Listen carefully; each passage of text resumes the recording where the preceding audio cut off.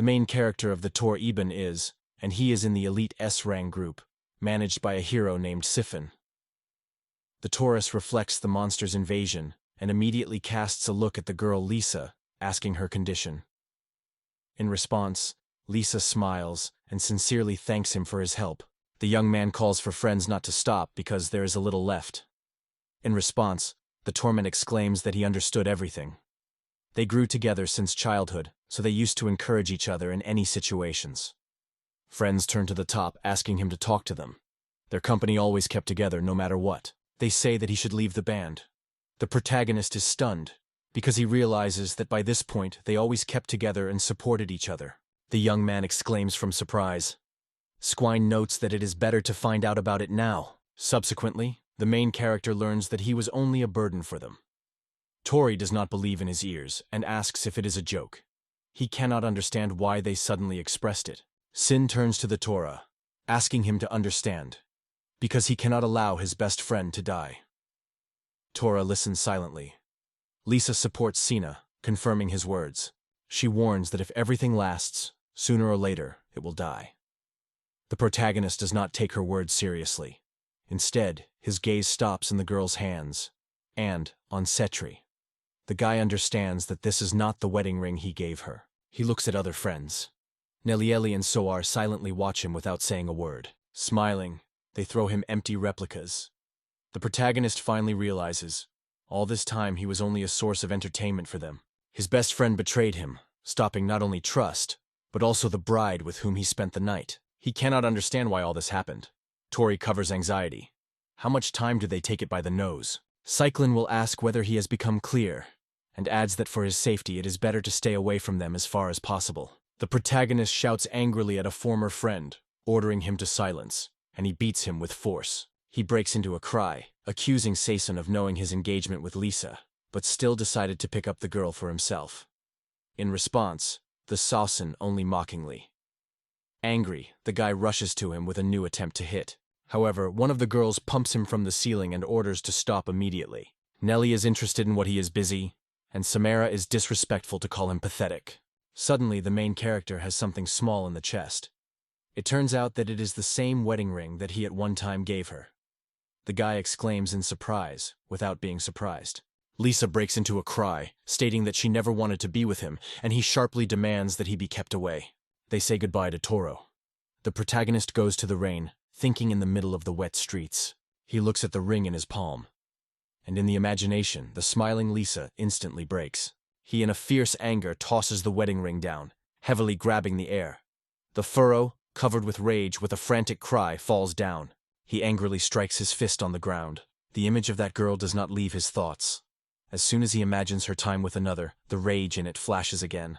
He disperses everyone with one cry. The protagonist breaks on his back and asks himself what to do now. It finally reveals its true essence, and he admits himself that he has a low level of skill, and most of his skills seem completely useless. However, his attention draws a decrease in damage, increased physical strength, and improving the efficiency of abilities. Tora learns that mysterious skills in the accumulation system do not bring any benefits and remain a real mystery to him. He does not understand how to use them, although they have already reached a rather high level. He thinks that if he had such skills as in seconds, it may not happen. He recalls that he has the lowest level among the whole team, and begins to suspect that he probably pulls everyone back. Suddenly, the main character notices a strange presence nearby. As he approached, he sees a black dog with a demonic appearance. He rushes to the Torah. The protagonist apologizes to himself before the monster, promising that he will stand on him all his rage. Tora ruthlessly cuts it in half. As soon as he puts the sword in the vagina, the mysterious system skills that still remained blocked suddenly open to him. The main character receives a notification. His total experience will increase 100 times. The current level is 300, and the chosen race no longer meets the new parameters. As a result, his body will be rebuilt. The protagonist looks around, not understanding what is happening, and is genuinely surprised. Meanwhile, the system reports that the restructuring of the body is complete, and now it opens a new life. The time of the dragon has come. When the reincarnation is over, only the burned land remained around the main character. The latter has emerged a notification system. The accumulation of experience has been harmed. Recovery will take some time. However, The protagonist cannot understand what kind of notifications it is, and is extremely surprised to see 300 level. He thinks why it happened, and notices that the experience has suffered damage. Tora realized that the accumulation of experience is a passive skill, which is activated only when the limit of the collected experience becomes maximum. At this point, the skill itself breaks, and all the accumulated experience is multiplied and completely moves to it. Now it has finally revealed the truth. Everything is in a single picture, because despite the fact that it was always taught full in the team, his abilities have grown too slowly. The main character explodes with loud laughter. Smiling, he realizes, now his true desire is to travel the world. Having reached 300 levels, he is not afraid of anything more and can afford to follow his own desire. Now he believes that the moment of healing the wounds that caused him. The protagonist sits and decides that, first of all, it is worth visiting a neighboring country. Armon, the border town of Livio. The protagonist is slowly walking in the lively streets of Armanda and notices there are even more people here than in the heart of the country. Tori catches the sign that notifies the sale of servants. At the same moment, the guy remembers how he was betrayed by his former friends, and understands he absolutely needs a devoted ally. The servants are tight with the invisible ties of the contract. From the moment of purchase and until death, they cannot betray their master. He is indifferent to him whether the soul of conscience will spread. The main thing is that there is peace. However, the man in the hat approaches the main character with a greeting and asks what he can help him. Tori tells that he is looking for a servant who can go into battle with. The man wondered whose representatives of the race are most interested in him. However, Tori is indifferent. He replies that it does not matter to him. The man assures that he can offer a lizard for fighting. The main character is interested in cost. In response, he hears, the price is 30 million. However, the guy asks if there is something else. His gaze stops at the elf, to which he addresses, noting that the combat experience is lacking. However, she is able to perfectly diversify his evenings, giving a pleasant society. And if you teach her combat magic, it will come out an indispensable ally. The protagonist is interested in the price. He is called a stunning amount, 25 million. He was heard from Heard. The man is wondering how much he has. The protagonist calmly replies that he has 1.5 million. He invites him to follow himself and pushes the curtain. The man notes that almost all servants do not cost 1 million here. They are frail, unattractive, painful, and have no training at all. The man immediately decides that he will choose a couple. Suddenly the main character notices the girl. At first, her look is indifferent. She looks through him, without showing any emotions. Suddenly he screams loudly, stunned with his level 300. The main character is surprised that the girl was able to see his level. He asks how many she is given in these units. The man replies that its price is 110,000, and the Torah thinks why such a low cost. He explains that such a low price is caused by her serious illness. The guy asked her name. The girl is silent first, but then he finally calls herself Acade. He repeats her name, passionately marking what it is wonderful. The man also unexpectedly expresses the desire to buy this child. The man puts the seal and reports that the agreement is concluded. The young man calls for her to follow, and the girl humbly obeys. He notices that she is barely stepping, as if it is difficult for her to walk. Tauru put her on her back. Katheti coughed. The guy reassures and says that she is not worried and asks if everything is fine with her. The girl replies in the affirmative.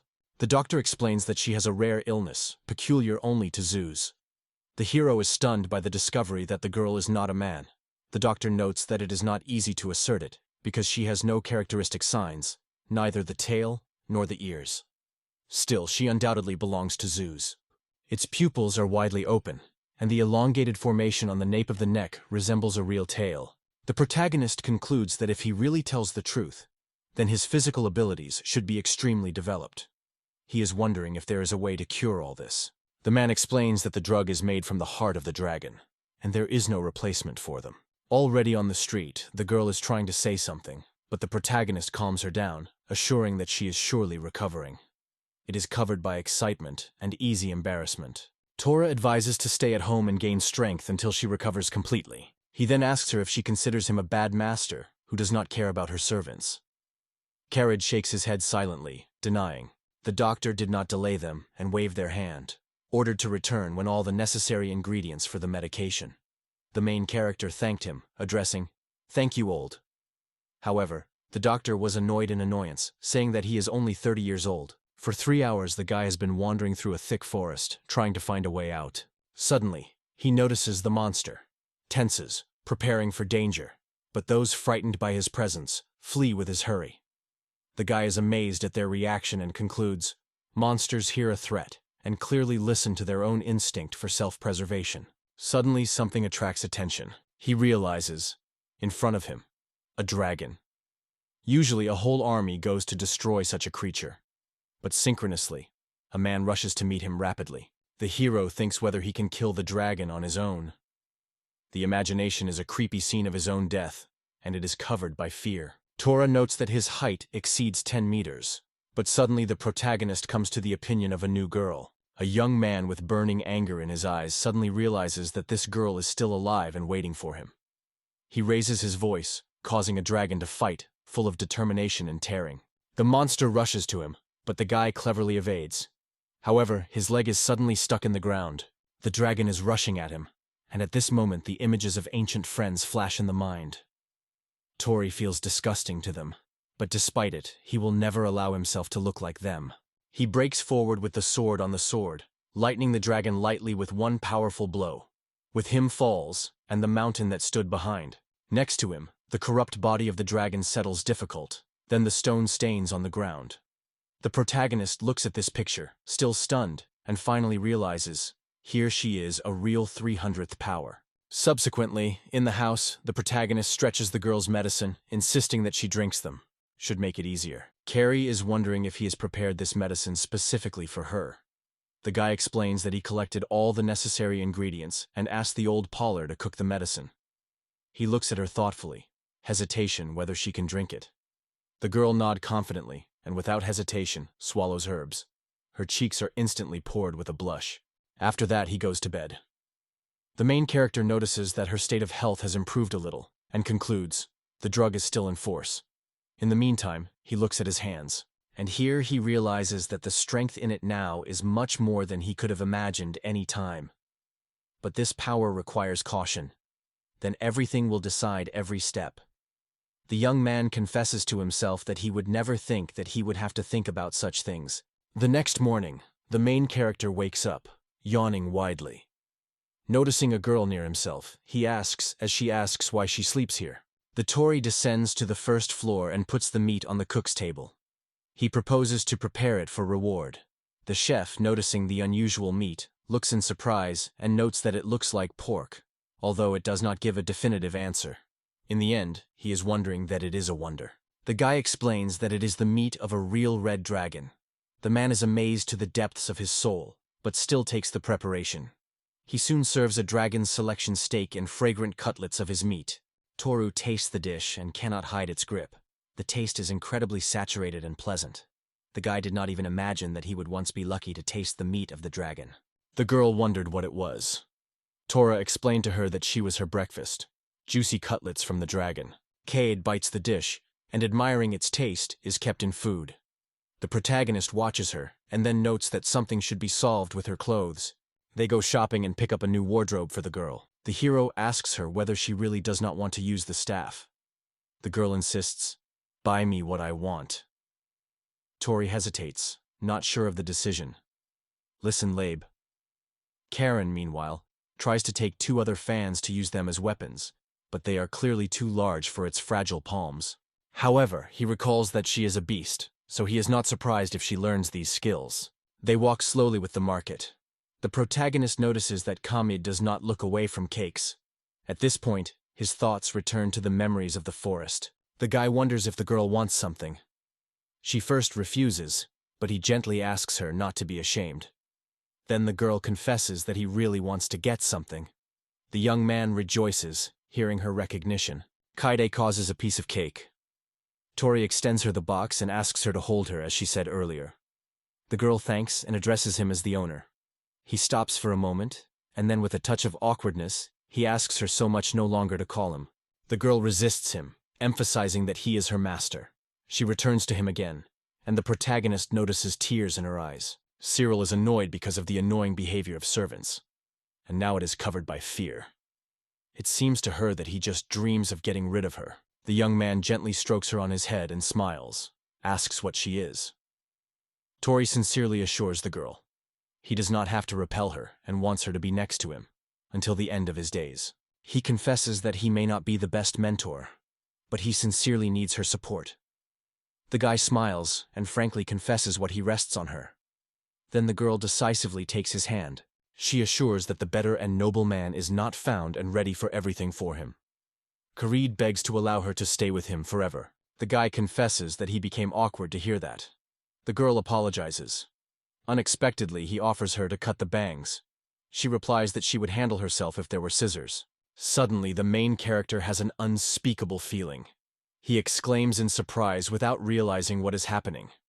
The castle, which restrained another hidden skill, breaks down, and it is wrapped in a new wave of power. The main character cannot believe his own eyes. The girl is also impressed. From only his aura, Kai only performed cold fear.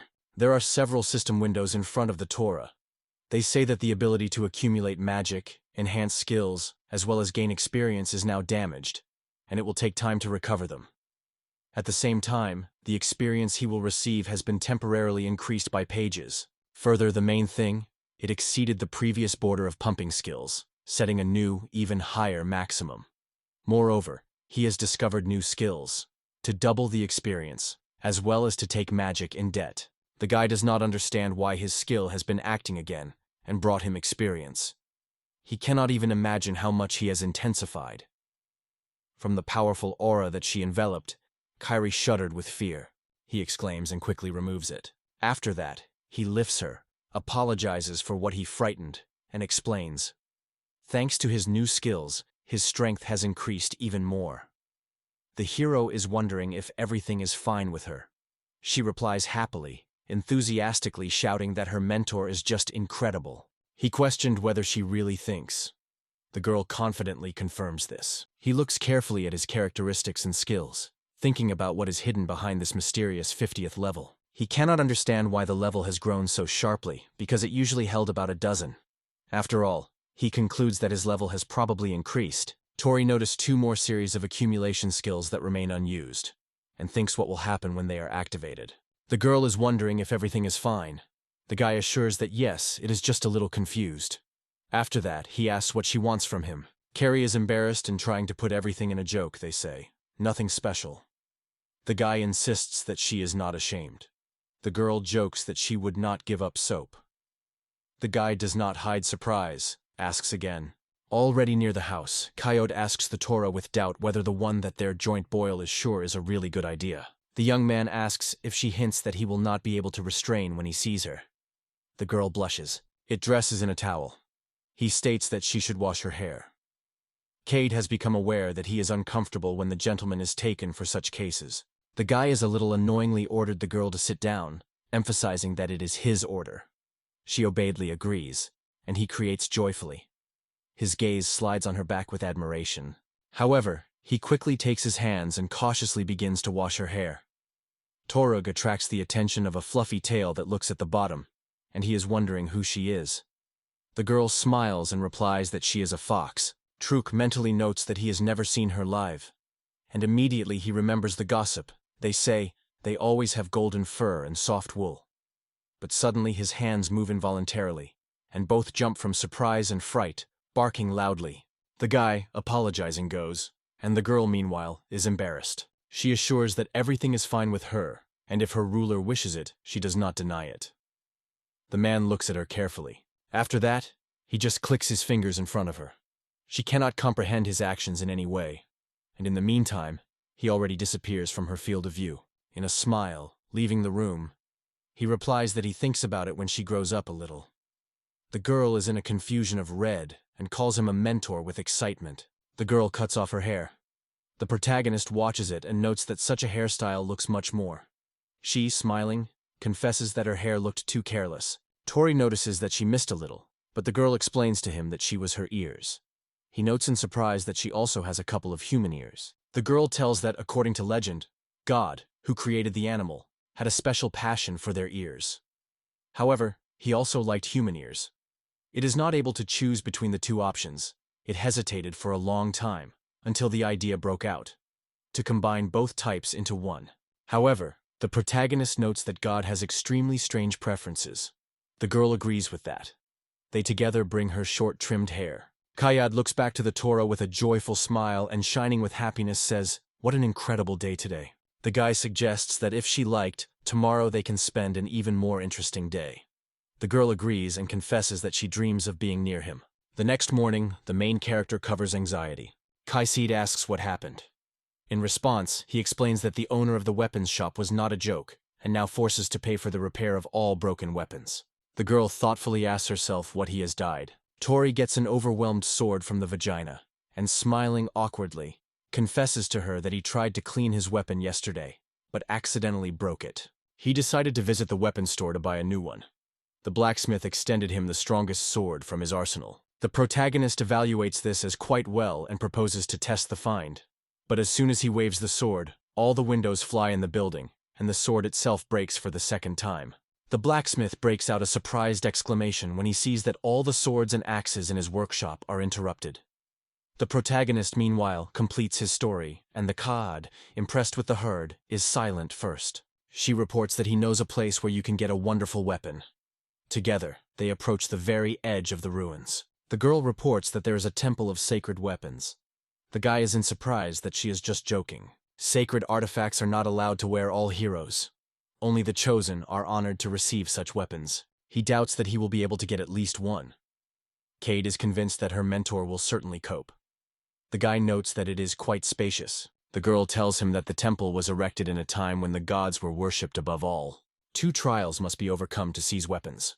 The first is to open the door, and the second, to get a gun from the pedestal. The young man is wondering where she knows these details. The girl replies that she heard about it from a familiar person. They are already in place, and the first test begins. The protagonist points out that there is no handle on the massive door and does not understand how to open them for her. It touches the surface, and the gates are suddenly slid. The girl welcomes him on the successful passage of the first stage, and they move on together. The young man is wonderful. Is this a sacred weapon? In front of him, only a one-handed sword. The girl smiles and asks if he prefers 2-handed weapons. She explains that the holy artifact is able to take on different shapes and size. Only the wishes of its owner are enough. The young man is responsible that he can try under such conditions. The hero strains all his strength to snatch a sword from a stone.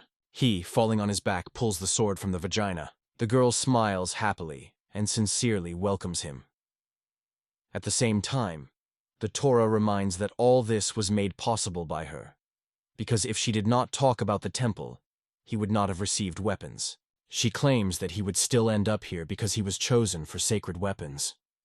The young man only stifles that she is too predicted. He recalls that while in the team of heroes, he never heard the words of praise. Even Lisa never noted his merit. The girl happily notes that they will now be able to go into adventures together.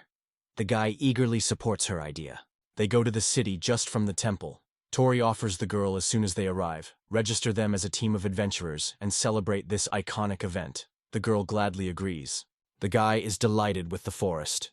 The girl begs him to stop. Her strength is on the verge. She no longer stand. Seeing this, the guy fades in surprise and finally stops what was happening. He recalls Tora's face and considers this expression invaluable. The one he loved and even declared to her. He treacherously betrayed him. Second mocks, calling it a fool. Lisa was always not with him, and he did not realize anything. However, both Neely and Samra were in love with him. He calls Somar pathetic because she so easily betrayed her lover without even warning him. In fact, Lisa, Niley, and Suar did not feel any true feelings.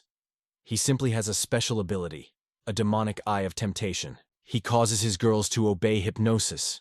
He has a unique ability to force any woman to actions at her own will. He was always considered ideal in all respects. Yet, Neely, Lisa, and Samara have chosen the Torah, and the cause remains a mystery. Saint incredibly envied him, but later received his ability that helped correct this mistake. Now Lisa, who was refused at first, is next to him. Secondly, he gladly remembers the days when the Torah was openly betrayed. For him, it was a carefree period after Tor's departure. He felt much better, and he was certain that he would soon overcome the ruler of the demons. The owner of the demons, the true embodiment of the catastrophe, is revived every century. It usually appears among the demons, but it happens that in rare cases, his strength wakes up in the human body. Satan is convinced that he needs to find holy weapons to destroy the owners of demons. There are many trials on the way to his goal, but at the end of this difficult way, he is already waiting for glory and wealth, and if fate smiles, perhaps a whole harem of the princesses. A new brighter life is waiting for us. He has passed for a while, and the guy exclaims, "He is difficult to believe that the dragon is really winning." The man begs him for having to overcome such a long distance. However, he only denies, adding that he is just in a real surprise. Seclin is wondering who exactly overcame the dragon. The man shrugs. He is unknown. They only came across his beheaded body. From the outside, one of the girls notices that Senton is angry. The guy denies everything. "Do not hint that we will throw everything and go to the hotel, instead of solving a question with a dragon." Sion cuts it by ordering to silence. At this time, Lisa thinks of who was in fact able to kill the dragon, because it would not be possible by the ordinary adventure seeker. Second smiles at them and notes that the city is safe, so they can safely move on. It has passed for a while, and the guy exclaims again, sincerely surprised by the absence of sacred weapons. He will not understand where everything went. The girl gently asks him to calm down. He pushes the girl and, having broken on a cry, threatens the massacre if she tries to touch him. The girl apologizes. The guy thoughtfully notes that after the Torah left their company, things went completely. He is convinced that he is guilty of everything. Suddenly, he suspects that this is all his hands on the right, but he cannot believe it and convinces it. Here is clearly involved by someone stronger than him. He does not know any person capable of overthrowing the red dragon.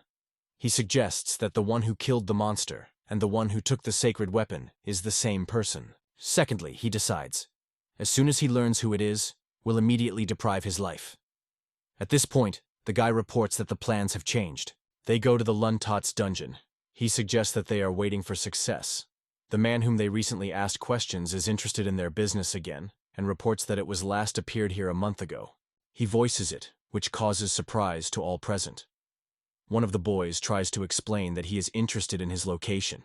However, the man replies that there is nothing like that, and suggests to personally see. The interlocutor does not understand what it is about.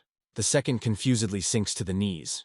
It is covered by complete despair. He does not understand what is happening around. A month ago, Luntatakai reported to Mayers that she had received an adventure card. The protagonist persistently asks the girl not to lose the card, because now it is her ID. The girl nods as a sign of consent. Tori thinks that he was once a participant in the rank group S, and now, leaving it, was in category B. The guy notes that he is tangent to the alcohol. The girl in response points out that they are just serving alcohol. And Tora adds, "This place is equipped for relaxation and entertainment." Keita is surprised to exclaim that he has her nearby and makes no sense to go there. The conductor just does not understand what she is talking about and is going on. The girl confesses that she has already heard the dungeon. The protagonist confirms her words and adds that, as far as he knows, it existed here before the city. Then he advises her to look there tomorrow. Twilight comes, and the girl is wondering if he learned something about them. The guy confesses that he does not know anything about it, so it will be the first time for him. Toria explains that adventurers are attracted to two main reasons. First, they come to obtain valuable materials from the vanquished monsters and find hidden treasures. The second goal is to reach the heart of the dungeon, its deepest nucleus. He tells the girl that this core is an extremely valuable and rare resource. It can get many valuable things, as well as unique objects and skills. Kaidi nods, making it clear. He reassures the girl that because of her inexperience, they only walk the first floor. The girl obeyfully agrees. They are already standing at the entrance to the dungeon. The main character calls them to enter the room, and the girl willingly agree. Once in the middle of the dungeon, Cade gracefully straightens the monsters with the help of an air knife. Tori, watching everything on the side, mentally acknowledges. He still guessed that the girl possesses magic, but did not imagine that her ability was so impressive. The girl reports that she raised the level by the 15th. The guy in response cannot hide his surprise and exclaims. He claims that they started only an hour ago and cannot understand how she succeeded. Cade suggests that the reason is probably the fact that he is her mentor. The protagonist does not at first believe in this explanation. The hero thinks that the doubling of any experience applies to her. The girl, full of joy, exclaims that she became stronger thanks to her mentor. The young man laughs nervously. On the third floor, the girl runs a fierce battle with two giants. It collapses on them, a snowstorm of flowers. The spells were shaken by the monsters with ice vice, and the girl skillfully cut them off with her fans, breaking the monster into small debris. The protagonist tells her that all the enemies on this floor have already been defeated. The girl is sure that the 30th level is not enough to justify his expectations. She wants to become stronger. Tora is wondered if she is tired, and reminds that they have already collected enough materials and things, so she insists that she returns home. The girl humbly agrees, adding that this is enough today. Suddenly her look stops at something lying on the floor, and she is curious. The guy notes that it seems just garbage. Suddenly it comes to him. This is the storage of rare things with a lot of things, 100 objects. Cade is interested in asking whether things and size can be put there. The guy confirmed and with a smile added that he recognized these magical circles. The girl invites him to move on, but he persistently refuses. The guy reads, "They definitely need water and food. If they do not return, they will die from hunger." The girl with sadness apologizes. Tora reassures her, convincing that it is not necessary to hurry, ahead of enough time to gradually increase its level. The girl smiles in response. The bag with the object suddenly disappears, as if dissolved in the air, and falls into the storage. She exclaims from surprise. The guy advises her to rest a little. On the street, a little later, the girl enthusiastically points out that the meat was just unsurpassed. The guy invites her to treat as much as she wants. Gratefully smiling, she thanks him. Tora notes that not everyone in this place expresses his gratitude. He mentally calculates. Today, they earned 120,000 coins, and the girl made so much effort for the first time. She suddenly interrupts his reflections and asks why he still eats nothing. Kaka denies, they say, so he will not go. He ordered this dish at the expense of the dungeon. The girl imposes him a portion and extends it with a light smile. She assures that the dishes become more delicious when you share them with someone, and therefore suggests eating together. Thor smiles and thanks her. He says it's time to return. They return home, and the main character is immersed in reflection.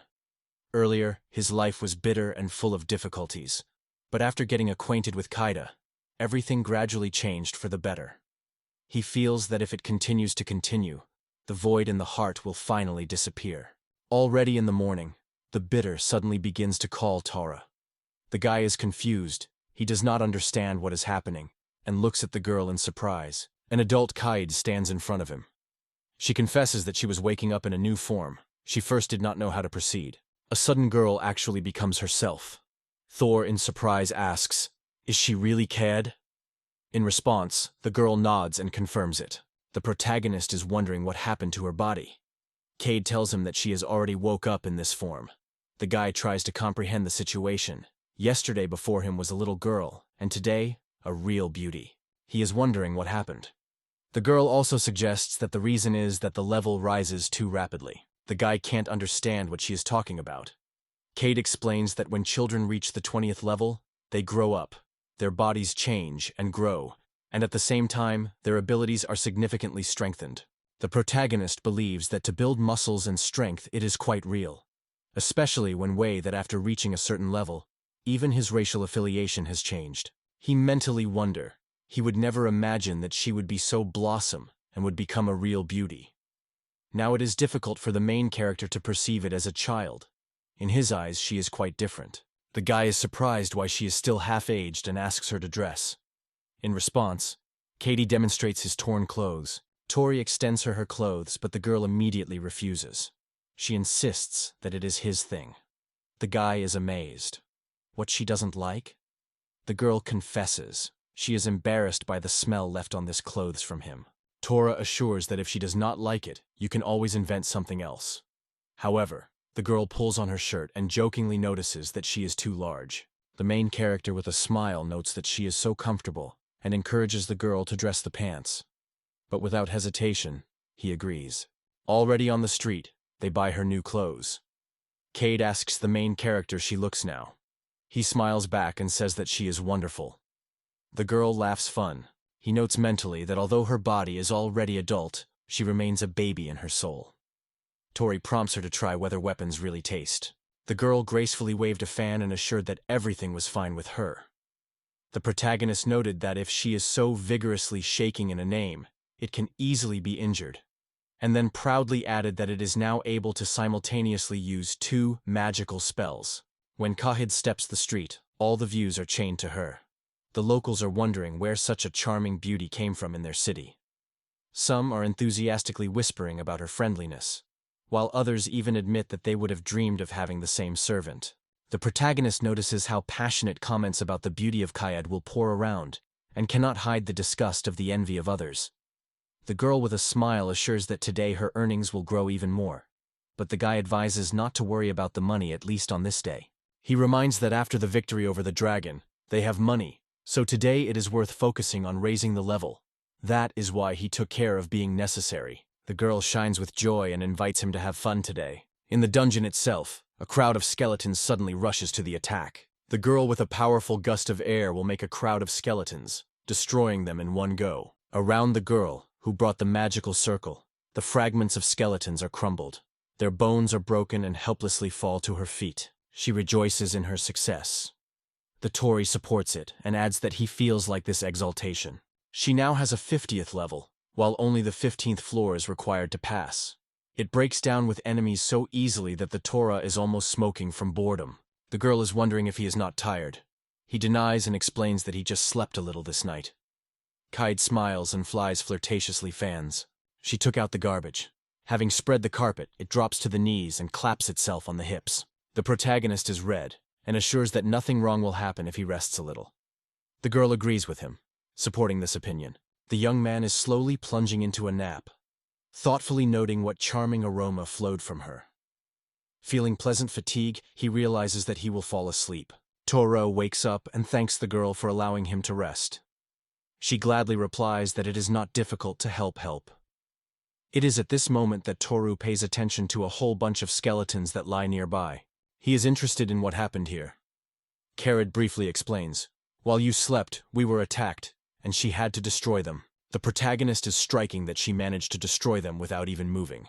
She asks him to remain stationary, because now she is about to lose him. In response, the guy thanks her and mentally notes how good she is. The protagonist feels a pleasant warmth that envelops him inside, and decides that he apparently activated the sage or even God.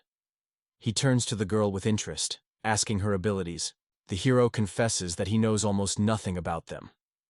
But if she does not want to show anything, it is her right, and there is nothing wrong. The girl answers that he belongs to him and will gladly prove it if he wants. He draws attention to its characteristics and abilities. He thinks that among all this she has a skill that every mage dreams of. He suggests that the intensification of strength is its main trump card. Tori carefully examines her and thinks that this girl has every chance of becoming a real craftsman in this business. The guy says that they have already completed here and offers to move on. Then he is wondering if she really wants to fall down even lower. The girl confidently replies that if he does not deny, she wants that. On the 10th floor, Cade dissects enemies with a powerful gust of wind. The main character confidently declares her magical abilities. The happy girl rejoices.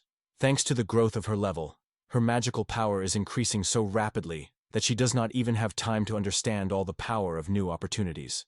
Taro assures her, if she needs help, let her turn to him.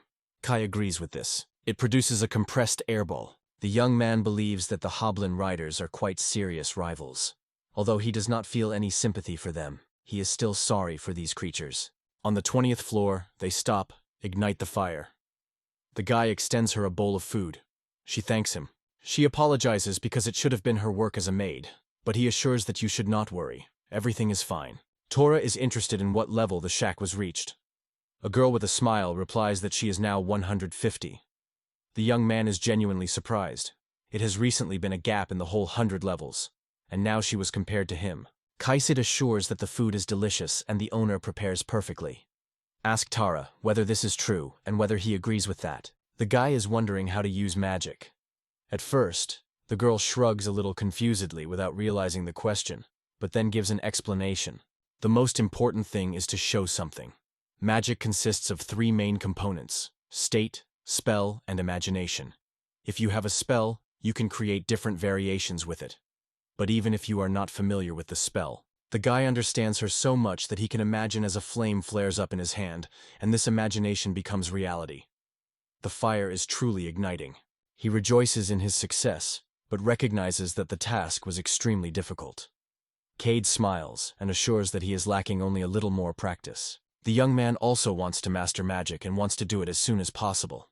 He agrees with the girl, acknowledging that he really has to train more persistently. On the 29th floor, there are many monsters. The protagonist confesses that he has not yet had to enter the battle with the Purgers, cursed skeletons, or Minata. Therefore, he asks Kaya to be careful and take care of his safety. The girl cleverly evades and creates an icy cage to stop them. All the monsters were numb, as if they became an ice statue. They turned to Tora and asked what he said. He asks her to leave everything in the past, and in his thoughts he notes that she has already reached a 200 level. However, it cannot understand why it is so concerned. On the 30th floor, the protagonist does not feel any traces of opponents. He warns the girl to be careful. They move forward and notice the nucleus. They understand that they got the end and are happy, because they were able to overcome the dungeons. Kite approaches him and asks to touch the altar. Tora assures that he did nothing, and advises her to improve her own feelings. The girl confesses that it was because of him that she was able to go so far. She appeals to him and the main character agrees, sincerely thanking her. From his childhood, he dreamed at least once to overcome the dungeon, and now, overflowing with excitement, cannot wait to find out what award was waiting for him. The main character wakes up and sees a shackle in front of him. She turns to him, trying to attract attention. He looks confusedly around without realizing what happened. The girl proposes to find out what is the matter. However, the guy realizes that the dungeon has disappeared, and now they are at the very bottom of the abyss, which was formed in his place. The main character thinks, did it disappear after cleaning? He cannot understand how this happened. The girl asks when he could wear the ring. Looking at his hand, the guy noticed the unexpectedly appeared wedding ring. However, this suggests that it is a reward for cleaning. Kiri suddenly notices the ring on his hand. System windows appear unexpectedly. Windows welcomes them with a successful completion of Lotat's dungeon and offers to pick up the reward. Since this is their first passage, they receive a ring massage from 2 parts. The main character is genuinely surprised by such a prize. The girl activates the skill of rating on the ring and notes that it is able to reflect the properties of the owner. Moreover, the ring has its own levels. The first level allows you to completely hide the owner's features, simulate other people's characteristics, or selectively hide individual. The torture of himself notes that this high-level thing will be very useful to him. The young man is thoughtfully looking for a way out of this trap. The girl suggests trying to jump over the obstacle. Tora takes her hands, raises it gently, and asks to hold firmly. She is embarrassed that the cheeks are covered with a blush, and a surprised exclamation breaks out of her mouth. The main character breaks forward. The girl shouts with horror that he will not be able to fly through the abyss, and suddenly, tourists are pushing out of the walls. Leaning to the surface calmly, he is interested in how she feels. Katie replies that everything is fine with her. The tour notes that fortunately, but still it is necessary to get out of here as soon as possible. The girl agrees with this. Outside the night. 2 days have passed since they left Luntanta. Their path ran to Einarch. Although they went there for a clear purpose, they will still find things for themselves. Suddenly, Cade notices something ahead and pays attention to the satellites. They go to inspect the ruins. Cade and Tora are going to explore them. Once upon a time, these structures belonged to a more developed civilization, created by a highly organized race. Why it has fallen, still a mystery. However, nevertheless, the ruins are almost intact. They are incredibly attracting crowds. The protagonist, Ankayaid, was also unable to pass these places during his journey. They were lucky to taste local dishes and have a great time. The guy and the girl sit on the riverbank. Keita is wondering how their team will be called. Tori thinks for a moment before answering, and then he offers the name, Group of Travelers. The girl notes that her words hint. She chooses not only 2 of them. The guy is setting up, adding that it is even liked, because over time, their company may well expand. Kiwi agrees with a smile without expressing any objections. The protagonist states that he wants to enjoy every moment of his journey and to look at all the corners of the world. Suddenly, he is interested in the girl, as she was a servant. The girl is already going to answer how suddenly her noise is alarming. She shows forward and asks what is there. In the valley rushes the crew, which the robbers attack. The protagonist wants to come to their rescue. The girl obediently follows his instructions. They rush to rescue. However, one of the robbers screams everyone inside. If they stop the crew immediately, they will remain alive.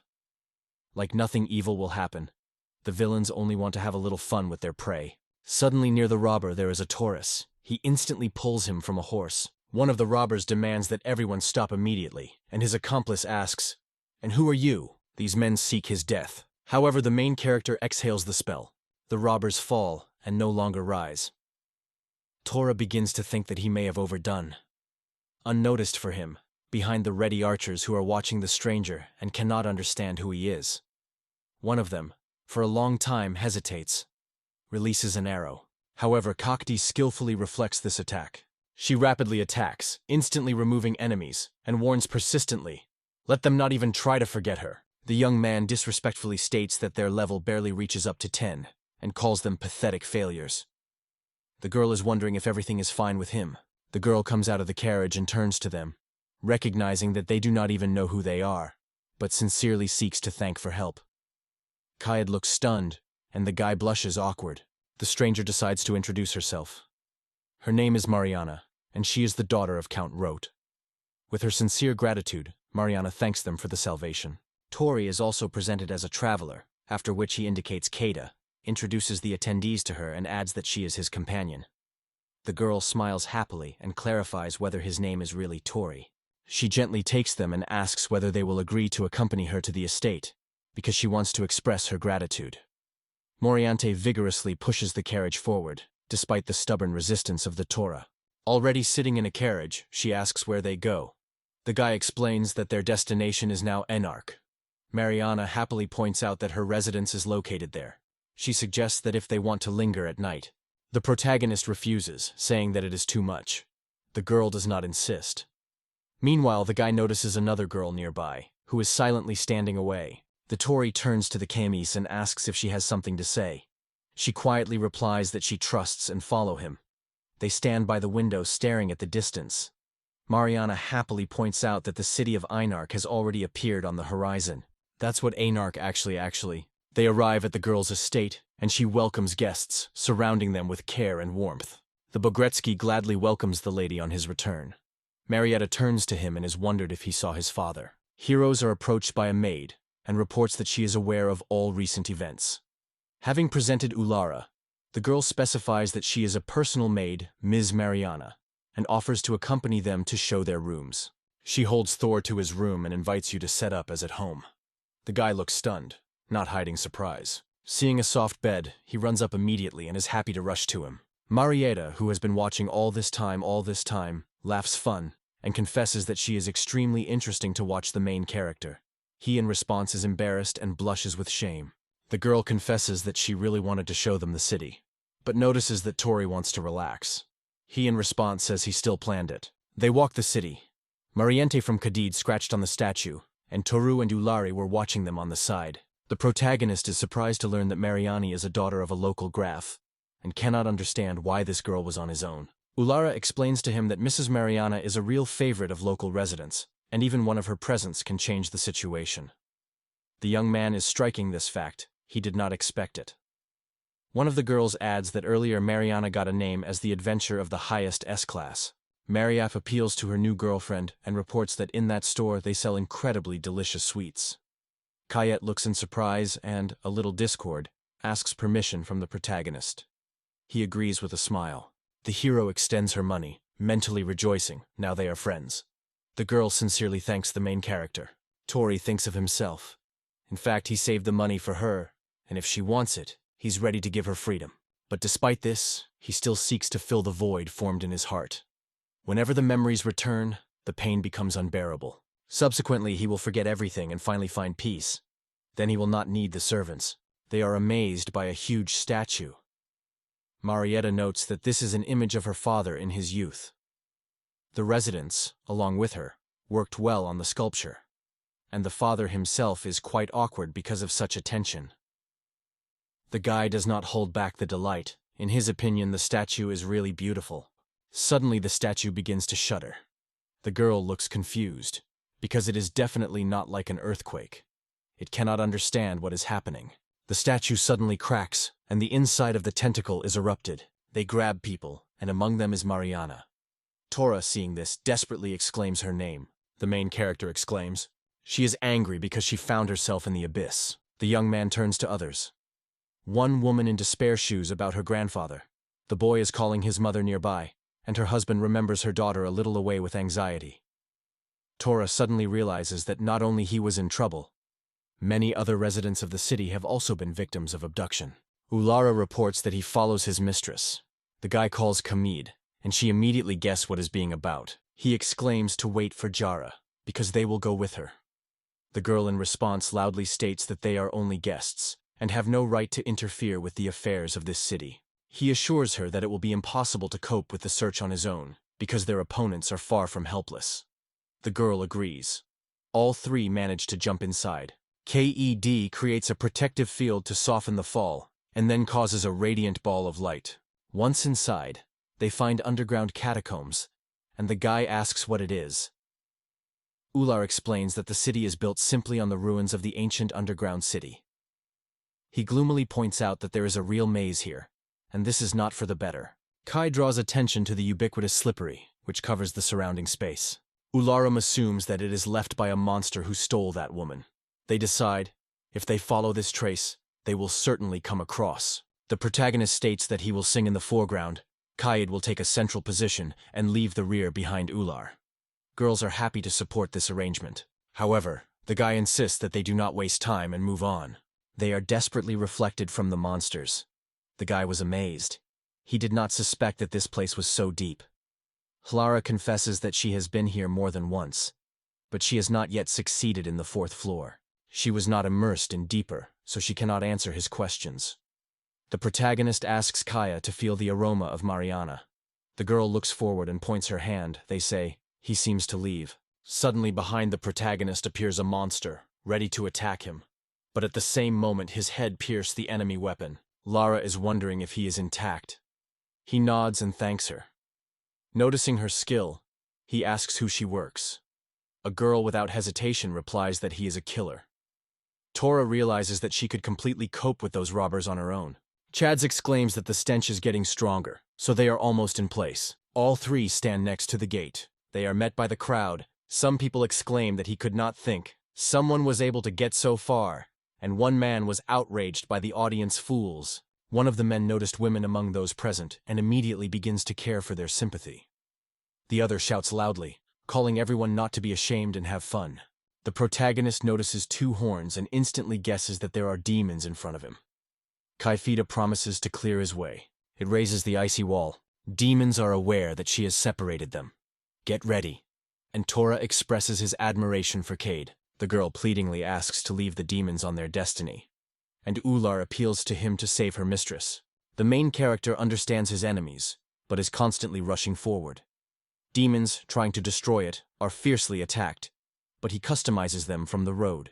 The hero destroys enemies. It is already broken through the gate. Suddenly, a monster appears before his eyes, and all the hostages nearby. The demon with Umilka notes that the food itself rushed to him, and he, they say, just hungry. The young man is wondered if it is all his hands. He nods in response, and the protagonist asks what he really wants and why he attacked the city. The band member states that it makes no sense to answer his question, but adds that the guy is good, and he wants to share a short story with him. The demon, meanwhile, clicks. The tentacles wrap the main character. The demon with an insidious smile reveals a secret. This city is actually connected with others through the dungeons, and it is this way that you can easily destroy the whole country. At first, they needed a reason for war, so they stole a priceless thing from their adored lord. Now the Torah finally understands why the man stole Mary Empe.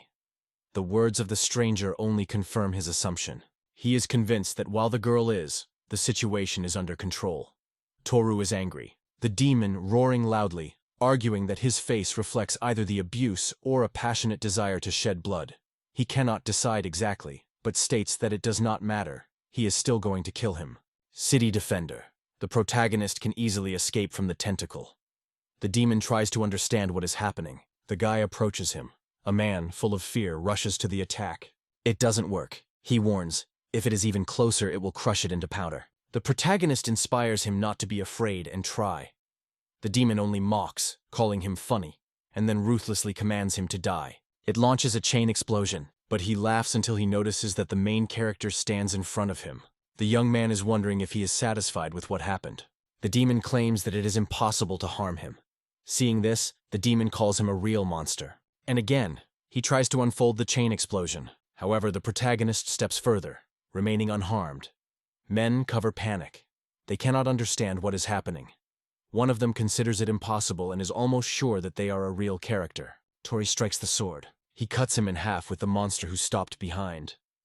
The protagonist responds with annoyance, emphasizing, he is not a hero, but only an ordinary warrior. Mariana slowly comes to her senses. Halara warns her. Now, sharp movements are dangerous for her. The girl is interested in what is happening. Memories do not immediately break into consciousness, but casting a gaze on the bone in the ground, she suddenly remembers. Something pulled her down. The environment rejoices in Mariantas. Some even give prayers to the gods, thank them for the miracle. The girls rotate and notice the Torah with Kad. The main character rejoices that she woke up, and Kad is sincerely pleased with their meeting. The girl is wondering what happened. The guy explains that the demons tried to penetrate the city, using underground ruins extending under his streets. The protagonist notes that in a sense they managed to achieve the goal, because everything ended safely. However, unfortunately, it was not without those who were pain. Mariaya, recovering from the events, thinks who saved them all, and calls his father the first guess. Halara calmly explains that she was in fact rescued with Mr. Tor and Cade. The girl responds to what he heard. Ulara gratefully admits, without their help, she would not be able to save the lady, and thank her sincerely. The young man is embarrassed, but he assures that he will never leave in trouble those who have ever supported him. One of the attendees asks if he saved their mistress. The other adds that these people have overcome the demons. The crowd proposes to thank the heroes for their feat. Many people express their gratitude to them. The protagonist is embarrassed by such attention. Unexpectedly for all, Marietta hugs him, which causes him embarrassment. She warmly thanks him for saving all those present. The protagonist agrees, but the angry Kaidsi sharply turns to Marietta, asking if she allows herself too much. The girl guilty apologizes. Meanwhile, the hero notes that these girls are not as simple as they seem at first glance. In the eyes of the whole advice, the father and daughter are touching. Kaid and Taurus are watching this scene from the outside. The girl expresses his admiration, noting that he had humbled one of the generals of the owner of the demons. The young man asks in surprise, confessing that she did not fully realize what she was talking about. Kate explains that although he is the weakest, he occupies a general's place with a demonic lord. The protagonist thinks about his power and begins to guess how powerful the demon lord himself, Lord, along with her daughter, closely monitor Kakde and Tora. The man says that he saved her daughter in the same way as for the first time, and asks to thank him. The main character is embarrassed and timidly says, "If everything is fine with you, then I am calm." The girl warns that the Torah should be thanked properly, otherwise she will be angry. But the owner in response only smiles. They say, "One gratitude here is not enough." He in irony is interested in who she has it. He thinks, confessing that he has no idea what Thor wants or what he needs. Eularian politely asks to share his thoughts. She leans and whispers quietly in his ear. The owner lifts his eyebrows in surprise, and the scroll of the Torah is on trading with an ambiguous question. The man states that he killed General Lord Demon. However, the main character hesitates. It is difficult for him to believe it. The man notes that this is completely changing the course of the case, and he is interested in whether the Taurus was heading to the capital before appearing here. He nods in response. The Lord agrees and assures that he will certainly send the letter. The man, not glowing, looks in surprise until the solar whispers reports Mary Antness in his ear, and a smile appears on her face. The owner assures that the guest can stay in their home as much as he wants, and also proposes to ask his daughter to hold another excursion for them. Uncertain, but sincerely, the guy thanks him. In the evening, they sit down for dinner. Kaid notes that every dish is delicious. The main character again notices that she has become dirty and is to help her dry. The girl is filled with a blush and thanks quietly. He looks at her and thinks that she has already become an adult and still remains a baby inside. Do you want to make her happy? The girl opposite is interested in what he is going to do tomorrow. The protagonist replies that he plans to go to explore that dungeon. Maranta is wondering why that is. He replies that the traveler in his soul, he likes it. Besides, as far as he knows, no one has been going there. This means that there can be incredible treasures, and the more he thinks about it, the stronger he is more likely to go there. However, The girl warns. It is better not to ask the place. And then he states that he will join them. Ulari wants to say something, but at the same time promises to protect them. Kayed opposes her intentions and asks what will happen if something happens to her again. The guy replies that he is well known. However, Marietta thinks that this dungeon is not at all property of her father. She sincerely assures Haida that she does not seek to interfere with her affairs, but only wants to become a girlfriend. Hearing this, the girl is embarrassed and blushes with surprise. She states that in this case you will have to take it with you. The main character states that this time she will stay and protect her with Ulara, and he will move forward. It warns that even the slightest threat arises, they should run away immediately. The girls agree with this plan. Kayed and Tori stand at the exit, eagerly waiting for the rest. The girl apologizes that she made them wait, and he reports that everything is ready. Mariana can wear her armor. The main character is wondering why she dressed such clothes. The girl replies, "Yesterday she told her father, and he himself willingly gave her this outfit." Tori apologizes, they say. In such an outfit she will quickly get tired and have to carry it in her hands. The girl, in response to a smile, notes that then it will go better and dress. For a while, Mariana appears in a gorgeous outfit. She is wondering with a smile if she looks better. He approves her choice. Already in the dungeon, the girl reports that the first 2 levels have already been investigated, so their path lies further, in deeper layers. At the same time, she notes that the descent should be found something important. The main character listens to her story carefully. Mariana warns, in one of the places there are quite powerful monsters, so he advises not to explore this territory yet. The protagonist thinks that if he really wants to go through everything, he will still have to go there. The guy says that he will go to explore everything on his own, and for the safety of Mary Antis, they are better left here. The girl insists that she is able to be useful and in battle, but the protagonist inadvertently recalls her father's warning. Mariana agrees. They walk forward, and the girl is wondering what their team was called. The guy tells that they called their travelers. The girl smiles and jokingly says that he suits this name. He is curious with curiosity whether it really is. Kayed warns him of the monsters who are waiting in front. The man is wondered if he is able to evaluate their strength. Then Kayed applies the ability to analyze. He tells that these monsters look like mushrooms, and many of them. The guy quickly captures her words and insists that she does not delay and move on. They face the overgrown passage, and finally everything falls into place. Tora, meanwhile, noticed under the feet of a small target. He notices her touches mushrooms and dies. Kaida realizes that these mushrooms are also poisonous. Marianne desperately asks him not to risk or go further, but the guy orders them to stay still, promising to find out everything on their own. Kate is worried about him. However, the Tory gently strokes her on the head and assures that its level is much higher than their, and in addition, the drugs are with it. However, the girl asks him to return as soon as possible. Mary gently hugs his hand, begging to be careful. The guy promises to return soon.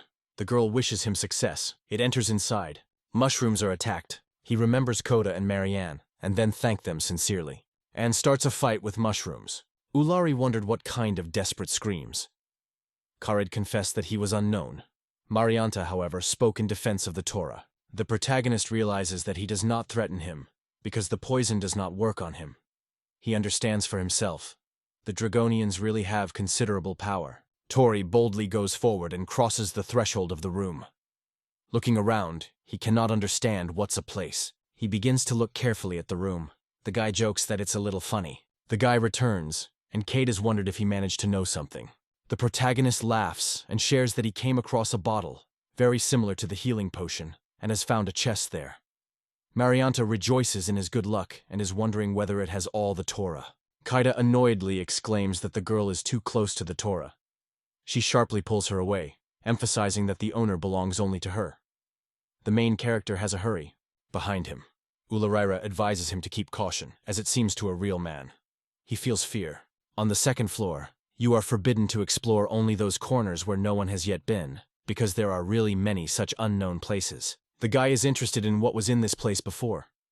The girl replies that there was once an underground fortress here, but no one knows who she waged war with. The young man thinks, if this underground fortification resembles a dungeon, then how does a real dungeon look like?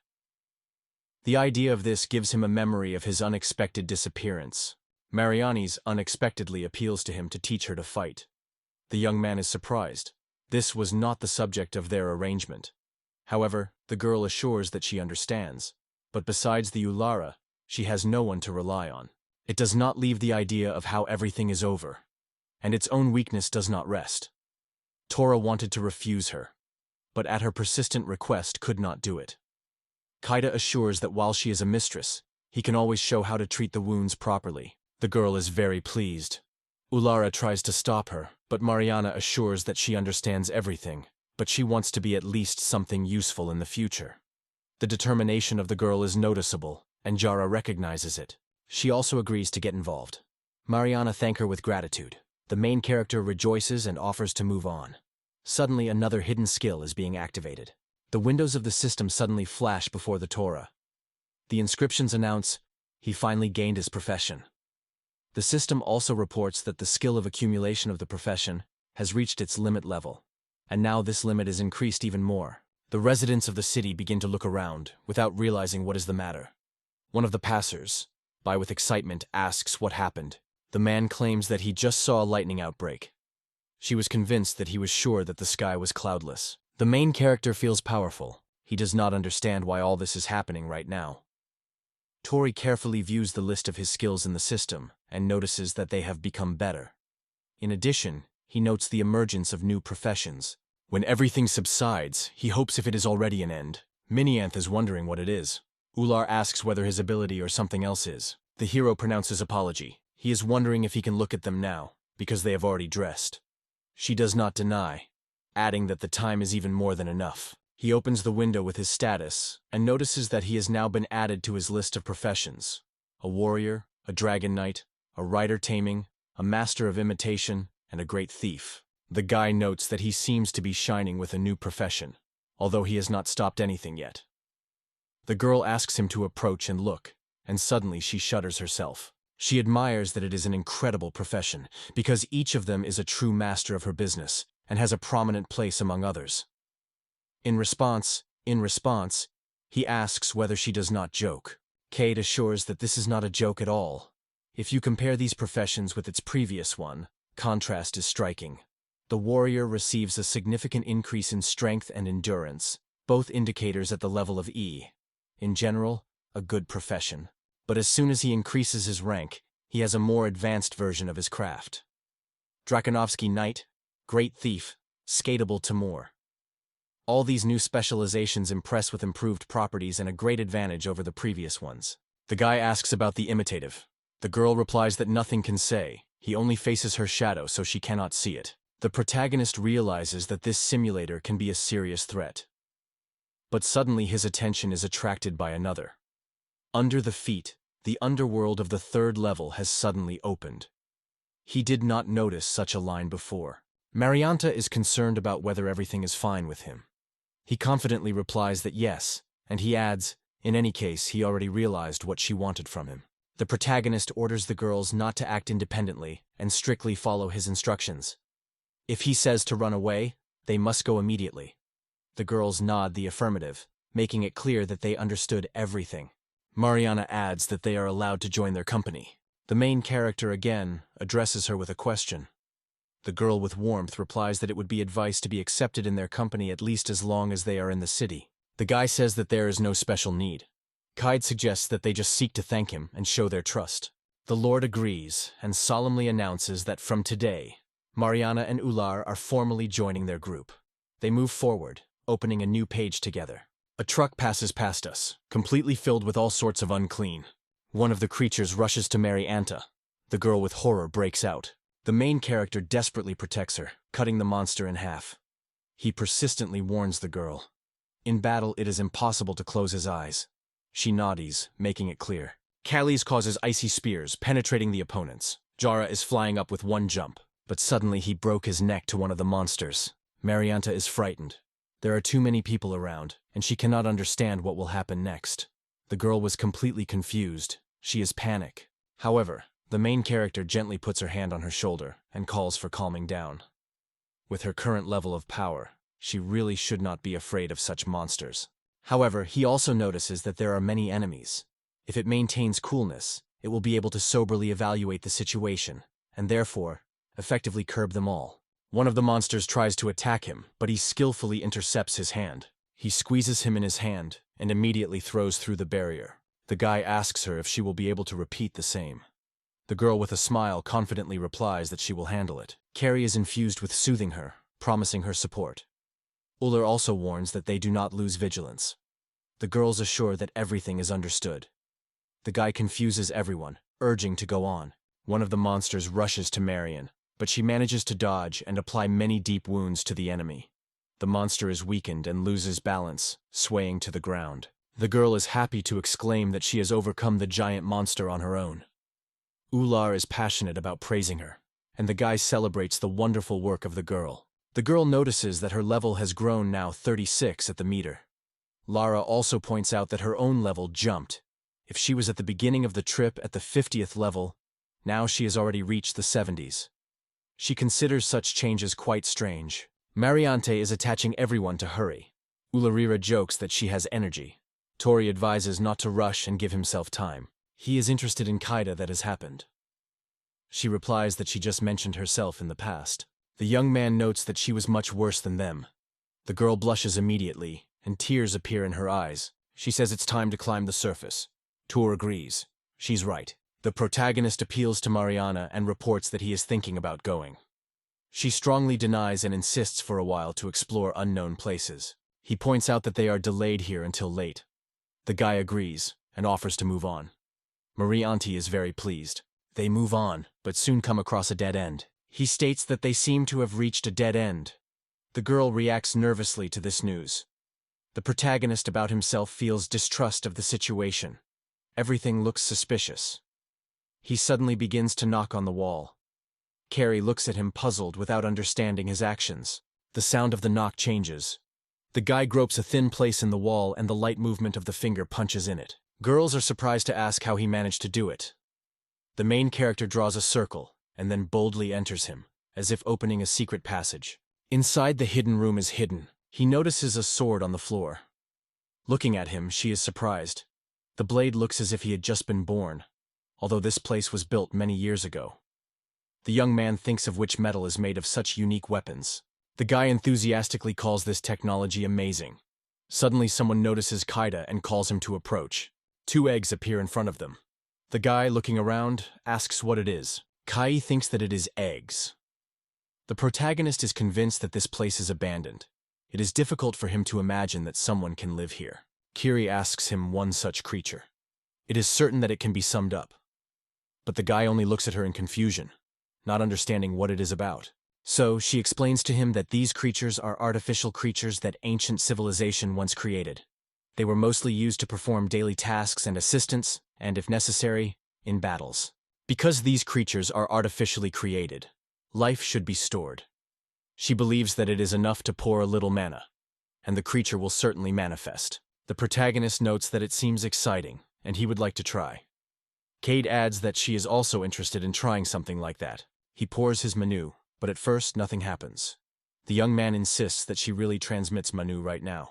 The girl asks him to wait a little more and suggests that you may need to put even more mana. In this situation, Tora considers it necessary to multiply the amount of mana. The whole room is filled with people. Ulara is amazed where such an incredible amount of mana came from. She cannot understand what is happening here. Instead, Kafrid completely keeps calm and only points out that there is a little left. The protagonist is amazed that everything has already been prepared and decides to fasten the blood agreement. He cuts his finger, and a few drops of blood fall on the egg. Finally, something begins to break out. Kaida and Toru are impressed to the depths of the soul. The protagonist is amazed. Is this not accidental, a creature in front of him? Just before the eyes. The volatile eye. But it can be a creature. It looks so incomprehensibly fluffy and soft. Here is the creature that was summoned. The protagonist confesses that he does not imagine who it is. The girl smiles soap and calls him sympathy. She proposes to wash it and spells it over it, creating a magical circle. Over the creature there is a radiant circle from which the flow of water rises. Toro recognizes that the creature looks really cute, but thinks, what can it be needed? The caused creature rages on him and, wanting to prove his significance, grabs Kay in his arms. The girl exclaims from surprise. The young man confesses that he was persuaded. The girl considers him too soft, and it seems incredibly sweet to her. The main character proposes to use it as a means of transportation. Cade instead proposes to give him a name. Tora proposes to call it Panda. The girl willingly agrees and assures that it is a wonderful name. Marianta reports that they have finished and wonders who it is. Katie replies that his name is Panta, and now he is their new friend. Clara, having heard the name, cannot restrain laughter. It seems funny to her. Panda makes a cute sound, and Mariana enthusiastically calls him wonderful. The main character watches them from afar and mentally decides that they spend good time together. He takes the second egg and thinks that it would still be worth seeing while time permits. Already at night, looking at the prey from the dungeons, they are enthusiastically discussing the findings. The hero notes that among the trophies there are the most powerful healing potions, a variety of elixirs for strengthening the body, and a lot of interesting things.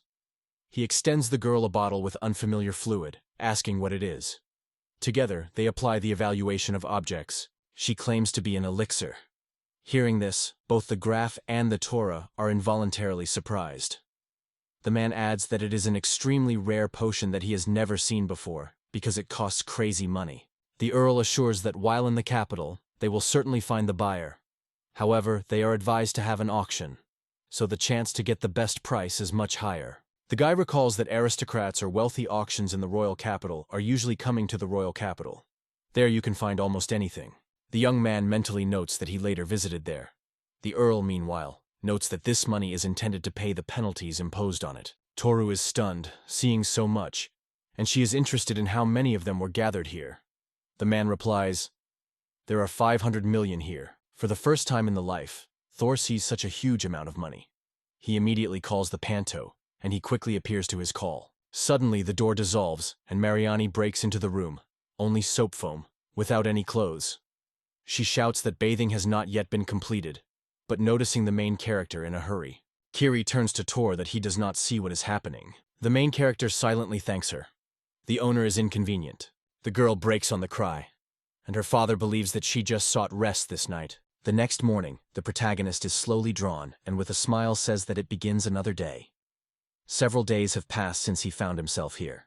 All their time, they devoted to the study of dungeons and hunting for a monster. Marianta reached the 100th level and Ulara, 80. Their power has now equated with the hero's. He adhered to his word. The guy silently leaves the room. Katie welcomes him friendly, "Good morning." He answers the greeting and moves with her forward. They notice the girls work out just in the middle of the street. Marianta congratulates Uglara on a good morning and sincerely pleases his awakening, expressing her greetings. The protagonist notes that he no longer feels the continuation of Mariana's body. The girl agrees and confesses that she did not even imagine as possible. The girl asks if they go, leaving them here. He replies that he could remain a little, but he does not complete his opinion. Tora thinks that in his soul is still a void, and this is what makes him go on the road. The guy says he received a letter from the Count, so he goes to the auction. Marianta approves this news, and the envious Kayeda is only thoughtfully silent. She has no idea what she talks about. The girl assures that she is ready to accompany him in travel. If fate gave her such a chance, she would also gladly discover the great world. Marianta is genuinely rejoiced in it. She really fun. The protagonist watching a smiling girl closely. He is convinced that she is a daughter of a noble kind, and therefore, sooner or later, she will still have to marry, and decide who is not her right. For him, she is like a bird locked in a gold cage. The main character sincerely thanks them for everything. The Earl states that he should thank him, because it was he who saved his daughter. Mariana is silent without saying a word. The tourist turns to her and promises that they will soon meet again. The guy reassures her, asking not to be upset. The girl confesses that she barely holds her tears as soon as he leaves them. Suddenly, Canid hugs Marianne unexpectedly. She assures that she is herself, and the owner will never cross her out of memory. Marianne asks with anxiety if they really return to her, and Kata gives her a sincere promise. Tears appear in the girl in her eyes. She confesses that she envies her. The boys are already going. One of them encourages the girl to hurry, and she obediently follows them. Luntada City. Second is confused. It cannot squeeze what happened and where the dungeon disappeared. They stand by the failure that gaps in front of them. One of the adventurers is wondering whether they are here for the first time, and notes that this dungeon has long gone. The characters recall his words. The dungeon has not been almost a month, so someone else has already visited them here. He is quite nervous, because it was in this dungeon that his debut was made as a hero. Now everything is nullified, and he just wastes time. So the measure is wondered if everything is fine with it. But the boy is not looking at her look. He rushes to her and breaks on the cry, demanding not to touch him. The girls try to quench it and ask to stop. The characters are in surprise to ask how she dared to touch him. But in response, the girl only complains of her pain. Other girls try to hold it back. They beg to stop, because if it does not stop, Soar will die. He leaves her alone. Lisa is interested in the girl, whether she is fine, but he assures that he is okay. And Neely adds that friends cannot hurt. People around quietly talk. Some confess that this man scares them. Some from the crowd propose to call the guards. Sakin understands that this is a bad sign. His actions now only worsen his reputation.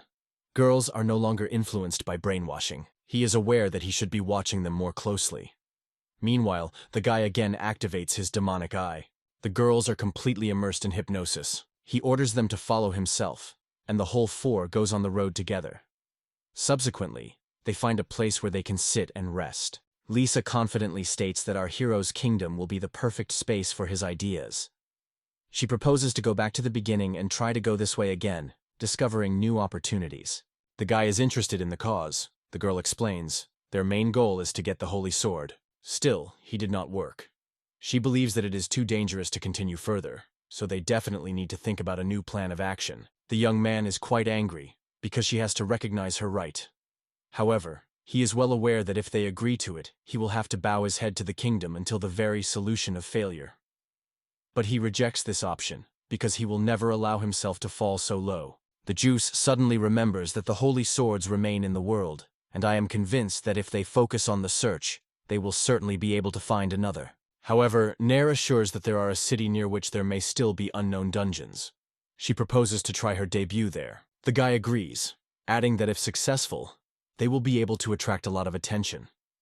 The girls answer that everything is understood. The young man was quite surprised by the words of the graph. The man states that the ruins have already been thoroughly explored, and there is nothing left here. The second asks who did it. In response, he reports that there is a group of travelers who were also able to overcome even the general of the demon army. Suddenly, Marietta comes to the room. Seeing strangers, she stops in surprise. She did not expect to meet guests. The second is surprised by the unearthly beauty of the girl, and exclaims that she is simply incredible. He seeks to take possession of her heart and make her. He turns to her and launches a demonic view of temptation. But suddenly his eyes pierce acute pain, and he grabs them with his hands. The guy is looking for the answer. What happened to him? However, the system explains to him that this effect does not affect those whose level exceeds the level of skill. He is amazed. Is her level greater than the hero's level? It is hard to believe. It seems incredible. Mary, holding his sword near his throat, strictly asks why he was this weapon and what he was about to do with it. Seekin is surprised to notice how cleverly she approached him. The graph, in turn, states that he is the elect of God, but adds that higher powers often help those who work hard. Second expresses that the gods prefer ordinary adventure seekers, not heroes. The Earl agrees and adds that they have the strength to make you believe in it, even to the fact that the heart begins to beat faster. He reports that their conversation is completed and orders him to leave the place until he ordered the execution. Dana is angry and cannot understand why everything he has taken up for crumbles into his hands. He is a real hero. Girls insist that it is better for them to return to their country. Meanwhile, the guy screams on them through the holy saber. He insists that they should get a sword S, and this is his final decision. Cell orders to follow him, and the girls obey without hesitation. He will receive the holy sword and turn into a perfect himself, the one who keeps everything under control. Defeat is impossible for him. The girl and the young man froze on the narrow path, lifting his gaze up. The icy rain crawled on the monster that the girl called. The monster's quickly frozen, trying to evade a devastating attack. The young man extends his hand forward and turns to the mysterious force known as Roscoe. A sharp tip suddenly escapes from the palm of the young man. Roscoe boldly rushes to battle with flying monsters. His weapon relentlessly permeates every monster, and the air is filled with their piercing screams with pain. The creature straightens the wings in the air, changing its flight smoothly. Its sharp end again approaches the young man. He enthusiastically notes the agility of this creature. Unknown ruins of the majestic castle rise high among the mountains. The variety of trees has grown around, and the sky is covered with thick clouds. The young man, along with the girl, built a cozy camp and finally exhaled. The girl, looking back at recent events, confesses that she did not have any idea that in the second egg, another pole will be waiting for them. The young man notes that Roska is more like a real fighter. The girl also adds that Roska is able to rise in the sky rapidly, and this makes it an extremely useful animal. The girl leans closer to the creature and asks whether she wants and demonstrate her true strength. The young man looks carefully at the girl. He is genuinely amazed by the fact that she is able to understand the language of this being. A girl with her ears only shrugs and confesses that she does not know how to explain it. The guy and the girl are delighted to see how their creatures communicate with each other. The young man notes that they, without problems, understand each other. Suddenly, both creatures fly into the sky rapidly. The guy and the girl are stunned by this development of events and do not understand what is happening. The strange creature of the girl came again. The guy begins to think aloud, assuming that both creatures decided to arrange a competition. At this time, the girl boasts with her ears. Her horned creature is able to rise into the air as much as 10 meters. The young man sharply lifts his head, touching his face with his palm. Having shouted loudly, he powerfully calls Roskov to return to him. The young man keeps his fate in his own hands. He has no idea how far Rosk can fly, but at least he can be a conductor for him. Through the massive armor of the guy suddenly breaks the characteristic sound. The young man turns to the girl and confesses that he feels hungry. He proposes to cook something delicious. The young man remains motionlessly in place, extending his hand forward. He calls Roski, inviting her to return. The girl turns to the young man, calling his master. The guy replies, and the girl with her ears this time asks for permission to cook food. The young man looks at the girl in surprise and asks whether she really works. But she extends her hand and confesses that she does not know how, but Jara showed her one reception. In a moment, the girl comes out in a fresh apron. She confesses to a smile that she has recently acquired this upgrade, and is interested in the owner's opinion on her choice. Smiling happily, the girl approaches the cauldron and says that she purchased it during a joint walk on Marianne's shops. The young man swelled his eyes, watching a variety of rather strange products laid out on the table. All this looked so unusual that the protagonist would be genuinely surprised if the girl was able to cook something of these ingredients. The cauldron hangs on the chain just above the fire. Boiling fluid has already rushed inside. The girl with her ears approaches the cauldron, squeezing a knife and a caught frog. The protagonist watches the cooking process, completely lost because of what is happening. A girl with her ears stands above the cauldron, holding the mandrake in his hands, and his mind cannot understand her actions. The young man looks forward, and sweat flows through his face. The protagonist about himself notes that the girl is talking too much with her. In his hands, he holds the girl's creature. The protagonist views almost a ready-made dish in a pot, and cannot understand how such can be eaten at all, because the liquid in it has a bright purple color. A girl with sharp ears extends a plate of the newly cooked dish, turning to a boy, like a master. The protagonist is filled and smiles nervously, but she still thanks her. The main character thanks for the dish and quickly lifts a spoon to his mouth, closing his eyes. But in a moment, it opens them from unexpected impressions. The protagonist is stunned with a spoon in his hand, passionately saying that it is delicious. A girl with her ears, shining with joy, suddenly hugs the boy at the waist. The young man carefully asks her to behave more carefully, because he still eats. The protagonist constantly tastes the food while the girl gently hugs the boy without drawing his eyes. In her thoughts, the aroma of the owner himself rotates. The protagonist notices how the tail waves from side to side, and he is quite interested in it. The young man looks down, suspecting that the girl is something particularly satisfied. The main character gently puts a plate with a malnourished dish and a spoon on the bench. After that, he touches her hand. The girl with her ears suddenly raises her head and shouts from surprise. She is clearly lost because of the guy's act. Meanwhile, the young man notes that the fairy tale is extremely soft. The girl is slightly eliminated, but still remains nearby, shyly looking at the young man. The protagonist, without hiding the delight, addresses her. Haya. The protagonist and Kadzi are gained by the view, as if stopping. The girl straightened a little and stepped forward to the boy. Tori looked stunningly in front of himself, unable to tear his eyes. Lisa calls Thor pathetic, because after her betrayal, he left Sion and sought only in the arms of the maid. The young man himself is without movement, still impressed with events. The girl whispers in the ear that Kakid is ready to fulfill any of his desire, we only need to ask. The Torah is discontinued, removed from Kid, and uncertainly confesses that he wants more. Meanwhile, Kid gently holds her hand on the boy's lap and asks, "Is that true?" K8 instantly appears near the cauldron near the campfire and states that it can cook even more dishes. You just have to ask for it. Tori remains in its place, limited by short thanks to K8. The Tori exhales with relief, realizing that he has almost succumbed to his own gusts. He calms down because the girl is already grown up, so everything will be fine with her. Kaida smiles happily. Taori is not even going to regard it as a person who needs his compassion. Kaid's ears shuddered noticeably. She heard something. The girl quickly rose, and looking forward, turned to Tori, calling him a master. Tori too stood up, looking a veil in the same direction. Kaid and the Tor looked to the sky, which was filled with flying monsters. The Tor suggests that they were lured here with the aroma of dishes cooked. K-Seed notes that these monsters are much larger than the previously appeared. I am interested to know what Ross K is capable of in a real battle. Baby, smiling, extends his finger forward and says, "Rostsi, take our lives." Roscoe instantly permeates all Weaver. The monster fall down, without any hint of life. Looking at Roscoe, which rapidly slips past, Tora notes that he has incredible power. Kate assumes that the cause can be in the blood of the Tora, or in his new profession of Ukratiter. Tora is admitted to this. He forgot about the recently received profession. It took some time, and the Tora, along with Kaya, went on a journey. Two travelers, a young man and a girl, make their way through the human crowd. The girl throws one hand behind her head and asks with interest if it is a big capital.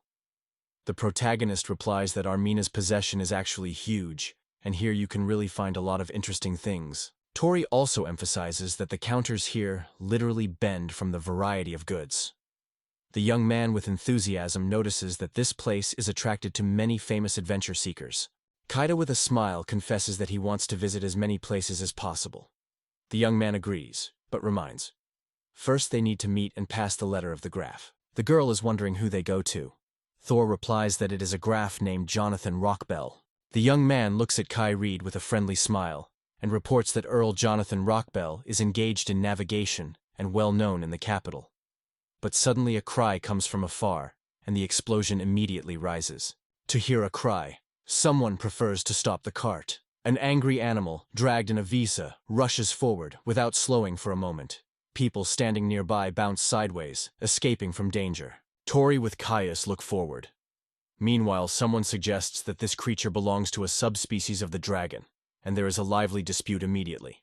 However, it remains a mystery that this animal has been angry. Frightened people in a panic run away from a frantic animal. One of the men hurriedly orders the boy and the girl to run away. Tora is gratefully nodding to him and says they will concede. At this point, Kaidi asks if the Tora wants to stop the animal. The Tora is raised and moves forward, and suddenly, behind the man, emerges, shouting loudly that everyone will part and give the way. Two men appear in front of Tor and Kaidid. The first, with long hair, assures that they will stop this animal. The second, with liquid hair on the temples, warns Torua and will go so that they do not interfere. Several people froze on the spot, looking forward. Among those who stood in front, they recognized the Saban brothers, famous hunters for dragons. A Loden man notes that he never had to see for someone to hide behind a woman, especially after a maid. The other replies, "Shame has taken his life once, so he now lives differently." K8, full of anticipation, looks carefully forward, holding a fan in his hands. She proposes to freeze enemies, but Tori, without losing smiles, notes that there is no need yet. The sets were frozen in place when an angry beast was racing on them. One of them, long-haired, grabs the animal by horns and, breathing hard, restrains its crazy pressure. The second of the sedentary brothers rushes to the rescue. Men grasp the animal firmly by the horns, trying to hold back its fierce resistance. Suddenly, the animal fiercely shakes his head in different directions, and the slices of screams fly away. People lift their views where one of the brothers flew into a branched tree. The audience is confused. No one can understand what is really going on. Two eyewitnesses watch this dramatic scene on the side. The little boy suddenly cries, while the girl, holding her breath and clutching her hands in the boy's shoulders, looks forward with horror. Suddenly, angry animal goes straight to children. They fall to the ground and frighten each other. Fright. Tori looks closely at Kai, where he seriously says that the beast is hunting for him. Kai, where she smiles mysteriously and assures that everything is clear. The protagonist, meanwhile, suddenly finds himself on the path of the animal. Tori strongly extends his hand forward, his look focused and tense. A cloud of dust came up for Thoy, and the animal stopped abruptly with it. The guy froze with his hand extended forward. Several people were standing nearby, watching this spectacle. A middle-aged man sits in a carriage. Suddenly the crew stops, and he jumps out of surprise. Once on the spot, the man third in astonishment asks, "What happened?" Tori stands in front of an animal that is no longer a single danger. The young man gently holds his hand on her horns, and gently says that he is a real fellow. The man who fell out of the cart expresses his sincere gratitude to the young man for his help. But the Tory only shrugs and replies that he should not really thank. Tori returns to the stranger and suddenly asks whether he is familiar with Jonathan Rockbell. The man looks at him with surprise without waiting for such a question. On the sofa, straightening and radiating confidence, sits a middle-aged man. He seems like Jonathan Rockbell, the head of this company. Jonathan is sure that Tor and Cade came here with a letter from the Count. The Toro extends the hand, on the palm of which lies a leaf from the graph. Jonathan carefully unfolds the message and focuses on his lines. Jonathan turns to a man who already lifts a cup of tea to his lips. He asks if his name is not a Tora. Jonathan Tai immediately adds that Thor really helped them in this business. In spite of anything, Tora slowly lifts the pot to the lips and takes a sip. With an indiscriminate expression, he says that he did as the situation demanded. Jonathan closes his eyes, holding his hand on the face, and then confesses that Thor really causes curiosity. Jonathan assures that he will fulfill the request of the council. At the same time, the young man did not even realize that the letter contained some request. Jonathan smiles and directs his gaze forward. He cannot tell you what the graph asked. Jonathan gets out of the sofa and turns to the Tora and Forks.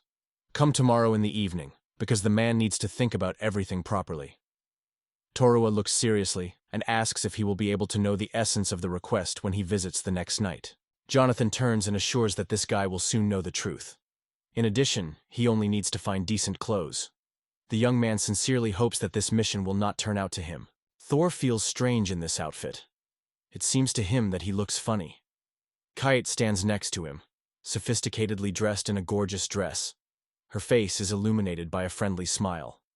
She assures the young man that the suit really seems to him. A carriage is rolled into the young man and the girl. Young people notice it and approach. Jonathan immediately turns to Tora and Kaida, who have almost reached them. Jonathan lowers his gaze. Someone from the crowd noticed a man and now exclaims his name. Jonathan with relief notes that the guy and the girl finally came. He asks Tor and Kai to join and go with them. Jonathan, Tora, and Cade silently sit inside the carriage. Jonathan looks forward and warns, no one should disclose where they are going. The protagonist is wondering if it is a secret place. The man in response notes that there are no corners for the common people. Jonathan reports that the meeting will take place in strict secret. It took a little time, and the carriage stopped at the majestic castle. From somewhere, a voice that invited everyone to go inside. Before the big gate stands a carriage drawn. From the gate itself comes out a man, and a gesture indicates everyone where to move on. One of the men approaches the door and opens them, then rotates, smiles warmly to the young man and the girl, and asks to wait for him here. Kayade and Tora are located on the couch in a light, spacious room. Suddenly, Taurus is wary of returning. Someone's voice is heard in the air. The stranger confesses that he could not think of such an influential person. The beard in a gorgeous dress stands, not looking directly in front of him. The guy immediately recognizes King Armon in him. Behind his back, two chunky guards froze. The king immediately emphasizes that the unofficial audience is now asking to avoid this topic. He sincerely thanks you for understanding. The man who brought Tori and Kaid to this hall bowed his head in agreement. The king carefully examines the audience and, focusing, reports that he gathered everyone here for one request. Tori is still interested in what the service is what the king wants. The ruler, thoughtfully looking forward, reports that the capital is in great danger. Tori, not wanting to delay, directly calls for the essence of the case. The king states that he wants Thoros to overcome the queen ants. A true surprise appears on Tori's face. He recalls that this queen defeated thousands of soldiers. But nevertheless, the monarch wants two of them to leave together to destroy a powerful rival. Kaid is wondering why they usually do not attract troops. King Armon bows his head, leaning on his staff. He sighs and bitterly confesses that the army is now in a miserable state. Trope does not believe in his ears and asks whether the king says seriously. The monarch nods and explains that the ants suddenly appeared near the neighboring settlements and in a matter of hours destroyed all the trees around. The king immediately tried to destroy them, but all his efforts were in vain. Now the ants inevitably head to the capital itself. The king notes that the situation is extremely tragic and turns to the young man with a question whether he is able to win the ants. The young man sharply turns his head and confidently agrees. It causes genuine surprise to Jonathan and the king himself. The king in a hurry. If a young man with a girl is really capable of such, he will reward them with the title and property. With his feet, the ruler solemnly offers the boy's honorary title of hero with enthusiasm, but Thor does not hesitate to honor. The king again moves on the throne and states that he is ready to reward the Torah. The young man wondered what amount the owner intended to offer him. The king looks at the Torah and says, 300 millions. The man in response points out that this amount is more than enough. That is where they came together. The man rotates and reports that they leave tomorrow, but asks for someone to bring them closer to the nest. The king replies that one of the commanders will do this. The king is surprised to ask if they really do not need the title of the hero. Torah stands, pushing his hands in his pocket. The boy does not need loud titles. He only wants to travel the world and enjoy his every day. Kada is modestly holding behind him, directing his look forward. Some time has passed, and the guy, along with the girl, walk the trail after the man's forest. The young man admires that the surrounding forest is extremely beautiful. The messenger of the king agrees with this, and without stopping moves forward. The Torj is paying attention to the large number of fallen soldiers around. The man explains. They are near their nest, so they have almost reached the goal. At this point, Kaisha confesses that she does not leave one anxious feeling. Kaidach suddenly asks if it is really dangerous to answer the deadly. Torah and the man are surprised to be surprised by the girl's question and ask what she means. The man adds that even the child understands how threatening these monsters are. Kaida is embarrassed, stuck in words, and apologizes for her recklessness. Kay will look forward with excitement, lifting his hand to the face. The young man thinks what happened to her before she became a maid. Suddenly, the girl's gaze widespread. His eyebrows rise up. Kaid notices something ahead. The monsters came out of their hiding places and moved to the team. Many creatures, similar to giant ants, rushed forward, loudly humming and cracking, filling the air with a sinister roar. Kayad looked around. The girl decided to ask the boy if these creatures were those monsters. The young man grabbed the sword's arms and, as he had fallen, confirmed, they are. Moreover, the monsters have already surrounded them from all sides. The man who accompanied the young man and the girl is already standing with the sword, covered by fear, and screams loudly. He is striking that they have already found themselves on the territory of the ants. The man looks around and looks closely at the Torah, which stands with the sword on the shoulder, without looking forward. On the face of a man, anger and misunderstanding. It is quite unclear what is happening in the head of the king. The man exclaimed that they were about to attack them, and the whole team instantly got on a battle stand, ready for defense. Tori Lightning was in a battle rack, taking the sword back. The only powerful scope, he scatters all the monsters who dared to approach too close. 2 fans suddenly appeared in Kylie's hands. Sitting on a stump, the girl calls for the help of an air hammer. A sudden powerful blow scatters all the monsters around, depriving them of their lives, and living creatures fly far under the pressure of a frantic wave. The man who accompanied the boy and the girl confusedly looks around and asks what happened. There was no monster left before their team. All the enemies were completely overcome. Tori sets the sword in a stack of knives and warns that even more dangerous monsters will expect in the nest. Kay, while remaining in place, shares the idea. She realized that she wanted to use the magic of the air to clear them. Kiri spun around her at a frantic speed, lifting a real dinner. Around the girl, one by one, began to emerge additional tornadoes, forming a whole swirl of the element. The forest is insanely destroyed by powerful tornadoes, ruthlessly sweeping everything in their way. Cade barely tilts his head and gets one of his fan behind his back.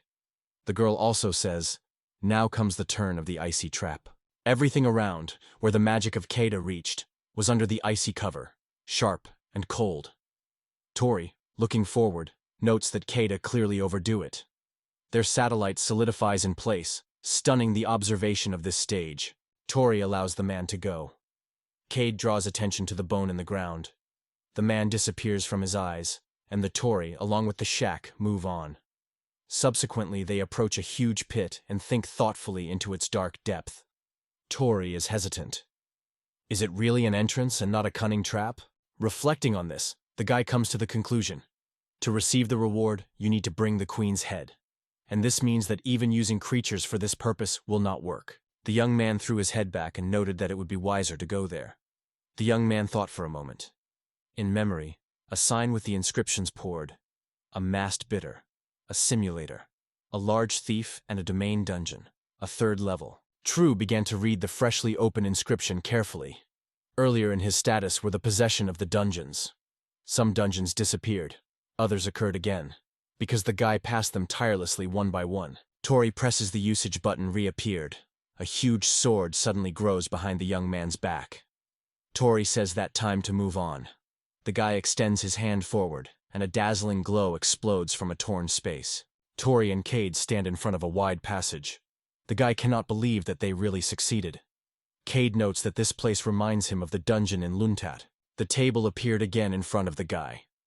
Looking at him, he notes that the owner of the dungeon can move freely between the levels. Kay will happily exclaims that they now have the opportunity to go to the queen immediately. The guy and the girl find themselves in the spacious hall. Behind their backs, tightly closed massive doors. At the opposite end of the room is Ant King, along with several of their monsters, who have already seen the arrival of Tor and Kaida. The queen, covered with anger, sharply asks that these two did with her nest. Tora and Kaed are strenuously staring forward. Tora notes that the queen is much larger than its subjects. Raising hands, the queen orders to her monsters. They must deal with Tora and Kaed, turn them into meat and bring it like a trophy. All the monsters who were just preparing to attack the Tora and Kaida are now soullessly scattered on the floor. No hint of life. The Tora straightens and smiles, and the guy notes that Kayad knows no regrets. The queen stands among the bodies of all fallen monsters. She asks in anger as this guy and girl decided to like that. Her hands, like predatory claws, stretch to scattered parts of the bodies of the subordinates, squeezing them with fury and despair. The Golem hero closely watches this spectacle, affected by the depths of his soul, and his eyes are revealed with surprise. The queen noted that by eating the flesh of the monster, it could grow rapidly in the levels. Without drawing a strict look from the horizon, she confidently moves forward. Now, having 86 levels behind her shoulders, no hero no longer causes fear. The container grabs the sword, and at the same time orders Kadesi to retreat, because he wants to defeat the queen on his own. Tori, standing behind the queen, notes her incredible speed, and emphasizes that they should end her as soon as possible. The queen directs his eyes forward and puts her hands in front of him, calling an icy trap. Tails, seriously concentrated, steps forward with the sword in his hands. Suddenly, on both sides of the guy grow icy blocks. The queen smiles and notes that a high-ranked demon is able to own magic. The queen of the ants cold reports that she has deprived the life of a girl's mentor, and she is wondering what her last words will be. The girl blushes in a smile. Squeezing between the icy blocks, the Tora confesses that he did not think of the queen so strong. The protagonist looks confidently in front of himself and smiles. Calling his teeth, he states that he is forced to stay here. The protagonist clasped his teeth to pain. Nevertheless, the young man managed to escape, and now he flies forward. The queen of the ants watches with his determination. The queen notes that this guy is surprisingly strong as for a person. She is also wondering who this young man is. The Tory stretches behind the sword, restraining that he is an ordinary warrior. The queen claims that the ordinary warrior is not able to show such a power. The queen beats the earth with all his strength, lifting a powerful earthquake. Tora skillfully inserted the sword into the wall and now hangs on it, addressing the queen with the question that she is about to do next. Suddenly, the liquid began to drain from the queen's mouth. She is already looking forward to the moment when the Tora will give the last breath. The container is landing on the floor and looks carefully at the place where the liquid has just fallen. According to instant analysis, the container recognizes the formic acid in it. The queen again shoots formic acid, stating that this substance corrodes any metal. The young man does not make her look at her, watching her every movement carefully. The queen lifts a look full of threat, and thinks that Tori now has no way to escape, because she has created a kingdom of formic acid around him. But the Tori still does not manage to evade acid, although the liquid will not harm it. However, the guy realizes that his clothes can dissolve. Tori launched the sword into a rapid rotation above his head, creating a kind of protection against formic acid. Kade spread her hands to the sides, firmly squeezing her fan in his palms, and a transparent dome-shaped protective sphere, which reliably fenced up the girl from acid drops, grew above her head. Toria strongly states that his turn to act now. The young man confidently says that he is going to take the head of the queen ants. The queen looks amazed in front of himself, not understanding what happened to the Tora. Its indignation only increases. Annoyed, she is again poured on a guy standing nearby. Tori is desperately repelled and rapidly flying high over the queen, under the watchful look of the monster. The angry queen is frantically rapt, wishing the death of Tori, and insanely rushes to him, once after, to strike his powerful paws. The queen looks forward, widely erupted. The monster is surprised. Tori managed to evade again, and this time the whole body. The young man begs, and at the same time cuts off the queen's head with one accurate blow. Tori lands and sees how the head cut off and one paw of the queen fly into the air, and her body is thrown back. The protagonist reports that the task is accomplished and carefully puts the sword on the vagina. Kaida smiles and praises the work done. The girl extends the boy's towel. The girl is wondering, what will happen to other ants now, because the queen has already won. Tora states that, as the owner of this dungeon, he has the power to pick up the life of all his monsters. Before the Tora, small screens appear, which appear different images. Tora looks at these screens, where you can see a variety of monsters, and, smiling something awkwardly, notes that many other monsters have already been defeated earlier. The queen's head suddenly began to twist from side to side, and she shouted with fury promises to take revenge on the Tora. Thor was surprised that she had not died yet. Kaide is coming to her head and notes that it is too loud. The girl hides her in a charming hiding place. Subsequently, the guy and the girl were in the city. The Tari leaned forward and began to move a small box, mysteriously saying that the queen's head was lying inside.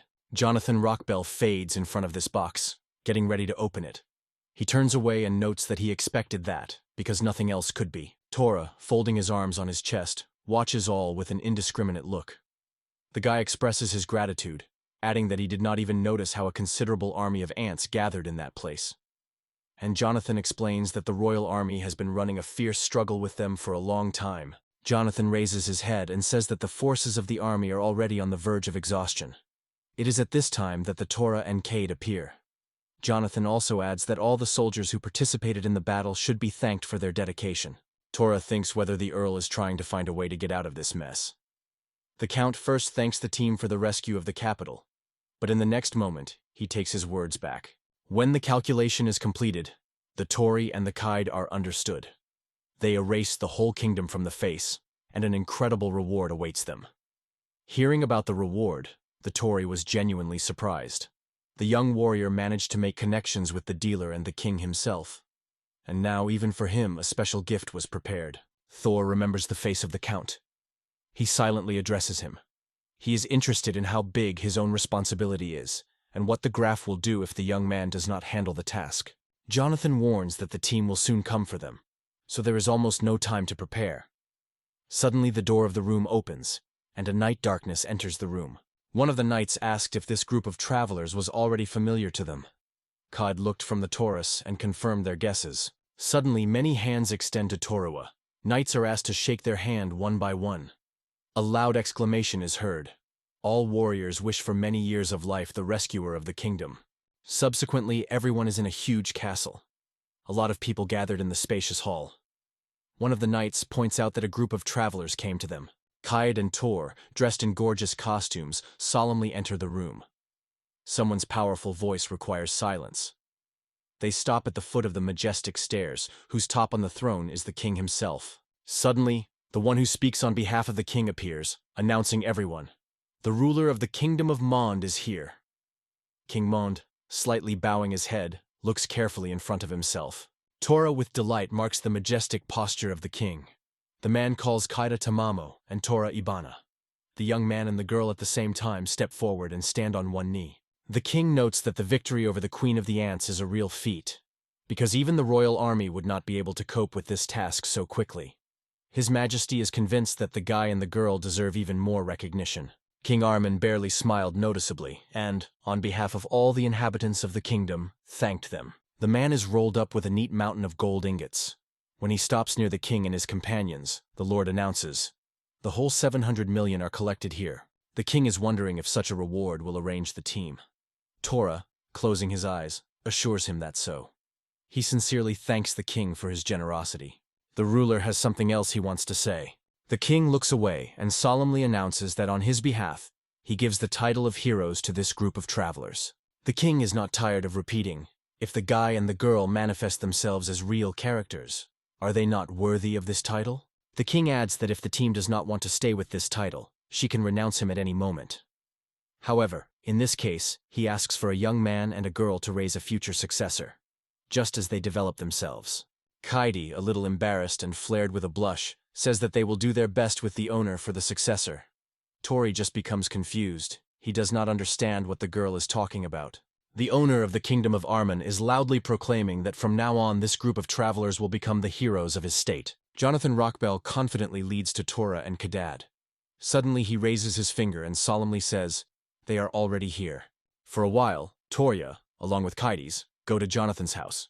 All present carefully inspect the room, looking at each corner. Kayad stands at a small table and extends to Gori a cup of coffee.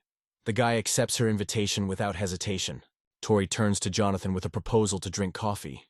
He goes to the door and replies that he must return home, so he has to give up. Jonathan asks if he will act himself, but receives a refusal.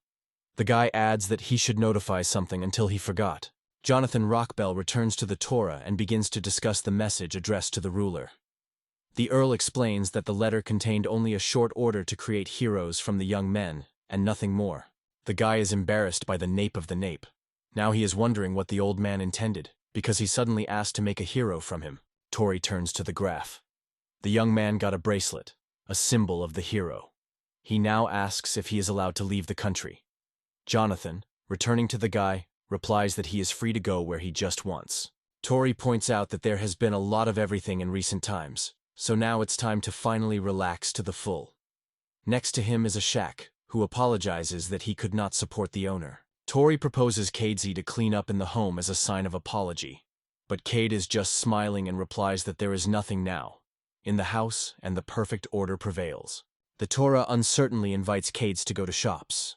The girl, looking forward, smiles and calls the boy to join her shopping. The young man walks slowly on the street, wondering why Katie sent him to walk one, explaining it with the need to prepare for something. At the same time, the guy involuntarily notes that he does not mention when he last stayed alone with him. Tori notices a shack that stands a little sideways, and there are two men next to it. They persistently call the girl to go with them. Cade modestly lowers his eyes and quietly answers that he already has a planned meeting for today. The Torah confidently approaches men and demands to immediately pick up his hands from Cade because she is with him. However, the men approached Torah and asked if the girl was her maid. The young man answered their question. Two men suddenly rush to the Taurus. Without thinking, he strongly goes forward, frankly confessing that such types are annoyed. Opponents instantly find themselves on the ground, and within a moment indifferent passers-by rush to the rescue. Tori looks anxious to where Kaida was. The guy has wondered if she first faces such people. Cade notes, the more teased her, the more she wants to hurt everyone around. The guy and the girl are slowly walking in a lively street. Tora admits that walks in such a spirit always remind him of Livio. Kaida replies that at the time was quite small. However, it takes a little time, and the guy with the girl is already sitting in a big boat. Someone says it's time to go. Soon the boat repels from the pier and leak out into the open dance. Tori notices that they are rapidly gaining speed. The girl in response enthusiastically exclaims that it is so fascinating until the spirit is intercepting. Tori with a smile offers a repentant to hold on to it, otherwise it may fall. In response, the repentance is gently leaning against the Torah. On the edge of the boat stands a man holding a paddle in his hands. The ship moves to the riverbank, and a man, full of determination, exclaims that everyone is clinging to more. Without collapsing into the abyss, the boat flews rapidly over the waterfall. A man with a paddle turns and has wondered if everything is fine. Smiling, he reports that they almost got the right place and calls on everyone to prepare for planting. Khalid suddenly lifts a loud cry. Frightened, Tori casts a disturbed look at the girl and asks if everything is fine with her. Khalid rushes his clothes in a hurry, indignantly noting that all her fresh clothes were wet. The girl's face is illuminated by the shadow of fear. The young man laughed, and the transparent streams of water float on his face. Tourist only smiles and assures that all this is the usual part of the trip. Khalid and Tour are slowly walking down the street. The Tour recalls how they rested the whole company the day before. Khalid nods, confirming his words. Tora recalls something and calls Kayed. He confesses to her that every moment they brought him joy to him from her acquaintance. Kaidi smiles happily and confesses that she also spent a great time. Tora proposes to return home and cook dinner together. There are 3 girls near the boy. One of them is shared by the adventurer. She learned about the dungeon, not yet fully explored. A girl with short hair rotates. Her face brightens a friendly smile. She happily reports that you can find truly powerful and unique things, although he was unable to succeed in the Ziradat. And if he can conquer this dungeon, his name will instantly be known, and glory will fly far beyond the city. After a while, everyone is in the middle of the forest. The group gets to a place where the green thicket once wandered, and now only a devastated burner extends. The team is watching the crowd. Everyone who appeared in the dungeons turns out to be adventure seekers. The young man looks around and says, "Assessment." A light smile appears on his mouth. Smiling ominously, he raises his hand to his lips. It has passed for a while.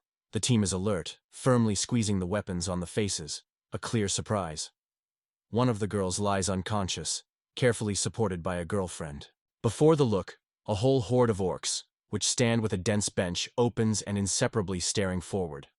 No one could imagine that the orcs could look like this. A girl with short hair notes that usually orcs have a 20th level, so she is completely unclear what is happening with these orcs. The guy is annoying and refusing that he himself has no idea. The guy looks carefully at a girl who does not come to mind. Lisa tries to bring Sonar to consciousness. Suddenly, one of the orcs causes a mighty blow. The guy flies into the air and crashes into the wall, leaving behind a huge hole. He is written in pain. The orcs do not stop the offensive. The young man exclaims that everyone retreat immediately, and he will take the monster himself. A girl with short hair screams in response that she understood it. Another girl tries to pull the Sokar back. The guy with anger in his eyes directs the look forward and causes a flash of a chain lightning. At the same moment, bright discharges penetrate all orcs. The young man laughed and asked how the magic was liked. At the same moment, the guy widens his eyes from surprise. The orcs are overwhelmed and then laughed. Such magic has no power above them. The guy in despair exclaims that he no longer has a mana and appeals to a girl named Lisa to do something. Meanwhile, the monster is constantly moving forward, and between them quickly had someone's silhouettes. The guy exclaims to the girl so that she immediately erect the wall, because the monster will in no way be able to get closer. Lisa vigorously throws a staff forward, and a protective wall suddenly rises between the monsters and the team. Suddenly, the monsters break through the wall and break through the break. The guy, running away, throws that Lisa is not capable of anything.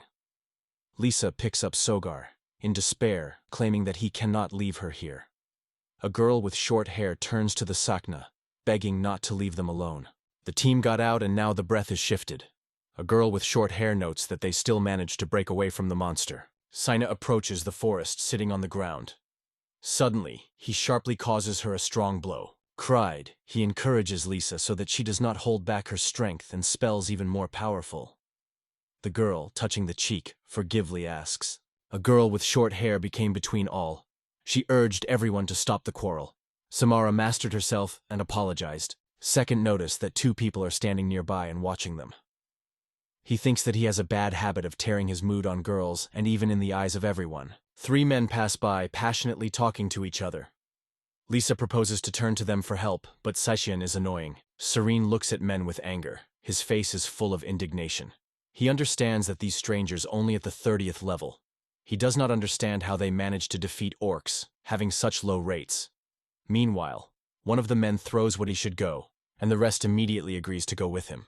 This strongly grabs the sword. As a real hero, he will not raise his hands to ask for help, but his hand is already reaching for weapons. He wants to deprive these boys of life and assign all their equipment. Cyan hides behind a fallen tree where those guys used to go. Suddenly jumping out of the shelter, he lifts the sword over his head and shoos loudly, calling for enemies to say goodbye to life. Celine fades, looks forward with surprise. 3 men sit sideways opposite each other and closely follow it as it appears. Sigyn realizes that men decided to do the need for open air.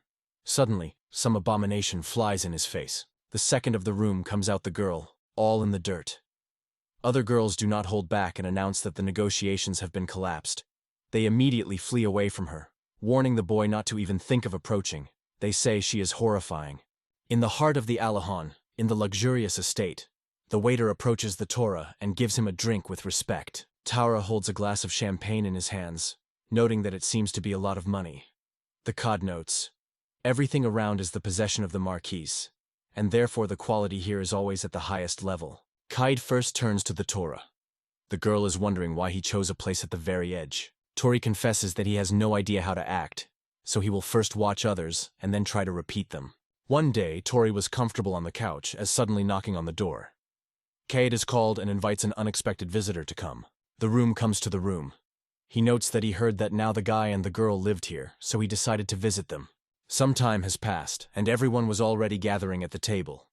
Tori takes a place opposite Count Royan and says that he finally did what he sought. He became a hero. The Earl smiles and notes that he just wanted to thank the man for saving his daughter. Tora realizes that it was a gift from Count Roan. The guy is immediately interested in where Marianne is now. The Earl holds a cup in his hands and says Marianne stayed at home. He would like to take her with him, but the girl is now training for brides. The Earl rose from the table, sincerely thanked Kaid for coffee. Already descending the stairs, he suddenly stopped, turned, and noted that he had heard about the interest of the Forha with auction. A man comes to the stage and, asking for a delay, promises that the auction will begin soon. He takes the microphone and announces, "The rules are simple. The lot will get to the one who will offer the highest bet." A trolley was rolled to the man with the first party of diamonds. From the backstage of the hall, one by one, the proposals were attracted. Each voiced the amount that is ready to give for the precious stone. Tori raised his hand to his face. Meanwhile, an ad was made from the stage. The diamond was purchased by Mr. 56th. The next lot is taken to the stage. The presenter emphasizes that this thing is no less valuable. It is a scroll of skills. The starting price is 1 million. After heard in the hall, silence fell. Everyone began to turn over. Thor silently raises his hand and offers 1 million. The presenter addresses the attendees with the question whether there is an willing to offer a greater amount. But silence prevails in the hall. Then the man announces, "The scroll is sold for 1,000,000 rooms 31. Keita looks carefully at the guy and asks why he is this scroll. Tuor replies that it is an artifact left by mysterious ancient civilization. Keita admires this, but it is not clear to her why the aristocrats are indifferent to this invention. Tora explains that the nobility never enters the duel on their own. The presenter announces that the auction is ongoing, and the next lot is the Sphere of Salvation. She is able to save the owner from death, but only once. Out of the sides are instantly heard offers with overwhelming amounts. The presenter announces that their servants will soon move forward.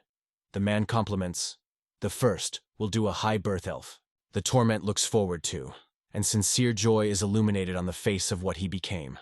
A small cage appears on the stage, with a tiny animal inside. The presenter announces that the next exhibit is a unique forest species, true preciousness. He calls for greetings to greet the fairy, and confesses that he does not want to exaggerate, but today, it is the main decoration of the exhibition. Suddenly, Tori fades in place. His ears come to his ears for salvation. Having switched to Kame, he asks whether she conveyed any message. Kame, where she only shrugs. She was silent. In the head of the guy, everything does not subside, a mysterious voice, which constantly pleading for salvation. He assures that he is ready to become a faithful servant to save him from suffering. Trope's something suddenly illuminates, and his gaze goes forward. The young man guesses. It says the fairy. She is kicking in, sitting in a cage, and gently hugs her own shoulders. The voice is still in the head of the protagonist. The Torah sharply breaks from the chair and, stunned, frozen, widely opened with the surprise of the eye. The protagonist shouted loudly, 600 millions! All present froze, staring at him in surprise. The amount offered by the Torah struck people in the hall. Tori settled in his place, crossing his arms on his chest. It is still difficult for him to believe that he made such a great bet. Meanwhile, a voice offers 610 million from another table. A middle-aged man looks away and escorts his tongue on his teeth. The Tory covers anger, and he looks fiercely at a man who laughs mockingly. The protagonist raises the bet. He looks confidently in front of himself and announces the amount of 800 million. There is a dispute between the man and the Torah. They begin to raise the rates by 10 million. Torah, looking angry at the enemy, calls him stubborn, and she herself understands that he will have to risk everyone to the ladder. The protagonist extends his hand forward and states that he is ready to put $1 billion.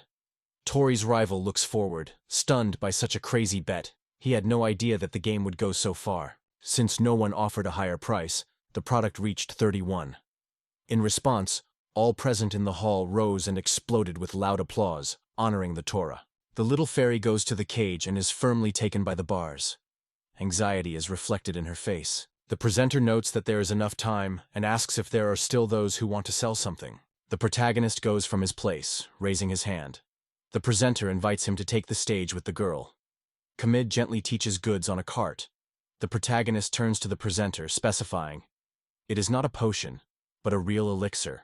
The facilitator turns to the Tora and is interested in whether he denies if he expresses his opinion about the product. Then he takes a piece of paper and begins to read something in a mysterious, unknown language. At this point, the eyes of the man expand from surprise. The presenter states that he is real, and calls Tori to voice the starting price that he would like to hear. Tora thinks for a moment, and then confidently calls the amount, 10 million. The people around you start to smile and talk enthusiastically. Voices will spread in the hall. Someone is already shouting the amounts that he is fine to give for this elixir. The presenter announces, the product was sold for $2,250,000,000. The torch is picked up without taking a grasping look. The sum exceeded all its expectations. Some time passed, and the Tora with Cade was sitting in the room opposite the presenter. He smiled, confessed that the auction left him a wonderful impression. Sometimes such unexpected actions of buyers bring true pleasure. The presenter asks whether he needs to raise money and the fairy of the funds proceeded for the elixir. Tora nods as a sign of consent. The presenter reports that the fairy was purchased for $1,100,000,000, and the elixir managed to sell for $2,250,000,000. Thus, the Tora profit was $1,150,000,000. The presenter submits a small cage to the main character, inside which fairy trembles. Tora is interested in viewing it without drawing a look. The little girl sits, grabbing her knees with her hands. Tora, turning to Kada and smiling, notes that this fairy is very similar to a real girl. Subsequently, everyone was at home. Tails, putting my hands on his chest, asked if the fairy would appear. However, silence fell in response. Tora pays attention to fairy's weapons, shows a massive hammer and asks, "Whether it is your hammer, it seems extremely strong."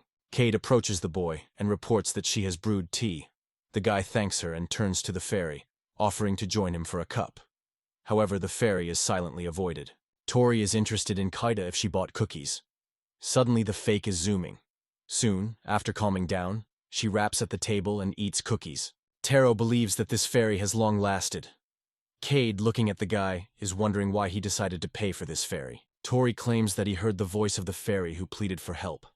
A surprised fairy looks at the guy and asks if he really managed to hear her. Kaidi is again interested in voice. The Tua replies that at first he thought that he was just heard, but later understood. It says fairy. It was then that he decided to buy it. Suddenly, the fairy slipped out of the cage and bowed low. She still cannot believe that from now on this young man is her master. The girl apologizes for her previous boldness, and Thor is surprised to look at her new acquaintance. Tora is interested in why he became the master of the little fairy. Meanwhile, the winged creature flies into the air and asks the boy to describe her appearance. Tori claims that he was once a man, but now turned into a draconian. The fairy, full of joy, exclaims that she has finally found the Tora. Carrot is even more surprised. He cannot believe that the guy is actually a dragon. Meanwhile, Tora looks at the girl with interest and asks whether they are bullied. Kaid says that the Dragonians were a majestic race with an extremely developed civilization, after which there were many amazing artifacts. Kaid looks at the boy in surprise without hiding his surprise, and asks if he is all he is able to say. Tora, tiredly sighed, explains that he was once a person, but with increasing level of his status changed, and he became a dragon. The charming fairy descends to the Tora. She thanks him for salvation, and calls her name, Frau. The protagonist, declining significantly to height, is about to break the contract with her, and allow Frau to return home. But the girl categorically refuses. She finally found a mentor, and even her relatives turned away from her. Frau says that the neighbor threw stones. Fry confidently squeezes his hammer in his hands and asks the Taurus if she does not consider her weak, spirited. The girl emphasizes that despite her sweet appearance, She has already reached the 30th level and has great power. A strange creature breaks out of the hand. The Taurus monitors this spectacle without realizing what is happening. The creature flies to the frost, making an unusual sound. Friday, puzzled, asks what it is. Thoryu claims that this creature is Panda. Frau is surprised. What a strange name is Panda. Meanwhile, Panda straightened her wings and flew after Frau. The fairy is fun, confessing that she actually only joked. The next morning, the Tora wakes up in his own bed and notices that Fru is sleeping peacefully next to him. Tori descends the stairs and welcomes Keita on a good morning at the moment she carries breakfast. Looking back, Katie replies that Frau has not noticed. The girl is wondering if the guy knows where she could go. The Toro gently extends his hand forward and touches the horn. She tells that Fru was quietly open to him at night and fell asleep near him. Thor and Cade have breakfast at the table. Finally, Fraud woke up. She looked scared and, squeezing, asked where she found herself. Fru sows in the air with a dissatisfied face. She casts a glance forward, and then, squeezing her arms in the sides, the neglect confesses that she is ashamed in front of the master, and asks if it will be better. Cade puts another plate with breakfast on the table, turning to Fru. They both have a conversation, smiling each other. The protagonist raises a cup with the drink and lifts it to the lips. He invites them to visit him after the trip to the capital. Meanwhile, Frul picks them up in the air, inviting them to look into the secret village of Fay. Somewhere in the forest, Grigot is her native village. Flowers always bloom here, and so many picturesque corners that fairies do not imagine life without these magical landscapes. The guy enthusiastically points out that it sounds interesting. The Taurus smiles widely, showing white teeth, and reports that their next stop is the village of Fay. Fry appears in Rupastor and looks at him as if he dared to say something. She warns, fairies do not like people, so they can attack. The fairy warns, nothing should be underestimated by the strength of fairies. After all, warriors from her village are much more powerful than her. A little time has passed and the Torah from Kade goes to the spacious hall. The members of the guild one by one pay attention to the newcomers. Several guys recognize their warriors and a fox. Two girls approach the team and ask if they travel with some wandering group. The hall is a middle-aged man, which is immediately represented by a guild. Tori turns to him and asks what is happening here. Guildmaster explains that they are a group of travelers who have the honorary title of Heroes of the Kingdom. Guildmaster assures that he is ready to fulfill their request, because they belong to the group of rank S. It is only necessary to turn, and he will certainly help. Kaida tried to call a glowing ball, and Tora settled next to the girl. Suddenly both the boy and the girl suddenly disappeared without a trace. Cade and Tora laughing on the roof of the building. Tora is sure that you can now forget about the quiet entrance to the guild. Cade only agrees with a friend with a smile. Cade suggests to return home and cook something delicious together. Tora is picked up by the idea by praising Cada's culinary talent and advises the fairies to taste the dishes prepared by the girl. Tur, Kayade, Panta, and Fry were in a mysterious place. The young man calls for the element of water, and a powerful stream that rapidly spills around his palm. When the magic of the protagonist goes forward, towards high rocks, the flow of water with a strong force crashes into them. Tori is amazed. His accuracy grows steadily, and it just impresses. Tori is already preparing to spell the earth. The Kaya stands away, lowering his head and closing his eyes. The girl turns to the boy, pleasure asking him to stop. Tori suddenly laughed. The guy confesses that he always admired magic and long dreamed of trying again in practice. Kaidi appeals to the owner to do not rush and wait a little. Kaida lifted her index finger and, slightly swirling her eyes, stated that although the maid, but would not be silent. She frankly noted that the magic of the young man is too dangerous. The Cod claims that it does not matter why the Torah used it again. It is important to be careful. Opposite stands, looking at a girl with a noticeable inconvenience. He assures that the situation is under control. Keita jokingly points out that Toru still has bad accuracy, and because of this, he is easily able to destroy the whole city. Toro, having discouraged, lowers his head and quietly promises that he will continue to be careful. Tori, scratching the nape of the nape, explains that he is able to impose spells on all four elements. His mana is inexhaustible, so now you need to understand how to turn this power for the benefit of people. Tora, holding his breath, looks at his new sword, enthusiastically noting that he had long dreamed of such a fiery weapon. But suddenly, a magical stream breaks out of the palms of the protagonist, which almost touched Panudana Frau. At the last moment, they managed to grasp and fly away. Friday, with a gloomy look, sits on the panther, and both on the faces read anger. But suddenly there is a glimpse of hope on her face. Is the young man going to end his life? Tori apologizes to her. Suddenly, a message comes up in the face of the Taurus. The level of the dungeon grew from the 3rd to the 5th. The young man is surprised to study this notification. Kasid is alarmed that has happened. The Tori is supplied and views the message. The guy reportedly reports that his dungeon has suddenly grown, and he does not understand the reasons for it. Cade thought, and then noted that rumors of the appearance in the capital of a complex dungeon, which can be found truly rare artifacts. It is because of this place that it has become extremely popular with adventurers. Tori is gradually realizing that its level has increased.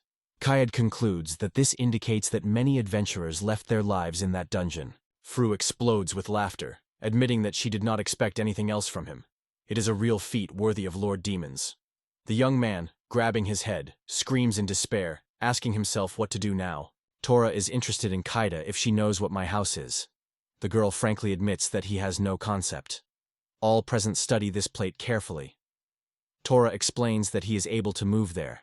Kaidi immediately suggests trying it right now. The next moment, the team finds itself in a mysterious room. Everyone around is surprised. Some people note that it is extremely spacious here. But at the same time, there is some wonder in this atmosphere. Ahead of the team is noticed a huge crystal. This is the nucleus, so they are already on the ground floor. The guy notes that this is not a real artifact. Kaid agrees and explains that they were under the dungeons themselves, below the deepest floor. Having spread his hands in the way, the Torah turns to everyone, offering a storage facility here, because only they will have access to it. Kaida moves sideways, rotates, and asks a man if you can start to equip this place. Tori, with a smile, replies that she can bring and place everything she wants here without even asking permission. Tori notices how Frau and Panta fly, arguing lively. Frau states that this place will never become a home, because it was the first one. Tori laughs fun, Fruk lost too quickly. And this is not a wonder, because Panta looks more like a dreamy elf rather than a real fighter. Fru suddenly stops and understands. Panta only chases after him for the sake of obstacles. In the meantime, Tori looks up and thinks that friendship has already been tied between Fru and Panta. The next day, all events unfold in the house where they live temporarily. Cade hangs with a smile, and the bright sun shines above it. The main character stands on a spacious balcony, holding a cup of aromatic coffee in her hands. Caius Tyad turns to the guy loudly, insisting that they should discuss the schedule for today. Tora, lowering his eyes, silently agrees. Tora goes down and is interested in what happened. Kaid explains that she sought to wash Fruz's things, but there was no spare clothes for her. The Kaya smiles the boy and confesses that she would like to look into the store for new clothes. Tori, having scratched the back of the head, replies that today they have no urgent cases. For a while, everyone went to the city. The Kayad is pushed on a chair and notes that this chair would have a perfect toe. Tora smiles uncertainly and confesses that he likes a chair, but he is too much in his eye. The guy jokingly says that it is probably better to go in search of chests for his room. Tori with the team move the Humor Street. Suddenly, Kaidide stops and shows to the store. He suggests looking inside to see a little interesting. Frau looks indignant, because it is a doll shop. Cade regrets Frau with regret, assuring her that there is simply no better choice. Tori reminds that the time is short, so it is necessary to use what is at hand, and then to make the right order. The doors of the store dissolve, and the team goes inside. They immediately begin to inspect the room carefully. Tori noticed a number of dolls in the showcase, and stopped inadvertently. Looking closely at them, he remembered a little native and Sor. Once they had similar toys as a child. Kaid approaches the Torah from behind and quietly asks if everything is fine with him. Thor revolves and sighs, replies that it is just unpleasant memories. Torah is wondered if something is suitable for FRI. Kaya will be silent, lowering his head. Meanwhile, Fry is spreading over a boy and a girl, carefully examining the dolls and size. They are all too big. Truel stands next to the doll and notes that their bodies have completely different proportions. Suddenly, there is a man who immediately notices that the team's of trouble. The Torah confirms that things are not too good, and is jokingly wondered if the owner will find a solution for their clouds on their faces. Free is almost close to the male face. The man looks at the girl in surprise and confesses that he has never seen fairies before. The owner then points out that their team is lucky, because he has somewhat special. There's a small box with clothes on the table. Tori is wondering what it is. The owner of the store explains. It is a fur dress that was once made by his late wife. The man thoughtfully remembers his lover, tells that they combined their fates through the joint excitement of the fairy, and his wife's dream was always to see how strange creatures would dress in her clothes. The man pushes the chest to the very edge and asks if her team will take away. He adds that he has nothing to do. Brew points out, despite her dislike for people, she always favorably treats those who value fairies. Therefore, Frau decides to fulfill the last desire of a loved one and accept these outfits. Touch, meanwhile, smiles awkwardly, thinking how the owner's wife would respond to it. The wildness of the situation is a little confused. The owner himself thanks Frau with genuine joy for her decision. Tora and the shop owner move away. The man notes that each of the dolls is made with extraordinary skill and attention to detail. He says that at first with his wife sewed clothes, but later decided to open the store so that more people could see their creations. Free suddenly appears behind the back of the Tora and pays attention to himself. The girl appears in fresh attire and is interested in how she likes. Tora notes that the clothes look sophisticated and quite strict. Kite approaches the Tora and whispers to his ear that Frau is already choosing an outfit. The boy should evaluate her efforts. Thor in response lifts the thumb up and says with a smile that the fairy dress is just unsurpassed on this dress. Frau blooms from joy. Finally, the guy expressed her compliment. Fruff, jumping on the table, points to the package. Meanwhile, the fairy states that it will gladly accept a gift from the old one. The man thanks her heart. The owner sighs with relief and joyfully says that he finally has come true for his wife. The team stands at the exit and reports the Tora that their paths can still be crossed. The man goes outside, bows low, and invites the whole team to go when they want.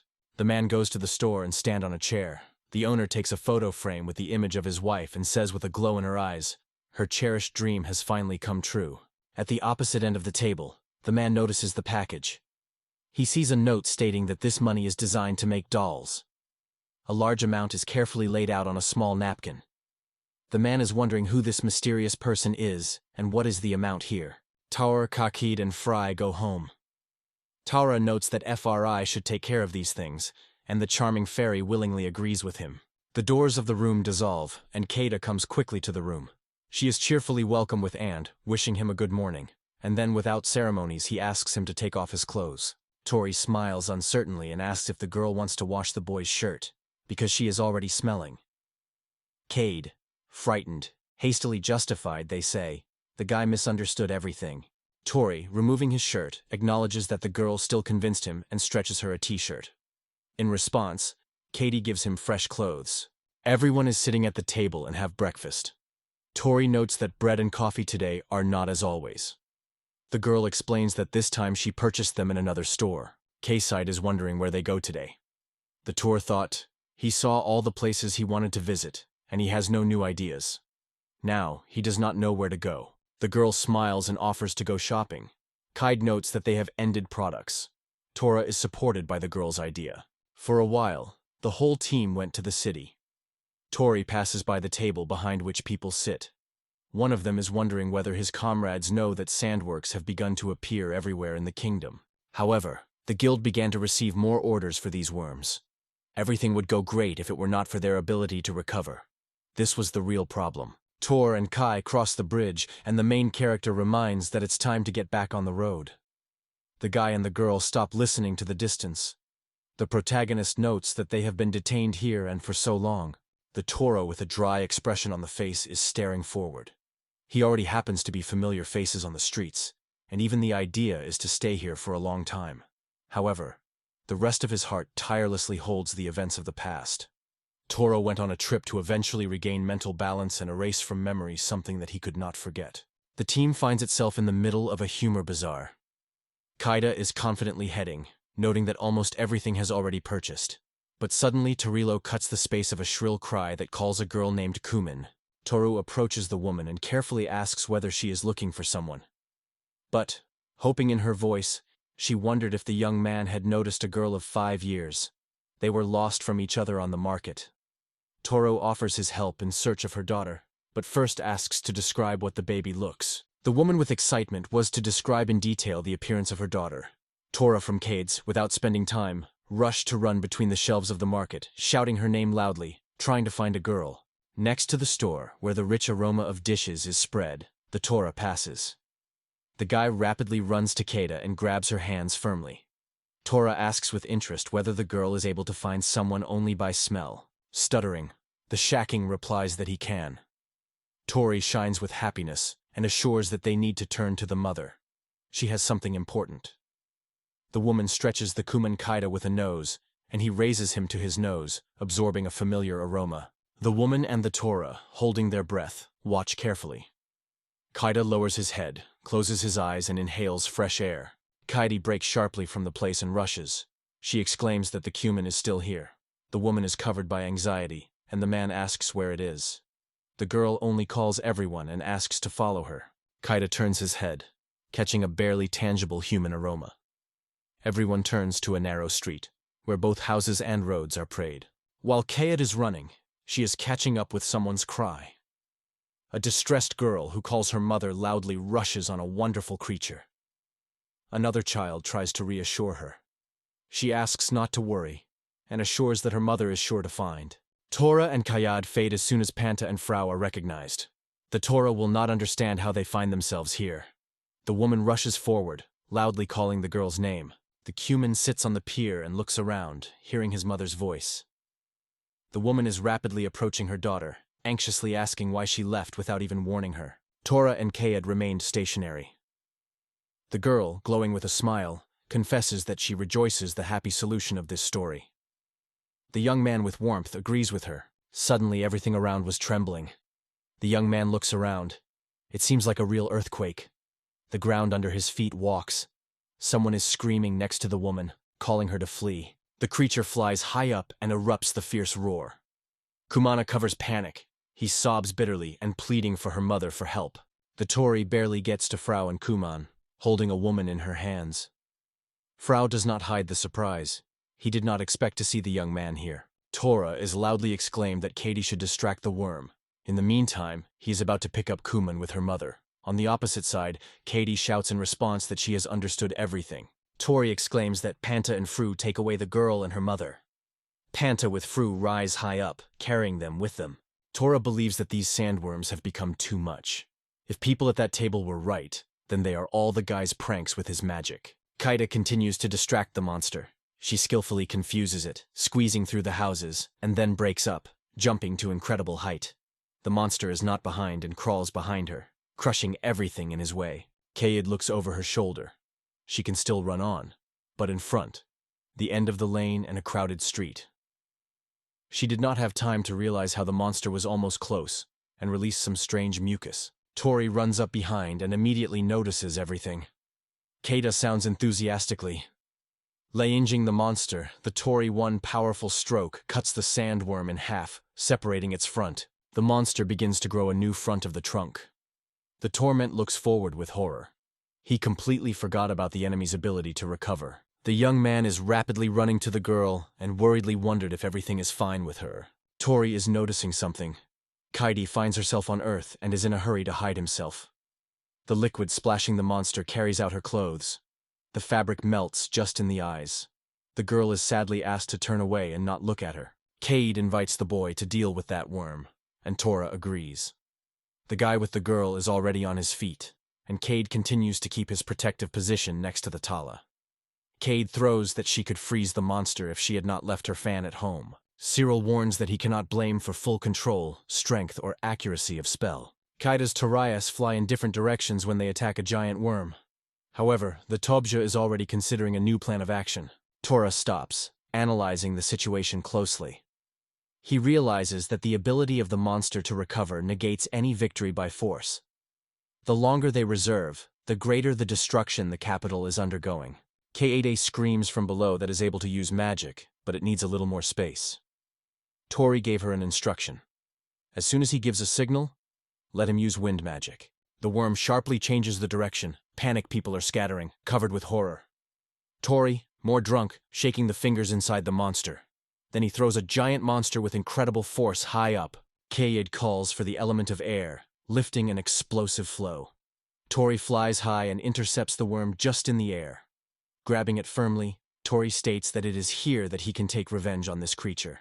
After a while, the woman takes her daughter by her hand and sincerely thanks the team. The girl happily waves her hand for a farewell to the fairy. Fry is angry.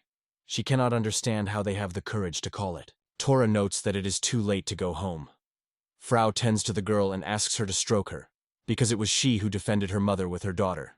Kaida stands away. Her face is full of sadness. Tori approaches her, gently covers the girl with her jacket, and assures that she will be warmer and cozier so. Kaida smiles and gently holds the boy's jacket gently. She sincerely thanks Tori for his care. Subsequently, Tori conveys Jonathan key. Jonathan accepts him and is interested in where the team goes. Tori smiles mysteriously and replies that it is a secret. However, he assures that if everything works out, it will definitely let the Graph know the guild. Jonathan loses balance, knees and groans. Tori, covered by fear, rushes to the side, apologizing. Cade rotates and apologizes with awkwardness for everything that has happened. The Graph is staring forward. A cunning smile appears on his face. He had no idea that their heroes would also be brawlers. The team rushes forward with happy smiles. Tora happily proclaims that their path runs to the village on the bank of the ferry. Friends do not hold back emotions. Loud exclamations of grip are heard. Subsequently, the team gets to a new city, where luxury houses stand. The Tora wakes up, comes up, and gladly points out that he managed to sleep well. Cade goes to the boys' room and welcomes the owner with a good morning. Tora, in response, also wishes him a good day. Tori notices that Cade has risen at dawn today. The girl looks around and adds that she has already had time to go on products and prepare sandwiches for everyone. Tori gets out of bed and asks if everyone has already gathered. Cade notes that the young man insisted on going to the Fay Village in the morning. Tori says that Fru proposed it. Cade points to the bed and reports that the witch will no longer wake up. Tori reassures, let the fairy rest. Tori wraps his armor and immediately notices scratches and holes, and in some places even torn areas on it. Kaida approaches him and notes that in this state, the boy's ammunition will soon be scattered.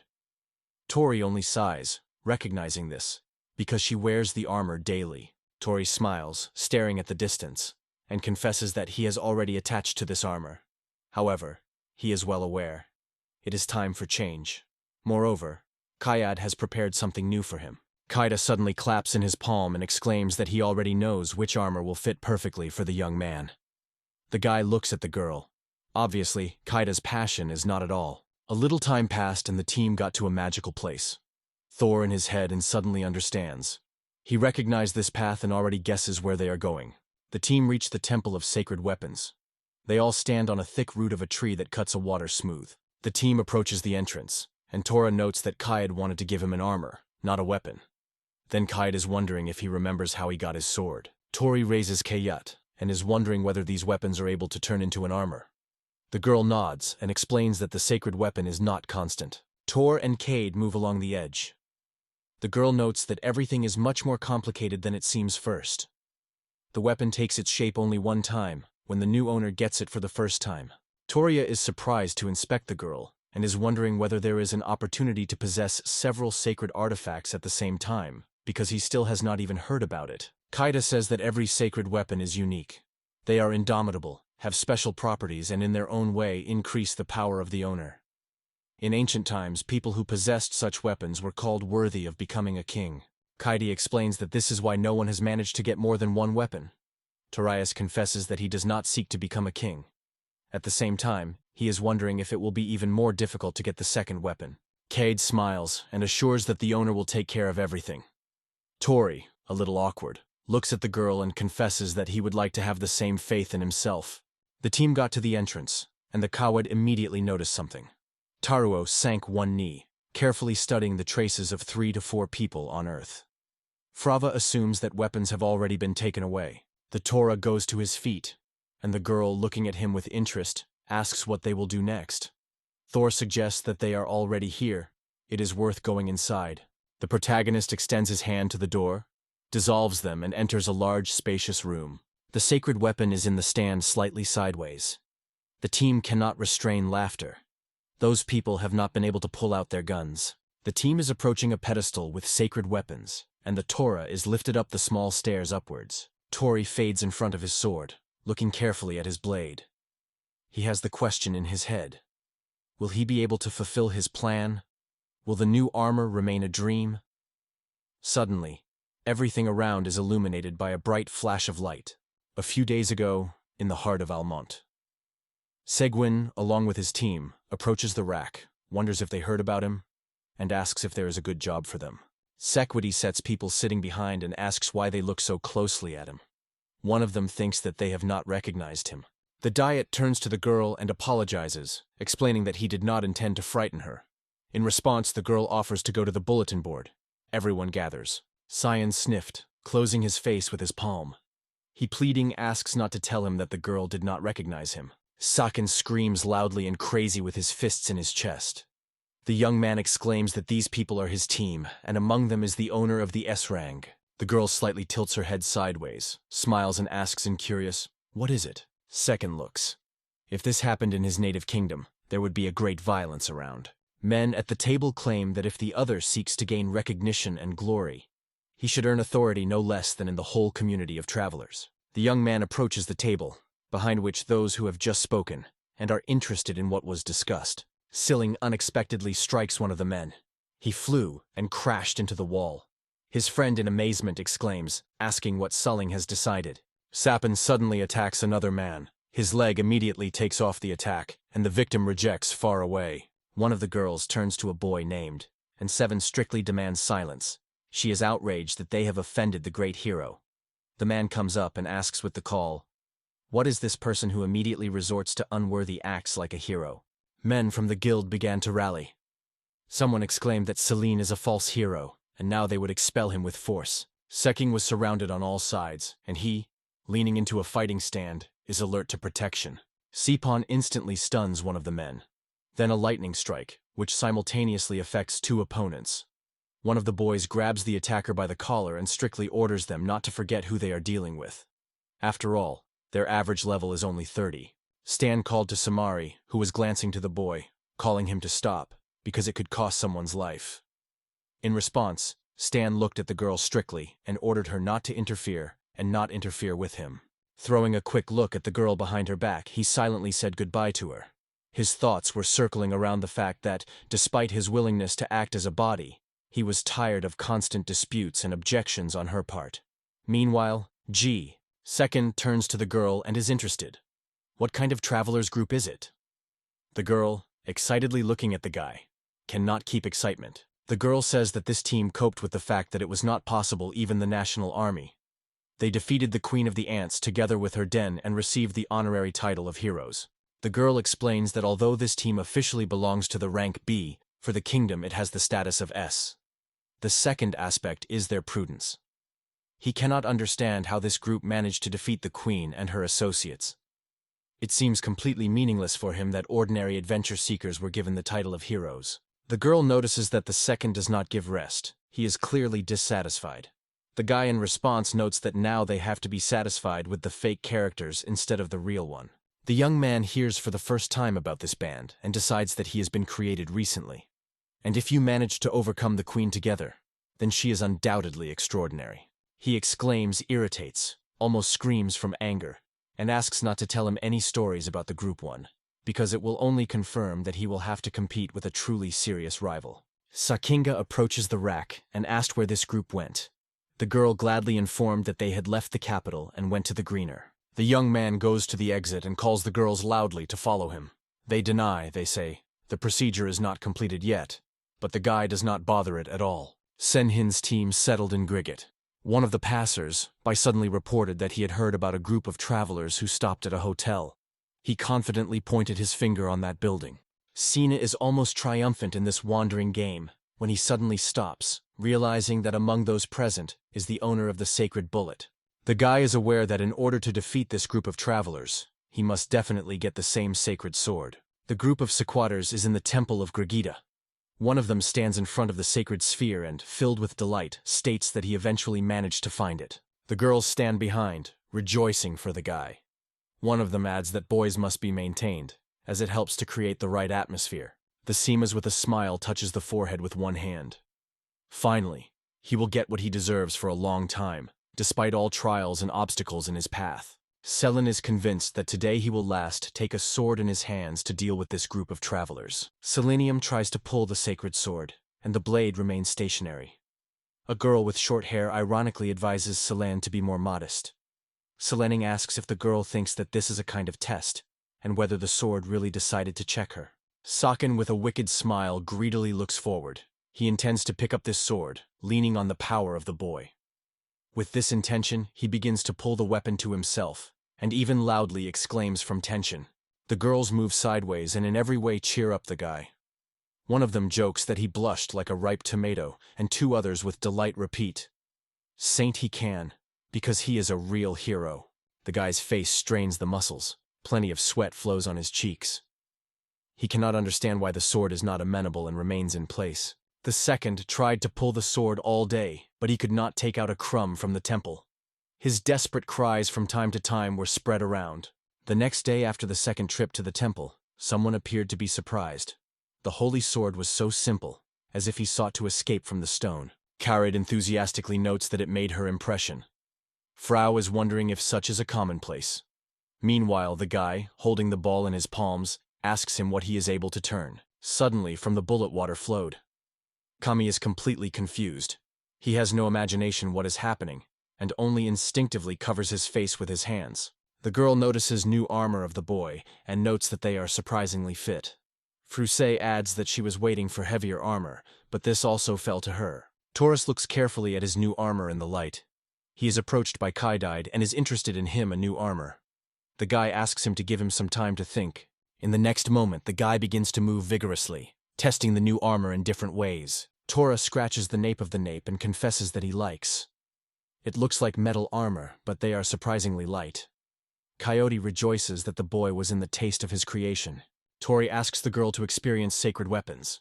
It nods, focuses, and is taken to evaluation. Cade notes that it is in vain. The girl is still too inexperienced to truly grasp the power of sacred weapons. However, she has doubts. Even if you can increase the level, it is unlikely that something will change. The secret will remain beyond its perception. If a guy crosses his hands on his chest and asks about something, what does it mean? Kaid explains that there is a strong spell on this armor, which hides any features. Tora felt that he would hardly be able to pass this test. Nevertheless, the young man did not stop wondering what civilization created this sacred weapon, because it contains an incredible spell capable of fulfilling any desire for its owner. The guy looks carefully at the girl, and catches himself thinking that he is increasingly captivating her past. However, he decides not to break this topic by posting the conversation for another time. Everyone leaves the temple, and the guy offers, once their goal is achieved, to go further to the village of Fay. The news causes great joy in the entire company. A little time has passed, and everyone was already in the forest. The night prevails. In the middle of a spacious lawn, there is a tent where the team plunged into sleep. Outside the window it is raining unexpectedly, and the guy wakes up from it. He goes outside, gratefully noting how high trees reliably protect this place from raindrops. The young man looks at where a mysterious creature has hanged in the air. Tori expresses gratitude to her for protecting their dream. Tori is already beginning to yawn. He thinks that it is good at least that the creature protects their peace. But even if he suddenly decided to defend himself, this guy would definitely awake. Tori looks into the tent and sees how a little fairy and a charming creature is sleeping peacefully. The guy with a smile notes, these two are able to fall asleep anywhere, regardless of place or circumstances. There are suddenly messages to the boy's eyes. The bargling is incredibly amazing. It cannot get it away what is happening. This message stated that the restoration of points has been completed successfully. Tora complains that the prospect of spoiled glasses does not please him. The young man is aware that he had this skill from birth. To truly master the mastery of the wicked, he took the whole 25 years. He suggests that next time this skill will break only in 30 years. The guy believes that his level is already enough, so there is no point in raising him. By his 30, he imagines himself with his old grandfather. Behind the guy's shoulders, a calm, relaxed breathing of a sleeping girl comes. Toril does not make her a passionate look, watching her every movement carefully. Kaida sleeps peacefully, but through the drowsy pleads the boy not to leave her. Anxiety is red on her face. The guy gently puts his palm on the girl's head. Tora sits side by side without taking his hands, but plays a soft smile on his face. The young man, barely noticeably smiling, assures that he will not disappear anywhere. Tears swell in the eyes of the girl. She addresses him for help. Tora looks at the girl and thinks whether she remembered the time she worked in the servant's shop. Or maybe her memory has returned to another stage of the past. Unfortunately, the guy cannot help her. Tora quietly wishes the girl good night. The little fairy is effortlessly straightened with a crowd of monsters who attack it.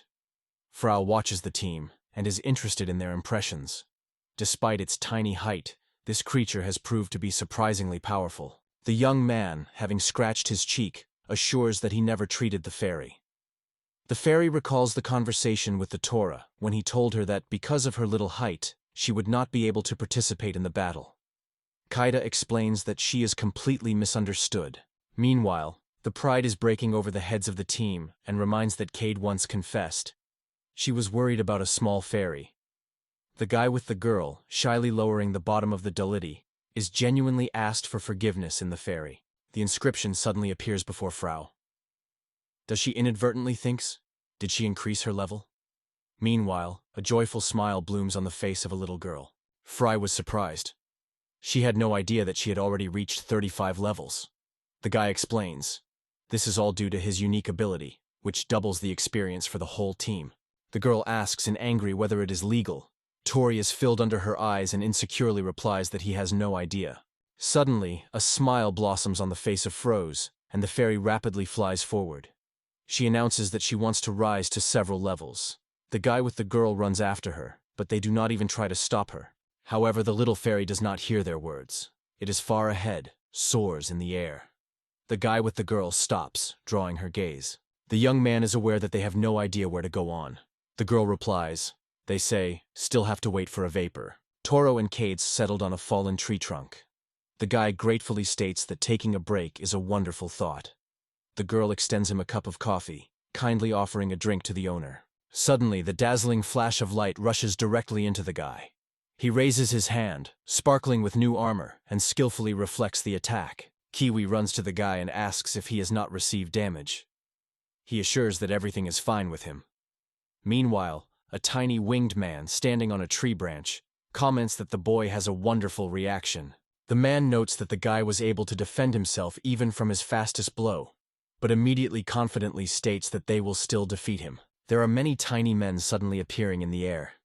They are so tense that it seems they will be attacked on a girl and a boy. The girl and the boy were surrounded on all sides. Cade was anxious about what to do now.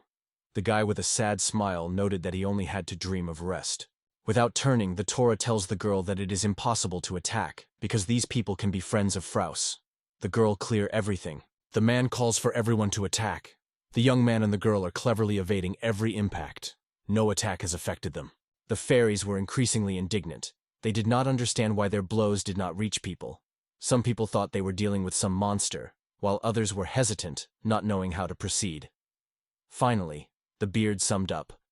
They have no choice. A man approaches him and states that he will not use magic here. He will destroy this place with the boy and the girl. Tori, having fallen asleep, notes that there is still no fairy. The girl, in response to a smile, suggests that she was so strong, raising the level that she completely forgot about the time. The guy lowers his head and sighs hard. Suddenly he explodes, proclaiming it as an order, and loudly calls Fru to himself. All the fairies hastily cover their ears. The man speaks so loudly that he ring in his head. Suddenly, like a whirlwind, something rapid flies in their direction. Another moment ago, the lawn was empty, and now a stranger is steadily stepping there. All the fairies that attack the boy and the girl turn sharply to the side from where the strange sound flows. None of them can understand that it is a wonderful noise. Someone exclaims, "It feels incredible power." Tori and Kaev with distrustful look. The guy is surprised as he asks, maybe fairy visited them? Frau flies to his team, wondering, what did they have done in their absence? Frau focuses on everyone, calling to listen carefully. The fairy solemnly announces that the messenger of the mighty people stands in front of them. The little fairy asks what others are busy, because this behavior does not go away with true fairy. There is a conversation between the audience. Someone suddenly recognizes us. The other notes that the boy's aura is not at all like human.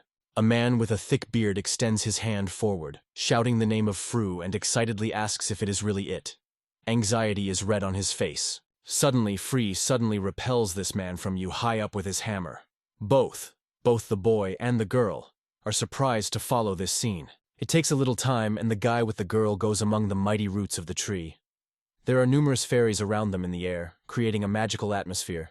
One of the fairies turns to the guy, calling him a majestic race.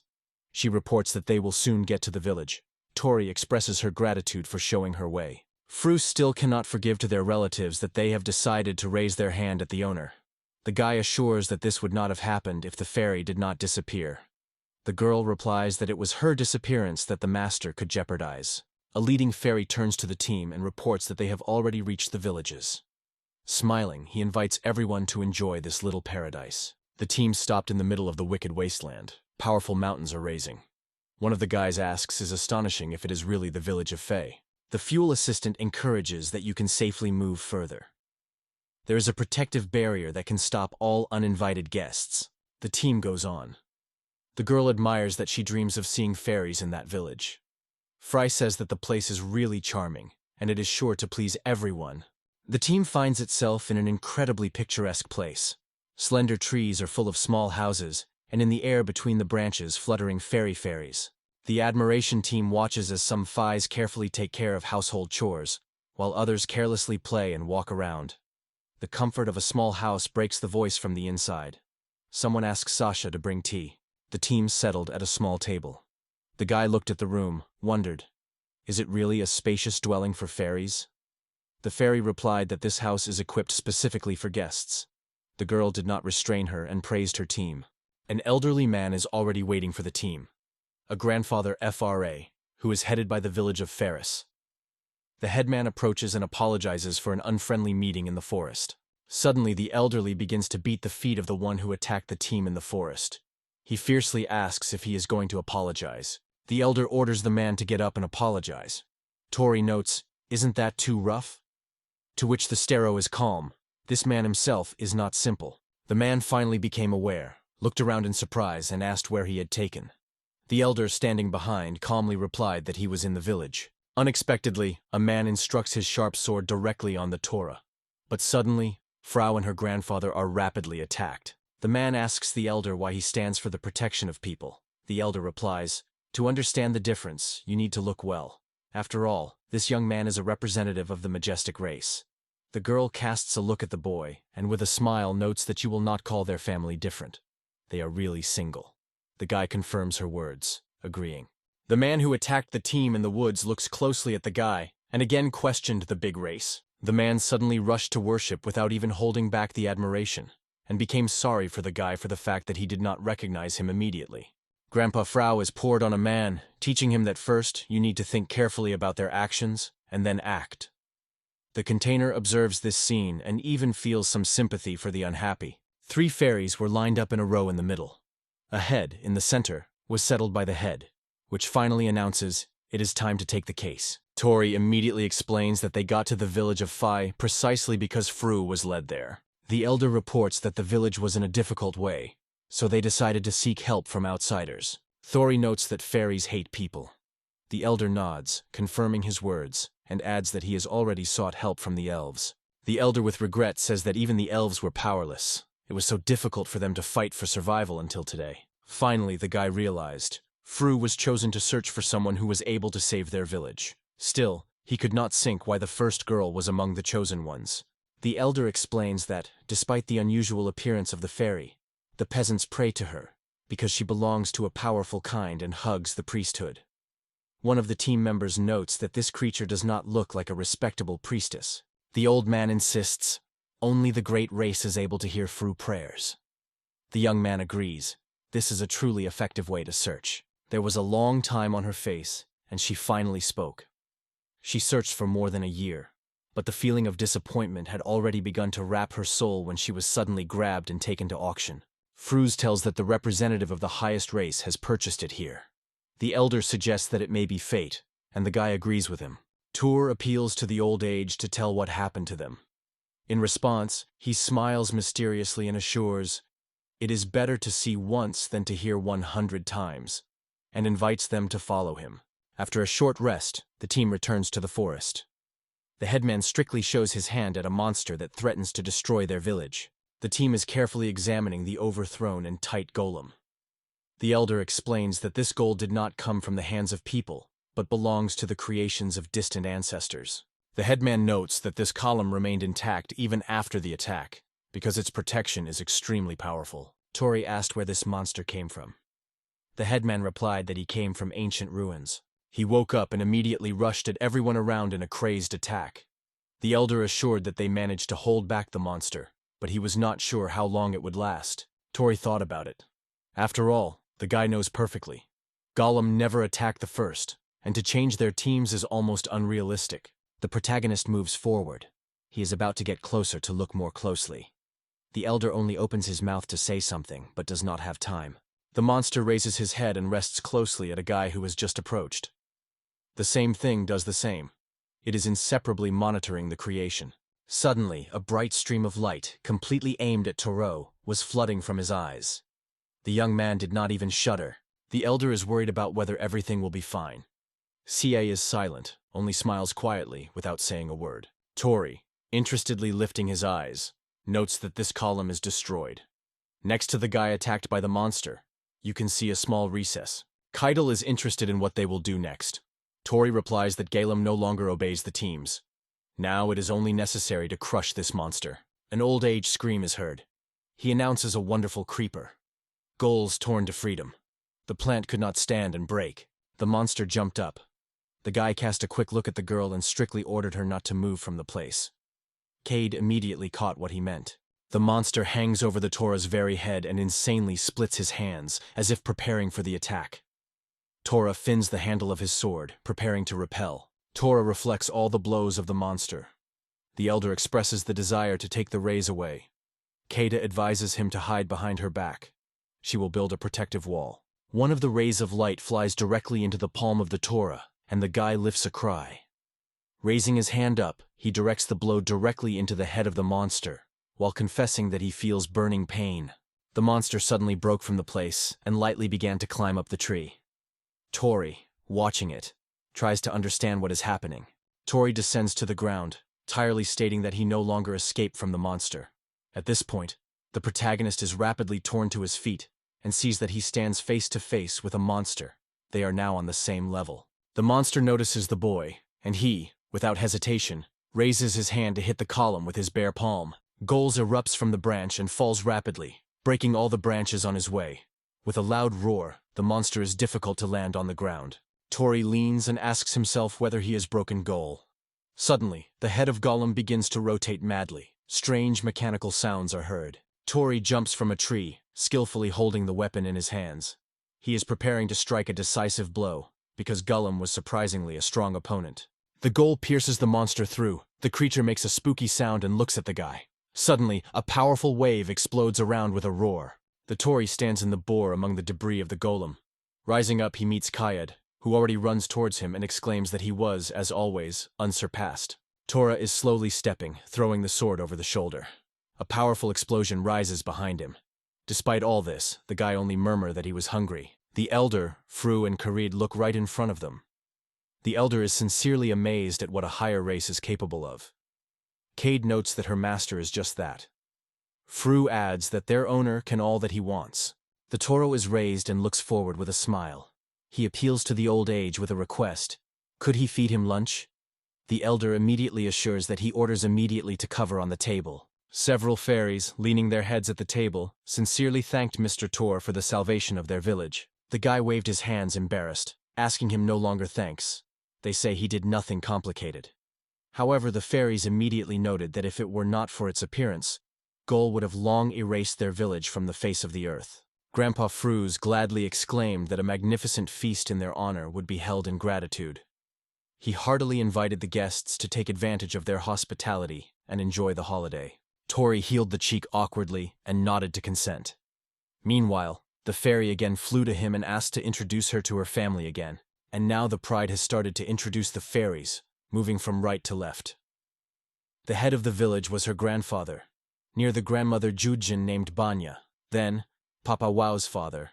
Her mother was called Mamri, and her younger brother was Outvud. Finally, she introduced herself. The only and unique, faithful maid of her master, Fry. Thor felt a frivolous shame, because he believed that the post of servant is unlikely to be pried. However, her native fru exploded with applause, sincerely rejoicing in this meeting and accepting the guest into her circle. The grandmother, wiping the tears of happiness from his cheek, confessed that she was glad to survive to such bright times. She could not imagine that she could see such an impressive person with her own eyes.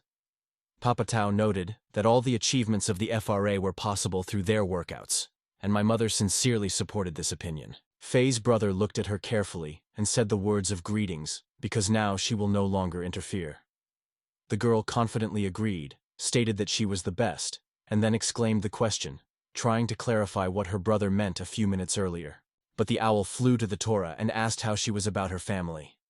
In response, the guy with a smile assured that they are sociable and friendly. The coyote, without hiding joy, supported the owner, smiling wide. Fru family members were clumsy at the same time, scratching the nape of the inconvenience. Tori, watching this scene, wondered why he suddenly wakes up such dark, fierce feelings because of these people. He wondered if the Fru family really was. Suddenly, the fairy noticed something. Returning to her mother, she asked if it was time to start preparing for the holiday. The mother nodded silently and replied that she would not be able to inform all the villagers. Fraud turned to her mistress, Kaida, noting that the holiday is still enough time. She wondered if the guests did not want to freshen up in the bath. Kaida agreed, they say, it would be appropriate, and Tori jokingly asked if they had a bath of the right size. The crossing confirmed, they say, there is really a separate building, very similar to this house, especially to guests. They have repeatedly accepted representatives of other races, so she will tell everything and explain everything. Tara, wrapped in a towel, stood near a huge bathroom with windows in the woods. He noted that he liked this place. The young man approached the bath, noting that in the air was a fabulous aroma. On the surface of the water gently fluctuated flowers and pieces of fruit. All of this looked extremely picturesque. Tori cast a look forward and noted that the view of the forest was also fascinating. He really liked it here.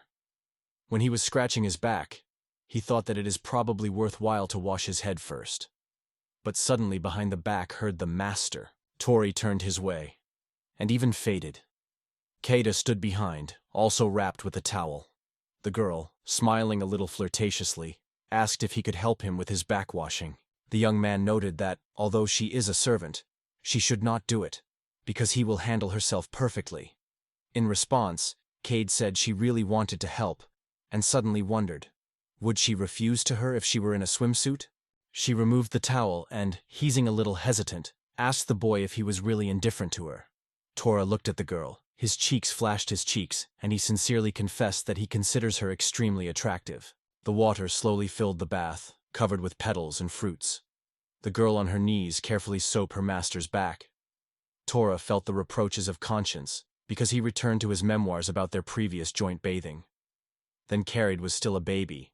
The young man looked at his maid and could not hide the delight. She seemed extremely beautiful at this moment. Kiri with her own passion took the washing of the gentleman, emphasizing that she had previously washed him and in front.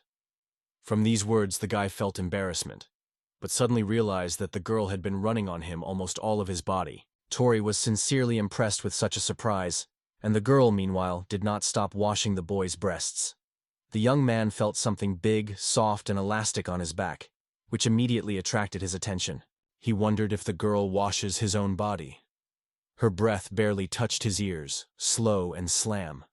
From this touch, Tori tensed and felt that something was wrong. And when the girl's hand dropped on his stomach, he did not restrain him.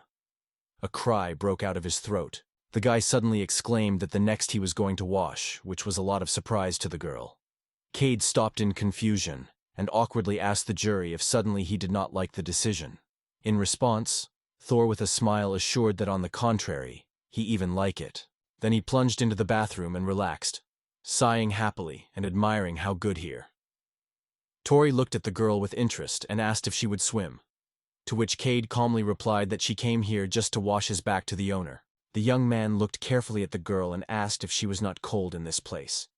Then she suggested that she climb him to lie down together. The girl did not refuse to invite the hospitable owner, and using the help of the Torah, plunged into the water. She promised that she would join him in a moment. Both settled nearby in warm water. They talked about how beautiful it smells here. The aroma fills the air and scatter fatigue, adjusting to rest. Suddenly, something touched something in the water of the guy, and this feeling was suddenly caught. Tora grabbed an unfamiliar thing with his hand and pulled it out, trying to guess what he was holding.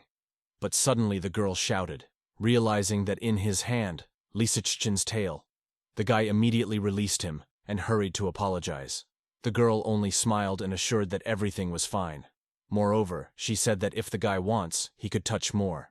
Cade turned away from the guy, and he remembered that for the beesmen of history, something is very personal, and to touch them without permission is not worth it. In response, the girl who stood in front of him, the guy promised to be careful and touches only a little. What the fox nodded, agreeing. Tori was interested in looking at the girl's tail. It is usually fluffy, but under the influence of water seems thin and defenseless. From the touch to the tail, the girl was a little discord and scattered. The guy led his hand to the very tip of his tail, noting that he was even thinner. Hearing this, Cade screamed. The young man released the girl's tail and sincerely thanked her for permission to touch him. Cade worried, not understanding what was happening, and the guy, noting how she was blushing, wondered if she was fine with her. Suddenly he looked, noticing something strange. He exclaimed the girl's name, calling her attention. Thousands of bright stars rapidly opened between the crowns of forest trees.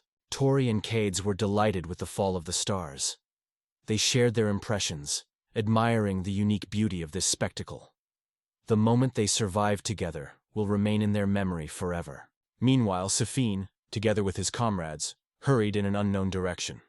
One of the girls, a little tired, asked how much they had to go. The detachment stepped under the scorching sun. The girl complained that she was too hot. Sangha immediately cut her off, they say, and without it, it is clear to everyone how unbearable here. Lisa sighed and added, if the guy really found the holy sword in the temple, they would not have to suffer from this heat. A friend threw an annoyed look at the girl. In his thoughts, he struck her curses on her, because he had no idea how that guy was going to find a sword. Rumors that spread his native kingdom testified that the hero of him is the most noble in history. Zarian was determined because he had to fix everything. There was no minute to delay. The sword was needed immediately. Meanwhile, the Nile, covering her eyes from the burning sun, suddenly noticed something interesting. The girl looked back to her team and called Sabran. Neil, a gesture, pointed to the city and offered to stop there to rest. Sagan looked at the girls with annoyance. They, like him, were already tired. The temple remained a little, and the thought of it added not so much relief, but impatience. The guy denied the girls, suggested to go to the city. The girls exclaimed happily. One of them was vigorously walking forward, and the guy thought that this girl was getting annoyed with him. For a while, Sechen's team reached the city that raged from human Gamor. Lisa, Sochiara, and Sechen with horror and disgusting stared in something in front of them. The guy with a confused look addressed them with the question of what it was. There were several food plates on the table in front of them. In the middle of them, a variety of larvae and insects glittered. The girl exclaimed that she would not eat it. So, Makar was stunning that she could not imagine how locals could eat it. Lisa embarrassed her mouth with her palm and immediately stated that this time she kept. The guy agreed, nodding. They say, it looks really creepy, son. But they did not have time to get rid of as she grabbed the spoon, firmly drew and stuffed the tastes into her mouth. Wished for a delicious one. The Sison was just stunned. The girl was surprised that, despite the eerie appearance, the dish is really incredibly tasty. While she ate with her appetite, the guy still could not believe. Did she not only taste it, but also enjoy it? He covered his mouth, twisting from disgust, and thought that he would never even touch her in his life. There is no doubt in his decision. It is necessary to get rid of it as soon as possible. Samara said that she would better order herself bread. Lisa lifted her eyebrows and agreed with the girl, and the Sapant decided that their reaction was quite natural. She wondered if he would eat because the dish had already been cold. The young man took a spoon and replied with a smile that he understood how farmed.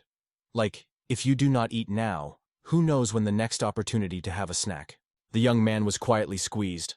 I am sure that his status of the hero removed all the restrictions. Without hesitation, he greedily undertook food. In the end, they reached the temple. The Seiken team was already waiting for the gate. She returned to the boy and asked if he did not get sick. He bent in half and trembled. With anger, he burned so that the girl did not chat better. The Sakane has engulfed intense tension. He squeezed his jaw from acute abdominal pain and an unrestrained desire to get to the toilet as soon as possible. The young man looked at the girl and inadvertently thought, why did he have to eat the same as her? He was tormented by surprise. How does she manage to remain so unmoved? Where is justice in this situation? Selenium barely held, clasped his teeth and pressing his arms to his stomach. The only thought was in the head. They have already achieved the goal. It remains only to pick up the sacred sword. They came to high doors. The guy tried to push them, but in vain. The door did not succumb. Lisa looked at him with anxious and wondered if everything was fine. Only now nearly noticed that the guy was trembling with excitement. And Solara quietly suggested, maybe it's worth getting here? The second neglect fell, mentally shook the girls, and ordered them to be silent. They did not even know how much the boy was wound to the toilet. It was at this point that the team with a slight creaking opened high doors, and the girls exhaled with relief, rejoicing that they finally waited. The boys went to the temple to get a sacred sword. One of them trembled with the whole body and barely moved forward. He glanced at the sword that seemed unattainable. The thought flashed in her head.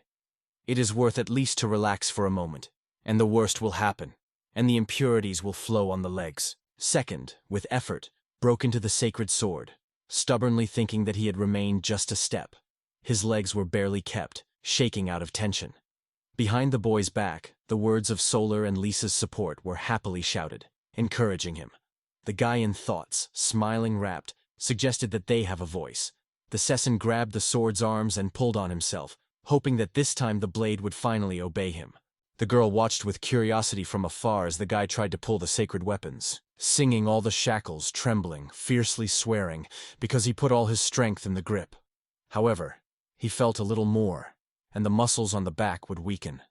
At this point, Nuli approached him and called the guy, suggested to help pull out the sword.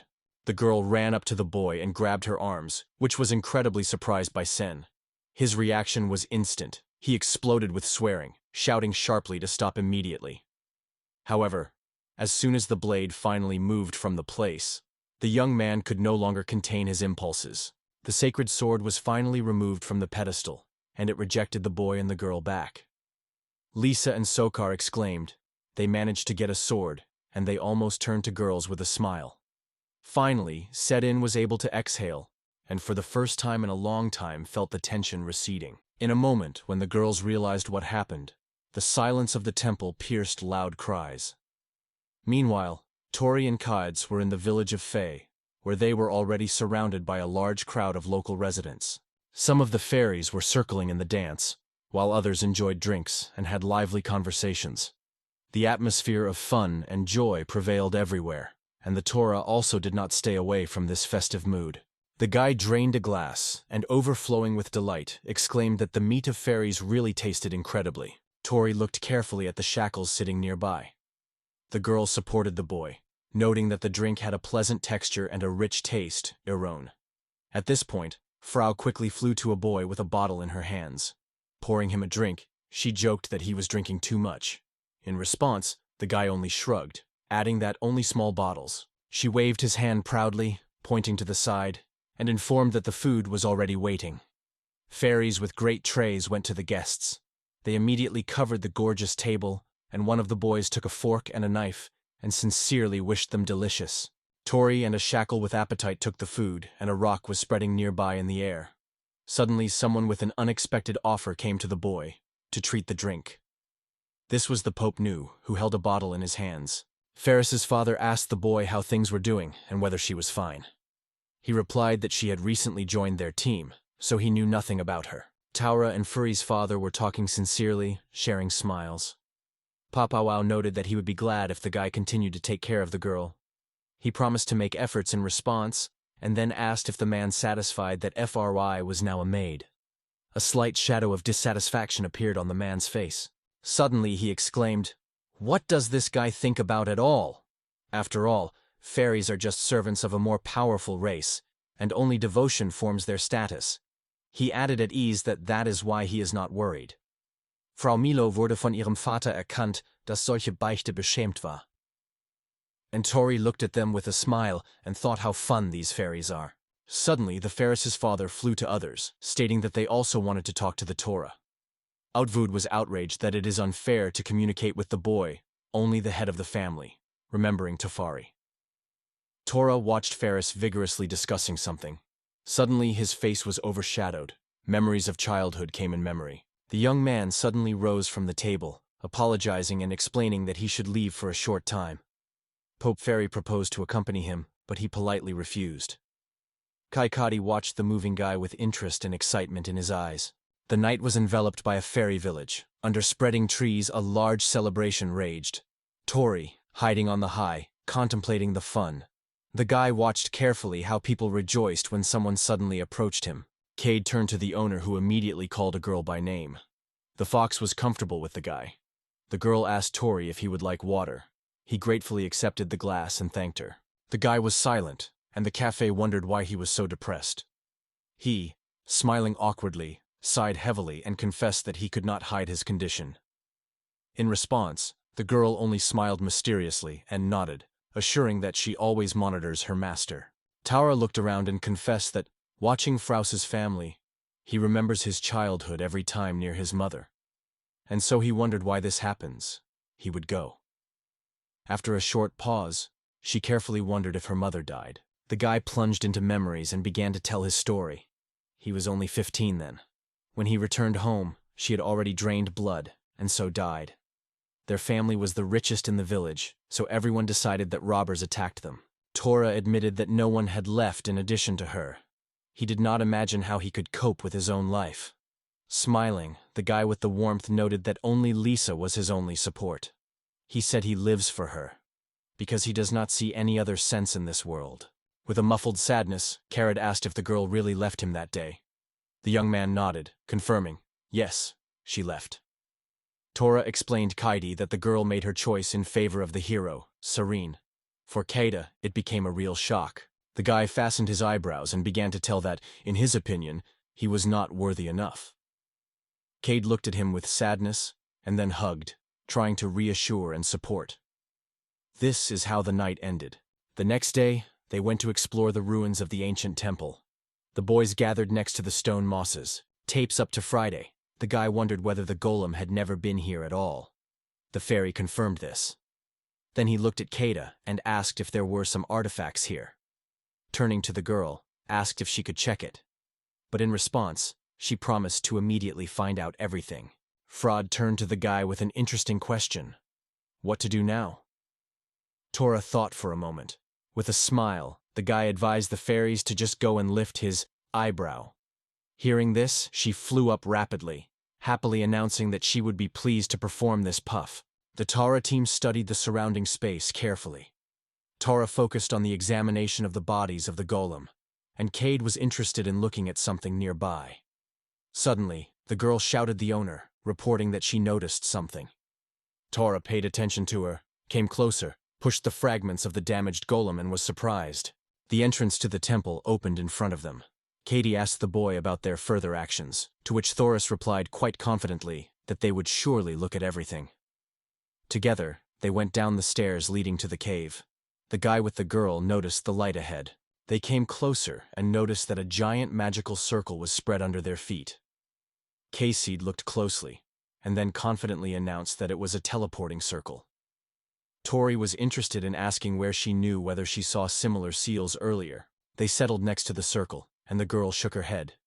She felt that she was able to understand him, and he, to open their way to the unknown, gave them. The guy wondered why the circle had not gone out yet. Cade suggested that it was a manu that nourishes these edges, filling the circle with energy. Tora suggested that if you step on this circle, it would move them somewhere. He asked the girl whether she knew where she was leading the way. Cade replied that she knew only one thing.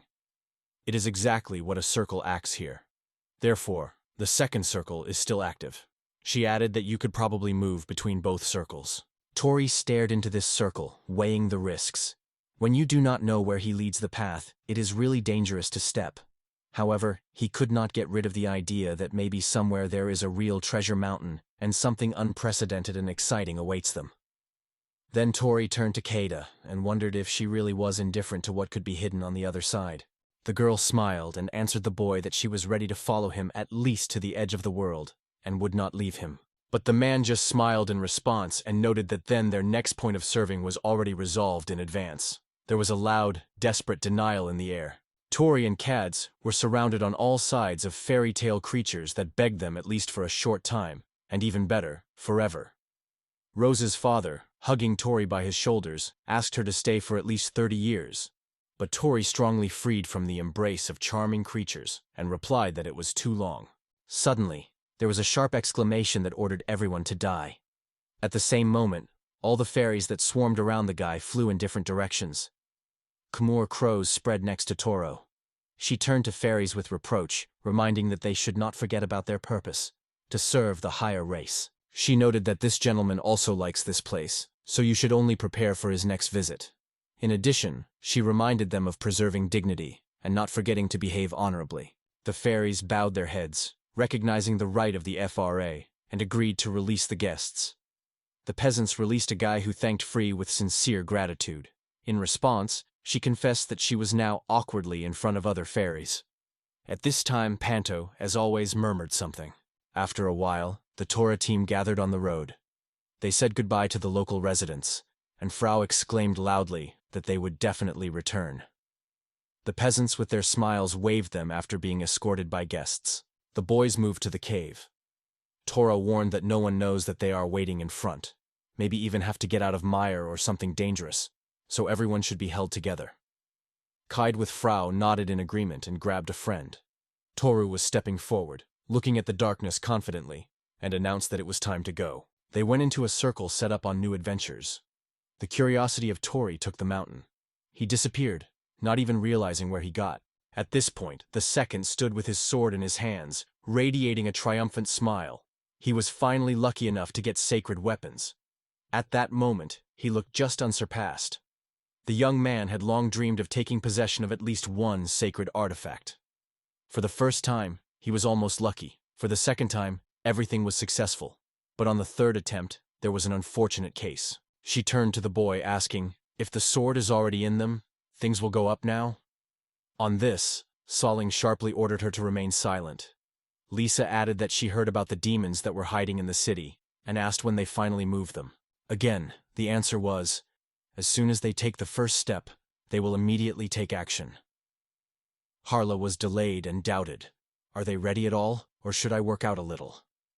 But suddenly Neely exclaimed, turning to the girl, "Not about training. Demons are about to attack, and she still thinks about exercises." Neil offered to look at their home, because everyone had a shadow of fear. The girl insisted, "You need to help as soon as possible," and the quad agreed, but noticed, if someone dies, then there would be nothing to save. Neil wondered if they really had to leave their home. The horse seems to be completely confused, and did not find the answer. He was annoyed with mentally. Girls always managed to get into such situations. After all, they were in the very center of human territories, so the appearance of high-level demons was not expected here. Sakinen was convinced that he had lost any interest in her, so he would just push her away. And Sokar is an attractive and endowed with a gift of healing. However, its excessive predictability and a relentless desire to help everyone become too obvious. However, the guy decided that in this situation the only one he could rely on is Lisa. She was obedient, and after all, she was with the Torah. He came to the conclusion that it was worth keeping it next to him. The second looked at the girls and noted that they all reached only 40. If he has a chance to defeat the owner of the demons, it would be better to say goodbye to this company and find stronger allies. Unexpectedly, the guy exclaimed for all, ordered the girls to stop, which was a lot of stunning them. Suddenly, Lisa got up and noted that she was too noisy outside, so she decided to check what the thing was. Opening the window, the girl saw the street rushed and shouting people. Lisa turned sharply to her team and exclaimed that people were running away from something dangerous. One of the boys asked if the demons were attacked, contacting the Seppa. He was surprised because such creatures should not appear in these territories. So why are they here? The guy just waved his hand with his saber, indifferently stating that he already cared. They would break anyone who will be on their way. The girls confidently agreed. Watt came to business with the same enthusiasm. I am convinced that everything goes the best. They believed that they were destined to save the city from demons, to gain recognition and glory. In addition, there was a wonderful chance to check the power of the sacred sword. The hordes of the demons rushed to the city, turning everything on their way into ruins and covering the streets of flames. Armed with their teeth, they ruthlessly cut men, and women drove with them. There were looting everywhere. Demons grabbed food, robbed all jewelry and values. The demons headed their leader. With a massive weapon in his hands, he urged his brothers to enjoy this rabid. The Seguin team watched the demons from the roof of the height building. They calculated their goal, and the second member of the group reminded the forest of its task. Everything is simple. She had to apply magic on the side of the demon, left and right. While the enemies are lost, the guy will use their hub, forest. The girl lightly caught the instructions and almost suggested that they end with them immediately. Suddenly, Sina turned to Sungar. But he said that the evacuation of the residents should be organized first. The young man was indignantly exclaimed that he is indifferent. How many people will suffer? The main thing for him to gain glory. So the girl should clearly obey his orders. The son turned his gaze to the girl and wondered if everything was clear to her. The punishment uncertainly confirmed that she heard. Demons were shaking in the city, robbing the left good. They found shelter with many foods, while others ordered them to take women and run away from here.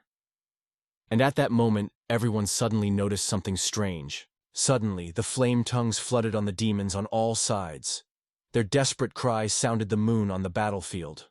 One of the demons rushed to General Dharam, reporting that magical attacks would pour on them from everywhere, and the location of the sorcerer remained a mystery.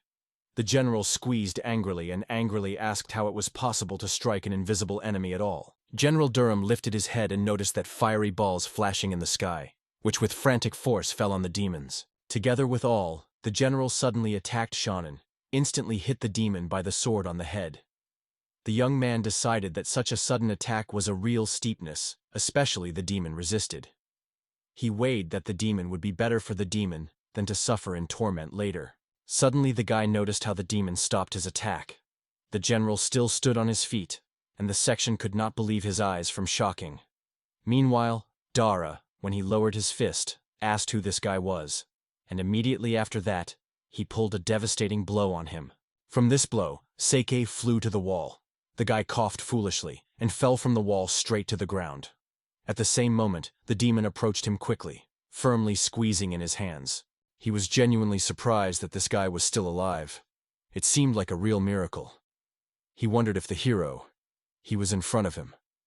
Sam tried to get up and asked in response, "What? How is he really a hero?" General Durham just smiled and said that there was nothing special here.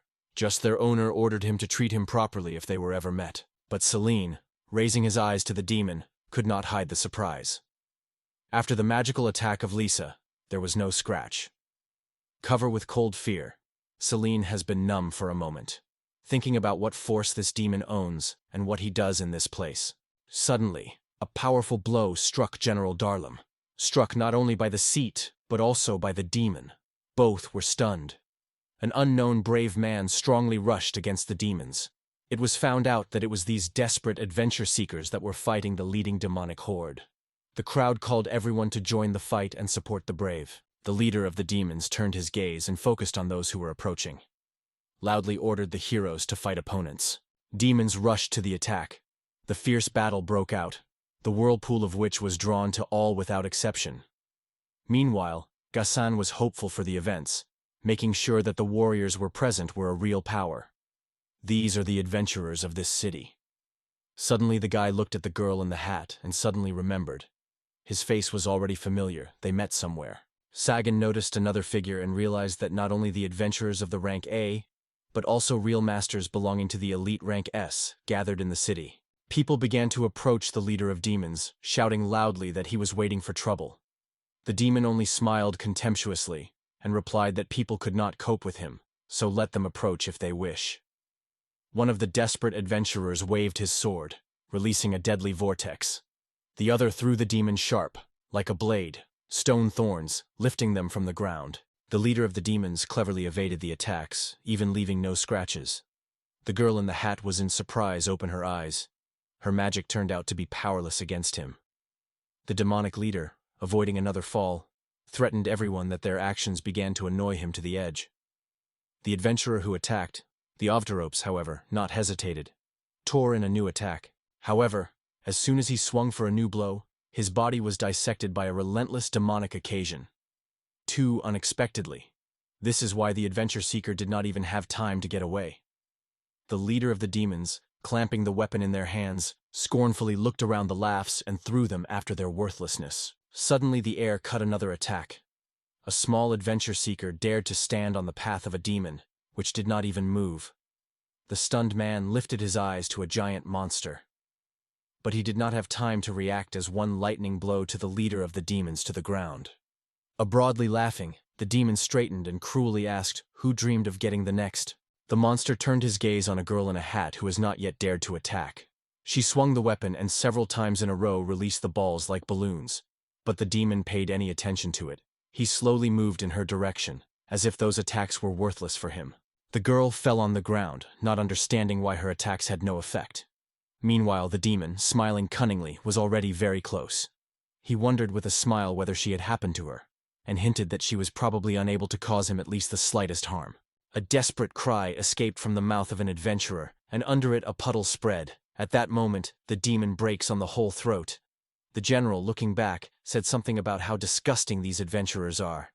After that, he turned to his subordinates, allowing them to do everything with a girl that he pleased, because now she is in their hands.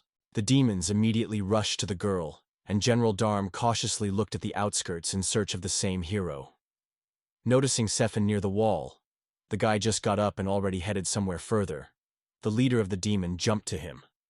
Without a moment, he struck Sefin with a powerful shot, rolling into the stone wall. The guy with a wild shout was painted with pain. The demon mockingly glanced at him, asked if he really tries to escape. He then asked Sen to ask if he was not really destined to become a hero. The general of the demons contemptuously called the young man pathetic and sarcastically asked his level. The second, lying on the ground, quietly muttered that its level, only 63. The demons laughed so that the walls shuddered, and General with irony asked if this guy actually dared to kill him, having a miserable level 63. He laughing tirelessly, adding that Sekton was a fool, not a hero. After that, the general threw skeptically. Did the guy have a slogan? Dementia? In the crowd, demons have already called the bravely Joker. The second burned from rage. He decided that this demon would definitely pay for disrespect, because the guy was about to pay him the same coin. But suddenly over the head of General Dara, a blow came. It is Herker, loudly shouting the boy's name, attacked him. She turned to him sharply and ordered him loudly. Together with her, the boy ran up with a Skora. She immediately began to treat him, and Lisa tried to reassure the young man. Meanwhile, Sam loudly reproached that the girls had slowed down and asked where they had disappeared at all. He thought about himself that these helpless women were unable to, as suddenly he was illuminated by an unexpected idea. Sakin pointed to the side and said sorry that this demon belongs to her from now on. The girl was extremely surprised by such a turn. She asked what it should mean, but the guy just shouted that she was correctly understood. After that, he ordered them to hold the demon. The young man jumped sharply and exclaimed that the objections were not accepted, because he is a hero, and therefore, his life is the most valuable. The girls overwhelmed, not understanding what was happening to Perrons. They hesitantly asked what to do now. It was at this moment that Neil suddenly exclaimed that she would try to come up with something. Saine, leaning on Solari and Lisa, stood up and shouted hotly so that she somehow won for them a little time to escape. She almost struck General Dharma with his foot, but he effortlessly intercepted her, commenting that it was not bad, but still far from perfection. His words were stunned by the girl, and the demon warlord immediately rushed her to the ground, forcing her to shout loudly. Lisa called the girl anxiously and warned her not to look and run even faster. Throwing a quick look at the girl behind her back, he silently said goodbye to her. His thoughts were circling around the fact that, despite his willingness to act as a body, he was tired of constant disputes and objections on her part. Meanwhile, at the same time, one of the aisles was firmly littered with stones. Suddenly, a few bright rays cut through this obstacle, and the next moment the stones flew around. A guy suddenly appeared from behind the barricade. Cade shouted in surprise and, without hiding his surprise, asked Tao Rua with a question what it was. In response, he explained that this is just his new technique using Dragon's abilities. With him, he tried to make many invisible cuts. However, the girl was dissatisfied with the fact that everything was in the dust. Thor turned to Frey and asked her to look at the outskirts. The raft replied that it would take a few minutes. The young man wiped sweat with his forehead, noting that it is unusually hot. He suggested that they probably moved somewhere south.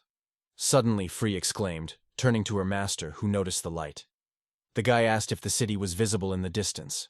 The steam approached, and it became visible. Everything was wrapped in smoke. The girl suggested that there was a fire somewhere, maybe something burning there. Kuda pulled the air and confirmed.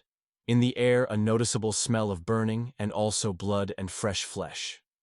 The guy was worried about what could happen and exclaimed, "You need to go there immediately."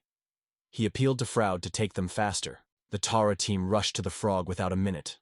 During the Tara running, he called Rosk and exclaimed that she saw the entrance, led everyone to the gate of the city. Their eyes opened a spooky landscape. They stretched out the flames and ruins of the city quarters. They came inside and began to look around. Kagid said a few words about what he saw. Fraud wondered who could do it. Flames were raging everywhere. The structures were destroyed and robbed. Tara watched the events with a real fury, and suddenly dropped his eye on a charred body at his feet. Having grabbed his jaw, he muttered with hatred that this is a matter of demons. At that moment, someone suddenly approached the Torah, and two quietly echoed with each other, wondering that someone was still alive here. Two demons with a formidable weapon in their hands smiled at the predator, calling themselves not by people, but by beautiful animals. Noticing the fairy, they suggested to catch it with a bad glitter in their eyes to have fun like a toy. Torah looked closely at them and whistled, noticing collars on his neck. These things seemed acquaintances. But as soon as he realized that people were standing in front of him, the young man suddenly exclaimed, threatening them with death. Turning on such a reaction, the robbers only smiled and asked if he was confident in his abilities. One of them, smiling ironically, began to approach slowly. They say, "Now he will make sure what this tar is capable of." At the same moment, his body struck his body. This Cade applied an attack with an explosive incision. A powerful technique caused the enemy to seriously wounded, and he, picked up with frantic force, flew back at frantic speed. The second of the brothers exclaimed from surprise and looked at his brother. For a moment, he thought that the strange magic was happening before him, because he saw nothing like this. But he did not have time to get rid of as a powerful blow to his herself. Frau used a devastating technique with a martial hammer. The fairy, throwing a weapon behind her back, scornfully called the defeated failure with a weak, and Karid could not agree with it. The fox turned to the owner, advising first to calm down. She suggested supporting those who survived, and the guy in love accepted this help. But the Taurus froze, stunning in front of him. To get rid of, he slapped himself on the cheek, remembering the right words of the girls. The guy firmly decided to take himself in his hands and not allow anger to master it. Having considered the situation, the Torah came to the conclusion that it was best to direct the enemy's energy on the demons. He confidently believed that they would be able to save the city. They decided to split to save as many surviving as possible. Torah turned to Kada, ordered her to go to the east, and he went west. Rocket was the task of curbing demons. The guy took over the central plot. The team without delay began a rescue operation, giving their hand for the sake of saving people. The city streets flooded the demon of the demons. They rode everywhere in search of those who did not have time to escape and hide. One of the unclean looked out the window of the house, stretching his lips in a dangerous smile. One victorious that the victims were found. Near the threshold on the floor, trembling with horror, a girl with a baby sat. Her shrill cry came as soon as she saw a demon. He grabbed her hair and pulled her behind, forcing her to make pain. Draining the girl on the ground, the demon said that they were entertained in front. She prayed not to do so. Suddenly, the demon got a devastating blow with a sword just on his head, from which he painfully pressed. Toru decisively brought her attack to the end, and the girl fell to the ground. The guy hurried to her, leaned, and asked worriedly if everything was fine. He sat in front of the girl, and she calmly assured that everything was fine. Tori explained, "There are no demons on that road, so if you go there, you can find a safe shelter." The girl turned to the baby and gently said that he was not crying. The uncle would definitely deal with the demons. Tora wondered if they could go on their own, or maybe it is better to spend them. The girl confidently answered that they would cope. The guy got up, gently ran a hand on her hair and noted that he was wonderful. Without delay, he disappeared in the valley. The city was absorbed by a frantic fuss. Demons made a mess, as suddenly their attention attracted something unusual. There was an exclamation, "Someone is approaching!" They are confused. They began to look around. Tora rapidly rushed across the street, squeezing the sword firmly in his hands. He destroyed all the demons that happened on his way. The young man said that the closer he is to the city center, the more the monster will come out to meet him. Apparently, this is where their leader hides. Running, he noticed a fight near the eye. A group of urban guards attacked demons. Tori waved and threw his sword towards the enemies. The blade on the flight was overthrown by one demon before he rolled into the wall with a deaf bell. Another demon managed to evade a blow. This attack instantly attracted the attention of all other demons. In seconds, Tori was able to deal with several opponents, and in a moment he found himself near others. Only 4 seconds were needed to deal with all the demons nearby. In a moment, the same number of opponents rushed at him from different sides. Tora waved weapons. Another second, and the guy causes a few accurate blows, each of which is unmistakably finding his goal among the attackers. City guards stood without believing their eyes. They were stunned by the moment for which this guy destroyed all the demons. Tori asked the knights to question whether they were guards, and they confirmed it. He explained that they were a detachment of travelers who intend to deal with the demons, so he asked the audience to leave this place as soon as possible. Then he rapidly moved further, shouting on the move, which rests on the courage of the knights. The man, looking after the boy, reported that he had already heard about a group of travelers. The other present also confirmed this information. According to him, these people became the first to whom they were awarded the honorary title of heroes as a whole team. It was they who saved the kingdom of Armon from the invasion of deadly ants. At the same moment, someone ran with urgent news. One of the demons with anxiety shouted to the general that the east was lost. All were killed there. Dharam immediately wondered what happened, and here the second demon exclaimed, "The event also fell. Did the general demo reflected on the events that happened there? Did the real hero sometimes appear?" Suddenly, the wall behind the demonic commander was torn into the piles, and the wreckage fell around, knocking down the adjacent demons. General Dharam turned to the noise and saw a young man with a sword on the advantage, who looked closely at him. Tara confidently stated that they were in the heart of the city. Turning to the demon, he asked if he was their commander. The demon confirmed, and in response asked who the guy himself was. In these words, Tara only squeezed his sword. The guy confidently brought the sword on the demon and stated that he was just a simple warrior. The general rejected the girl back and asked the boy with interest about his words. And then he added that he seemed to be more brave than the same hero. At that moment, Tora, the look at the girl, which the demon with a force dropped away. Falling, she suddenly seemed to him. Without hesitation, the guy rushed forward to catch her. The general of demon did not even have time to respond to the lightning movement. It seemed to him that the guy surprisingly cleverly. Tora was held in his hands, a girl who was seriously injured. He excitedly called her name, until she remained with a break with exhausted breathing. The demon asked the guy asking if he was familiar with this girl. He further explained, "She is a girlfriend of the hero, whom he threw to his own, condemning her to cruel death for her own salvation."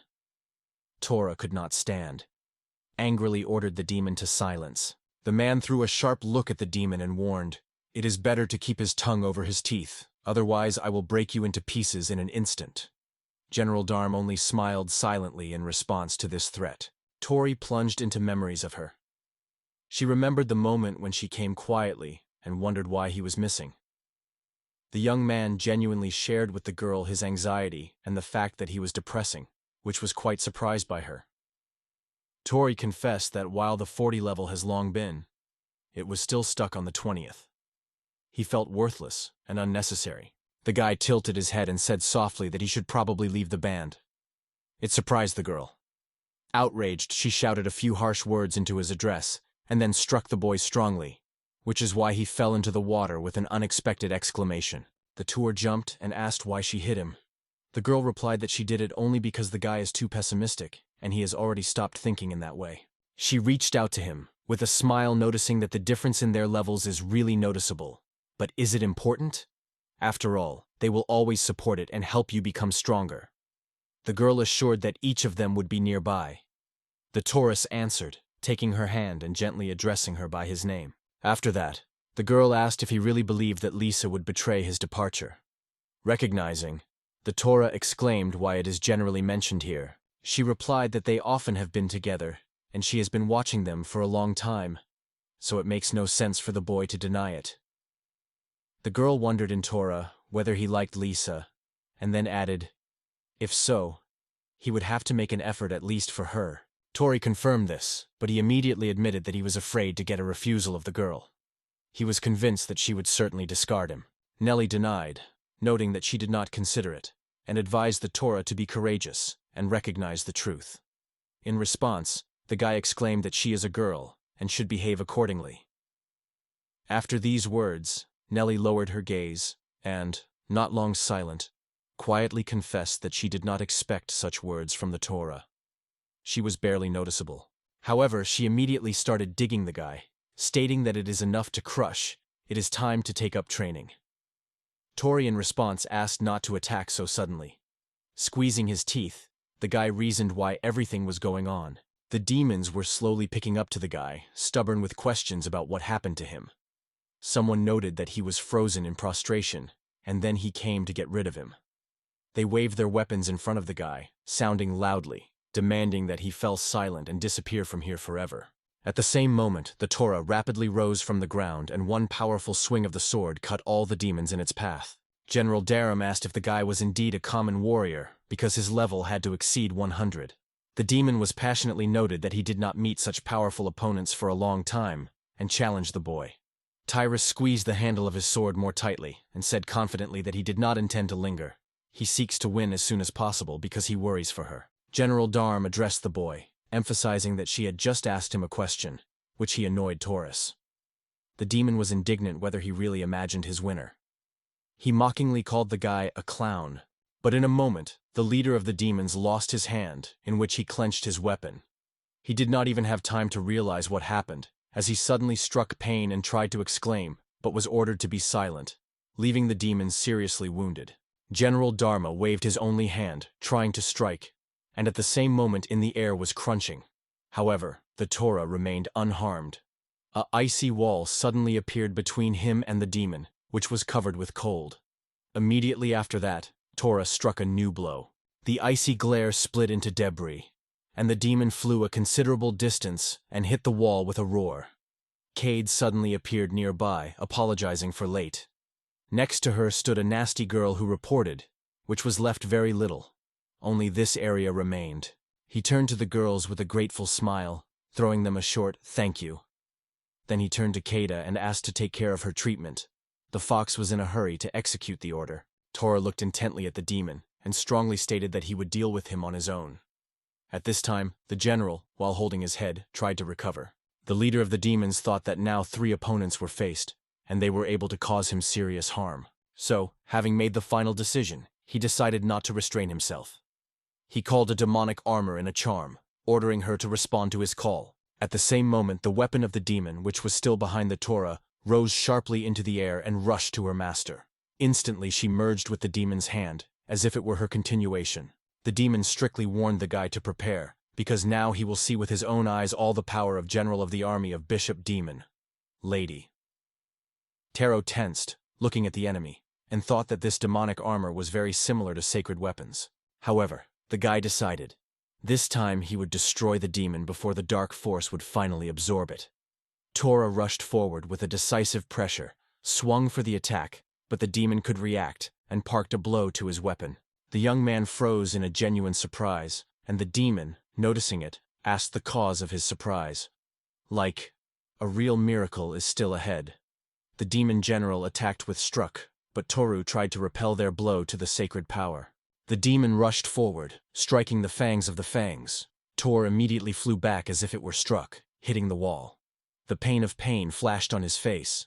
The demon went on the offensive, but this time the guy managed to cleverly evade the attack. The battle broke out instantly. The opponents moved rapidly around the building, changing their positions every now and then. The Torah reduced the pace slightly, noting that the demon began to respond faster. It seemed to him that now their forces and characteristics were equal, and finally there was a real parity between them. The demon approached the guy, saying something intriguing. His charming axe, called Prado, turns out to be obeyed only to those who are dressed in demonic armor. There are many such special artifacts. The demon also warned, "Everyone who owns such weapons plays with danger." Tori remained silent.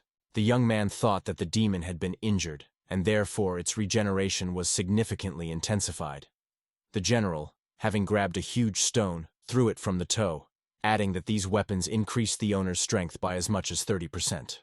The guy cleverly cut the stone flying, but immediately after that, the demon rushed. He solemnly exclaimed that he had reached the 195th level and immediately released a powerful attack.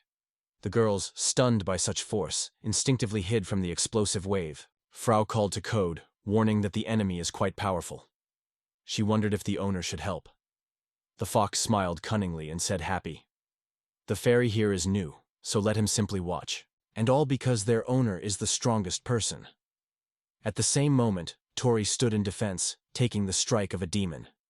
The general, impressed to the heart, exclaimed the words of surprise, not understanding how the boy managed to stop his attack. He turned to the Torah inquisitively, trying to find out who he really is. The guy was confident and did not give up. He clenched the sword's arms firmly and waved, forcing the demon to fly back. The general remained in place and was in no hurry to attack, while the Torah slowly moved forward. At first he decided that the demon retreated. The young man was surprised to himself that with such strength and frantic speed of the skill of the fight of the demon really impress. No wonder he carries the title of general. However, the demon was not going to concede. The one who stood in front of him was a real monster. The Tur realized that the enemy also had extremely rapid regeneration, so the usual blows are here to nothing. He thought to use the combination of his most powerful attacks. The young man decided that this is how he would be able to gain an advantage, and the demon would definitely not bend from such pressure. The Turias and the general were frozen opposite, without taking a meticulous look. And suddenly, as if jumping out of the place, the guy was in front of the demon. His lightning sword cut air and struck the enemy through. He was determined. General was in a stunned man noticed that he had been injured.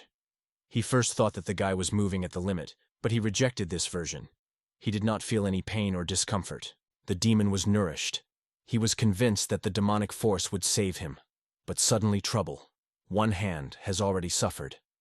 And it was then, in the moment he was preparing for a decisive blow, the demon froze. His heart was already beating in the palm of that guy. Torah skillfully found a vulnerable gap in the armor. The demon could not understand how this guy managed to perform so many different techniques in a moment. The general of the demon collapsed to the ground in front of a man holding his heart. The battle ended.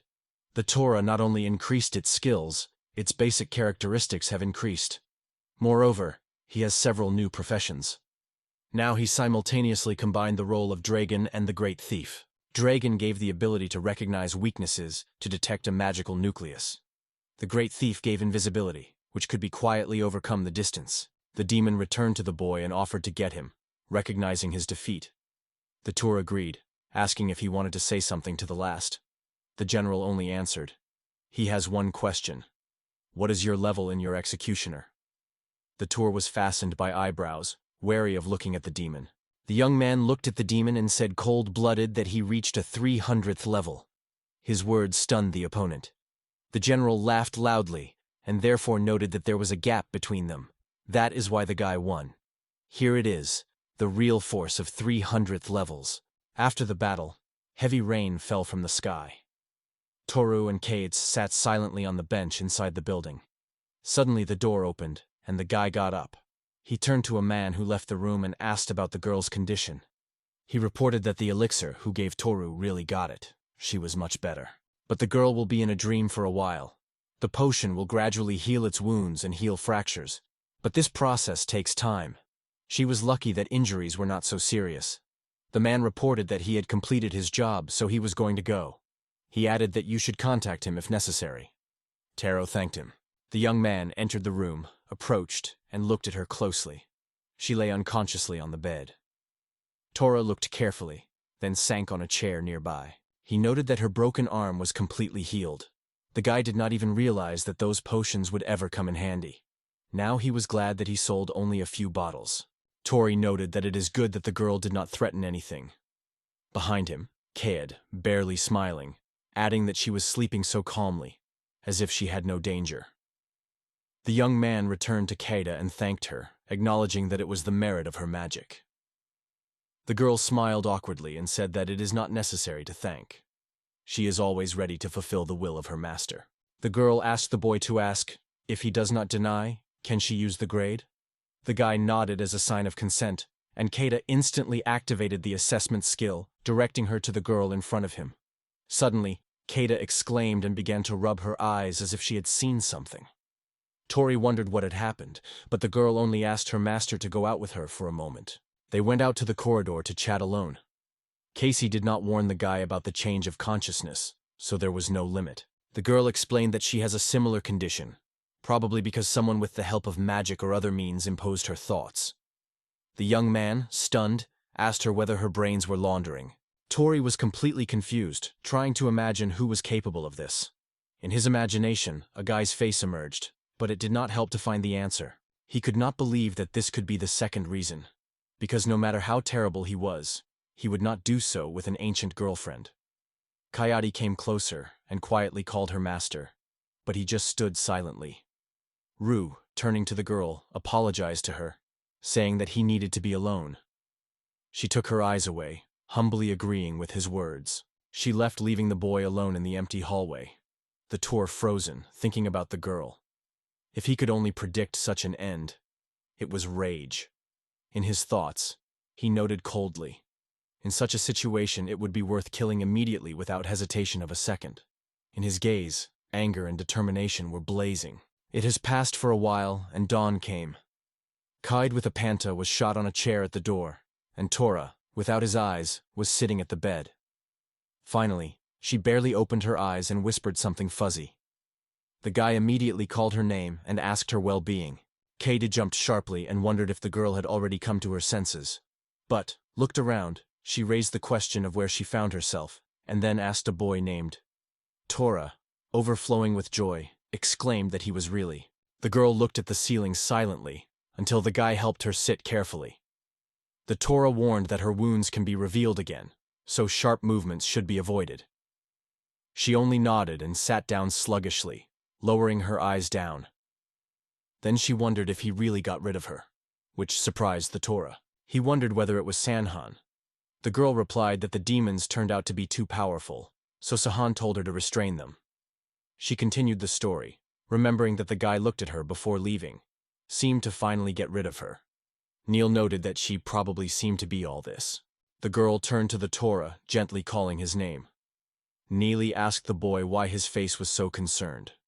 She asked, except to help if it was for the good of the heroic detachment, White Fang. The joy was overwhelmed by the Nile. Tora survived, so now they can again join the team and go on a journey together. Tora was silent for a few minutes, hesitating, and then finally said, the truth she will hear, most likely disappointing her. However, he could no longer hide it. And, looking at the girl in the eye, Tora told her. Her mind was subjected to washing. Almost calmly, she seemed to have accepted the answer. However, in a moment, she began to tell me enthusiastically how much she likes Seng. The girl felt something is wrong in her thoughts, and this confusion disturbed her. It was a strange, almost disturbing feeling. She looked at the Tory with her eyes full of tears, and confessed that a real chaos prevailed in her head, and she understands nothing more. Tower, Kaya, Frau, and even Pante frozen in absolute shock from what he saw. Taura kept his breath, and finally falling over, pronounced his hard words. He had only one choice for this moment, to deprive her of her suffering. Tori carefully put the most effective potion from the curse. The doctor assured that this remedy will definitely help. It is only necessary for the girl to take a sip, and relief will certainly come. The guy explained.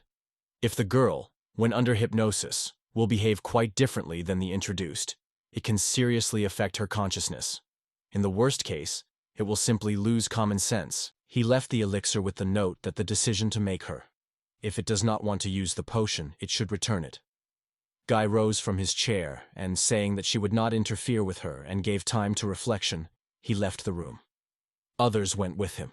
The girl was left alone with her, and immersed in silence, held a mysterious bottle. The boys left the room and stopped in the hallway. Kiri asked the owner why he would not rest, because it looks exhausted. Tori replied that he was all right with him, and added, "Besides, he would still not fall asleep." Suddenly, a shrill cry came from the room, which immediately attracted the attention of the boys. Without a second, they rushed inside. On the floor, a girl was squeezed. She screamed frantically, clenching her head with her hands. Toru and Kayade froze with horror without believing their eyes. Kaidzi sat next to the girl. He promised that she would certainly help her, and gently hugged her head. Neil did not stop shouting, but Kaida, focusing, applied her healing wave on it. Subsequently, she gradually calmed down and returned to her senses. The tour, casting a look at the empty bowl, realized that everything was already drunk. Kayad tried to support the girl, helping her to recover. Meanwhile, the tour was sitting nearby and gently turned to her in her name, and suddenly something incredibly surprised her. Her eyes were shimmering with tears. She covered them and shouted, begging the boy not to look at her. The Torah froze from surprise. She spoke in a trembling voice of her dishonor, with each word betraying more and more. The girl repeated that she had done something terrible. For the Torah, it was not a surprise. The girl did not even hear him. She continued to blame herself, claiming that she betrayed her own heart and lover. She is bad, and now does not deserve life. Such a flow of words forced the Taurus to scream so that it stopped immediately. He tried to convince, in everything there was no guilt. She was forced, imposed on another's will. She never wanted to do so. Hearing this, the girl called the name of that boy. Tora gently noted that she should not underestimate herself. For him, she remains the same person who has always been. He assured that he would stay with her forever. Tora added that she needed to rest, and he decided to get out. He asked Kaidai to take care of the girl. The man left the building. Sighing with sadness, he looked around and moved on. In a city that had recently burned fire and suffered a devastating invasion of demons, life gradually returned to the channel. People began to restore the destroyed. Tora slowly traveled the street, watching the residents carefully removing the effects of a fire and invasion. He passed passers-by and considered the surrounding picture carefully. The men wore logs and wondered if the firewood had enough firewood. The children, in the meantime, were tirelessly running and playing. Even neighboring cities have expressed a desire to help materials. These good news was worth telling everyone. I admired them. These people are extremely strong in spirit. Even after experienced, they do not despair, but again take plans for the future. The young man sincerely wished her to survive this moment and continue to live on. But if the fate was different, he was ready to take care of her forever. Thinking, he walked silently when he suddenly heard a voice that he thanked him for salvation in the past. Before him was a girl with a baby in her arms. However, the Torah was sincerely glad that everything was fine with them. The girl thanked him, saying that he was now obliged to him. Sincerely moved, she did not hide her gratitude. In her words, Torah just smiled. And the knights who stood nearby also paid attention to the guy. The knights wondered if he headed a group of travelers, and is the hero of the kingdom of Armon. Lord Tor, the same young man, confirmed their words, inadvertently mentioning that he had almost forgotten about the title assigned to him. The knights sincerely thanked him. The guy was surrounded, passionately thaining for the fact that he saved their city from demons. On behalf of all residents, he was given a sincere gratitude. The knights began to praise the young man, and Thor, a little awkward, replied that he did not deserve such honors. They say, he just accidentally passed. Residents of the city noticed that the one who saved them appeared among them. Some even confirmed these words, assuring that they saw him with their own eyes. The young man was quickly surrounded by people who sincerely thanked the hero named Tara for holding them up. Tori was awkwardly thinking about retreating. In fact, the guy felt not the best. He asked the local residents asking whether they needed help in the construction of the city. They gladly agreed, but they immediately added that they could not allow the hero to do such work. The young man reassured everyone, they say, there was no reason to anxiety. If he did not help, his conscience would not forgive him. The residents agreed. Once the guy insisted, asked the Torah to help to carry wood and stones because they lacked labor. Torah was gladly put on this proposal. The week has passed since then. She looked at the boy and said he was sweet. Tori, when cleaning the apple, asked the girl why she said it, but she almost answered, just like that. The girl noted that the guy tried to save her, but the concern of Taurus hurt her. The young man handed her purified apples and assured her that she was well aware of her feelings. He just wanted her to know it. Tori confessed that he was feeling a burden for others, but Neely did not hide anxiety for him and hardly asked to stay. Her responsiveness made the boy think, and Gelly laughed with laughing that she had not seen it before. Asked and added that for a moment it seemed to her that they were very similar to Tori. The guy just smiled at this. Tori stressed that nevertheless he did not break and not gave up, so she should not lose faith. Hearing this, the girl only listened silently to him. In the end, she cautiously put a bowl and responded to the Torah that she took the thought to return to the village. She wondered if adventure seekers were going to complete her journey, and Torah confirmed it. The girl sighed sadly. Her heart was already broken. The adventures tired of her, like life itself. She punched her head and quietly confessed that she wanted to just be with her parents. Then she asked the boy to give her the best memories the day before. Toru was stunned. He immediately realized that the girl was actually seeking to die. The guy quickly took her hand and urged to go. The girl was quite impressed that they were going so suddenly. She wondered in surprise where they were heading, to which the guy answered at the street. Outside. She tried to protest, they say, now in pajamas, but he was indifferent to her appearance. A little later, Tori took the girl to the servant's shop, where he asked the owner to conclude a contract between him and her. Heard the girl to the depths of her soul. The girl wondered if the boy was going to handle her badly if she made her maid. The young man assured her that he should not worry. The man added that there are strict rules here. First, you need to make sure that the girl was scheduling, with which the Torah immediately agreed. Neil, grabbing the guy by the collar, asked sharply what he conceived. At the same time, she did not restrain her and wondered, or it happened, the Torah did not make fun of her. Tori stared at the girl in front of him and said the phrase that exposed her desire to die, forcing her to solidify in place. He assured that if a girl does not want, he will not impose anything for her. Instead, he demanded only one thing, that she would vow to live. Tara wondered if he could have an oath. The man was looking forward to the answer, but the girl only almost bowed her head and, plunging into silence, as if he were talking into her own thoughts. Finally, with pain, the unfamiliar words shouted, torn from the inner torment. She no longer stands it. The girl sobbed, sighing about not seeing the point of living on. Tara wondered, if she feels so because of the lack of the future, then let him become his maid. She exclaimed in despair, asking whether the Tory was a demon. To this the guy with irony replied that to decide how to call him. If a girl regrets betrayal, let it be a punishment for her. As her ruler, he gives her an order, to live on. Torah assured that it is quite enough to save a child from death. According to him, this guy is not different, so he does not see another way out. With this choice, Toru apologized to her. She hit the boy on her shoulder, accompanied by the words that he was the worst. She added that the Torah is the most horrific of all guys.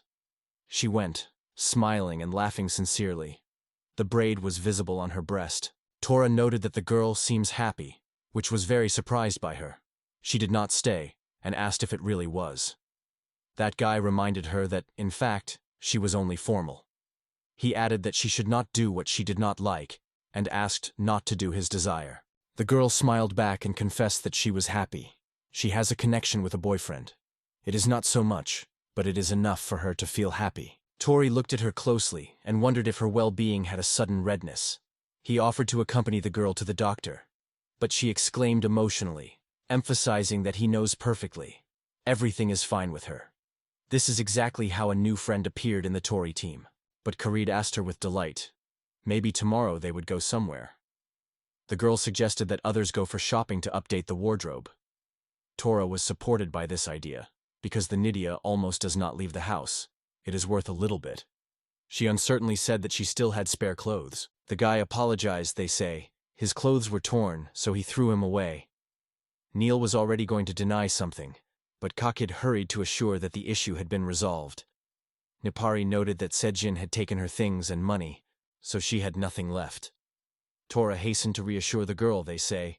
She should not worry about it. Tara noted that, despite his modest appearance, he has enough money for Alfie to buy everything he needed. Noke was a lot of surprise, but Tara only shrugged and added that she was not going to stay with the girl forever. After all, she planned to return home one day. Tora thought a little and told the girl that because she was his maid, it is quite acceptable to take care of his subordinates. She laughed at his words, ironically asking which deserved such affection. In response, Cade laughed. The girl tried to charming a little from the boy, but he intended to get indignant.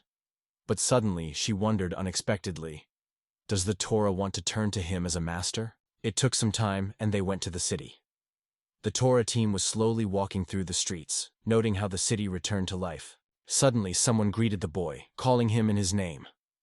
The man reported that he had just received a fresh batch of vegetables and jokingly promised the boy a discount. The container smiled in response and promised to go to him on his way back. Meanwhile, little girls ran up to Kada, having fun to play hiding. She smiled warmly, agreeing, but added that she would join the other time this time. She said with a smile that this boy was always happy here. The girl was convinced that residents thank him their salvation. Tori, awkward, replied that he did not seek to attract superfluous attention. The proud grabbed the counter and smiling insisted, "It is necessary to taste the donuts from this store." She assured that they are incredibly delicious. Tora suggested to buy a few on the test. After that, the boys moved on the street. Silence and comfort prevailed around. The calm atmosphere enveloped our heroes. Each of them felt easy and in harmony with themselves. Tori turned to Kada with the words of support, noting her success. She managed to persuade the girl to go outside. Kada noted that, while staying at home, it is unlikely to recover. She added with a smile, "They say, you once did the same." Kada confessed that at that moment was full of doubt. In her memory, the guy's words came again. "Is it so strange? Worry about the subordinate if you are his mentor." Tori nodded and thanked the girl sincerely, noting that she was grateful to her anyway. Cade only noted with a smile that helping him was her duty, and they moved the street further. The girl added that she was sure that the guy will handle all the difficulties. After all, he had already saved her and some more. Meanwhile, in front, she was stepping together with Fri and Ponte. Tora smiled, looking at them, and agreed with Kayaid. They say he was right. At heart, she sincerely hoped that everything would be fine with her. With a smile, Kaida noted that if the boy is so important for the boy, then she is special for her. The girl promised that she would do her best to support her too. Together they moved to the clothing store, cheering each other on the road. Soon they got the shops. Cade and Niley ran to the man, apologizing for making him wait. Kaid put her hand on her shoulder and asked Thor whether the girl suits this outfit. Niley confessed. It seemed as if these clothes were not her. However, Tora immediately assured that she was very much. Cade looked at the boy seriously, and he unwittingly shuddered. Tora raised a thumb up and loudly stated that she finally looks like a real girl. And this is despite the fact that he knows her literally all his life. She uncertainly thanked the boy, confessing that she was pleased to hear it. Tora, seriously looking at her eyes, assured that he was not telling lies. He added that not every girl dresses so elegant, but it is these exquisite things that fit especially. Kada looked at the boy with hope in her eyes and asked if she could get praise.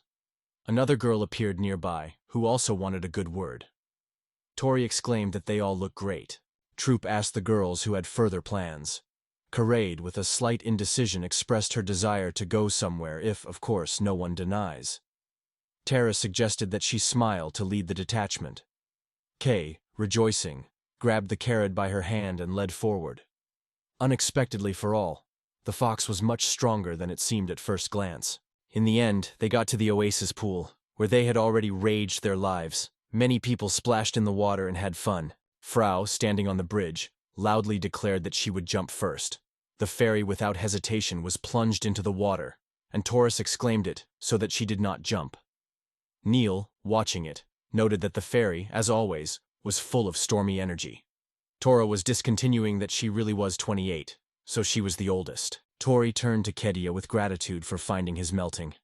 They were just gorgeous. The girl replied that only she is able to understand her master so well. After that, Kedida looked at the boy and carefully wondered if he could ask him a question. Tori allowed. The girl took the bottle to her hands and asked if the guy would not like her back cream. Torios from such an unexpected offer. It was her. Kaida explained that she could not cope on her own, so she wondered if she would not help her. Torio, a little lost, agreed with pleasure. The girl lay down and noted that she needed more attention to her back, as this part was almost naked. Tora promised to make efforts. She watched all on the side, cheering Kayod. The guy squeezed a little sunscreen on the girl's skin. Kayod was satisfied with the murmur, noting how nice it is. The Taurus began to rub the cream along its back carefully. Tori stunned the extraordinary tenderness of the girl's skin. The guy could not come together with his thoughts in such a situation. His mind almost lost control. And the words of that merchant did not get out of the head with the forbidden goods, exacerbating the stress. Tori remembered that he once asked how the servant's contract was acting. Then the man replied, "Just like any other contract, you give an order, and the servant obeys it. However, this does not affect their own thoughts or consciousness." Tori rubbed the cream into the skin, thinking that he really means that Kay constantly does a similar one of her own will, and has a pleasure. The young man looked carefully at the girl's buttocks, and decided that if they did not cover them, they would probably burn under the sun. Having reached out to her, he justified himself with the noble motives. He sincerely apologized to Kahida. Simultaneously with a loud exclamation, forbidding the boy to touch the girl, he almost instantly struck his foot directly into the face of the Tora. After that, they got up and stood opposite her. The guy thanked her, confessing that he was on the verge of madness. Kanid calmly assured that she has no claims now, and Neil added that in her presence it is strictly forbidden to flirt. The boys decided that it was best to join the FRA, who had fun with Pante and other girls in the water. The Taurus, along with the girls, plunged into the water, arranging real fun splashing. Moreover, the company tried its hand at water volleyball, which added even more excitement to their rest. Almost getting out of the water, nearly shouted the Tora, saying that she was feeling tired and gonna rest. Tora wondered if everything was fine. In response, the girl smiled warmly and assured that there was no reason to excite. Catching her mood, the guy nodded and agreed. Kaidi sailed to the Tora and called it. She confessed that she was still feeling bad. Turning to the boy, the girl asked to stay with her. Tora agreed, noting that Kaidi most likely was right. Then, returning to the girl, he added that he did not intend to leave his friends for her. Kaidi thanked him. Nelly sat alone under the canopy, plunging into her own reflections on a deck chair. Suddenly, someone approached her and offered a drink. Tree settled on the next deck chair, sharing how he is hot. He confessed that he knew about the warm climate of this place, but did not expect such heat. Smiling, the guy added that he also wanted to relax. She agreed with the boy and added that she was most glad because everything was fine from Tor. Tense silence reigned. The girl was the first to say that she thought something important. Millie told me that Soar and Lisa were abused. They do not understand anything, and it seems that that is pleasing to them. The guy was silent and watched the distance thoughtfully. Millie asked Torwa apology, assuring that she did not want anything wrong. Thor arranged a glass on the table, repeating her once again, "You have no guilt." The guy spoke that the girls were not responsible for what happened. The CEO is to blame. Most of all, the girl rejoiced that the girl remained alive and gradually returned to the usual state. With determination in his voice, the guy assured that he would take care of everything and take all the expenses for himself. Tora stood up, reached out to her, and suggested to leave all the worries behind. He insisted, today, they just rest and enjoy the moment. The girl cast her gaze on the extended hand and smiled. Agreeing with Tori, she clenched his palm. Together they rushed to run to their friends. It's been a whole week. The boys returned to Armon again. Taura asked if there was no need to take the girl to the village.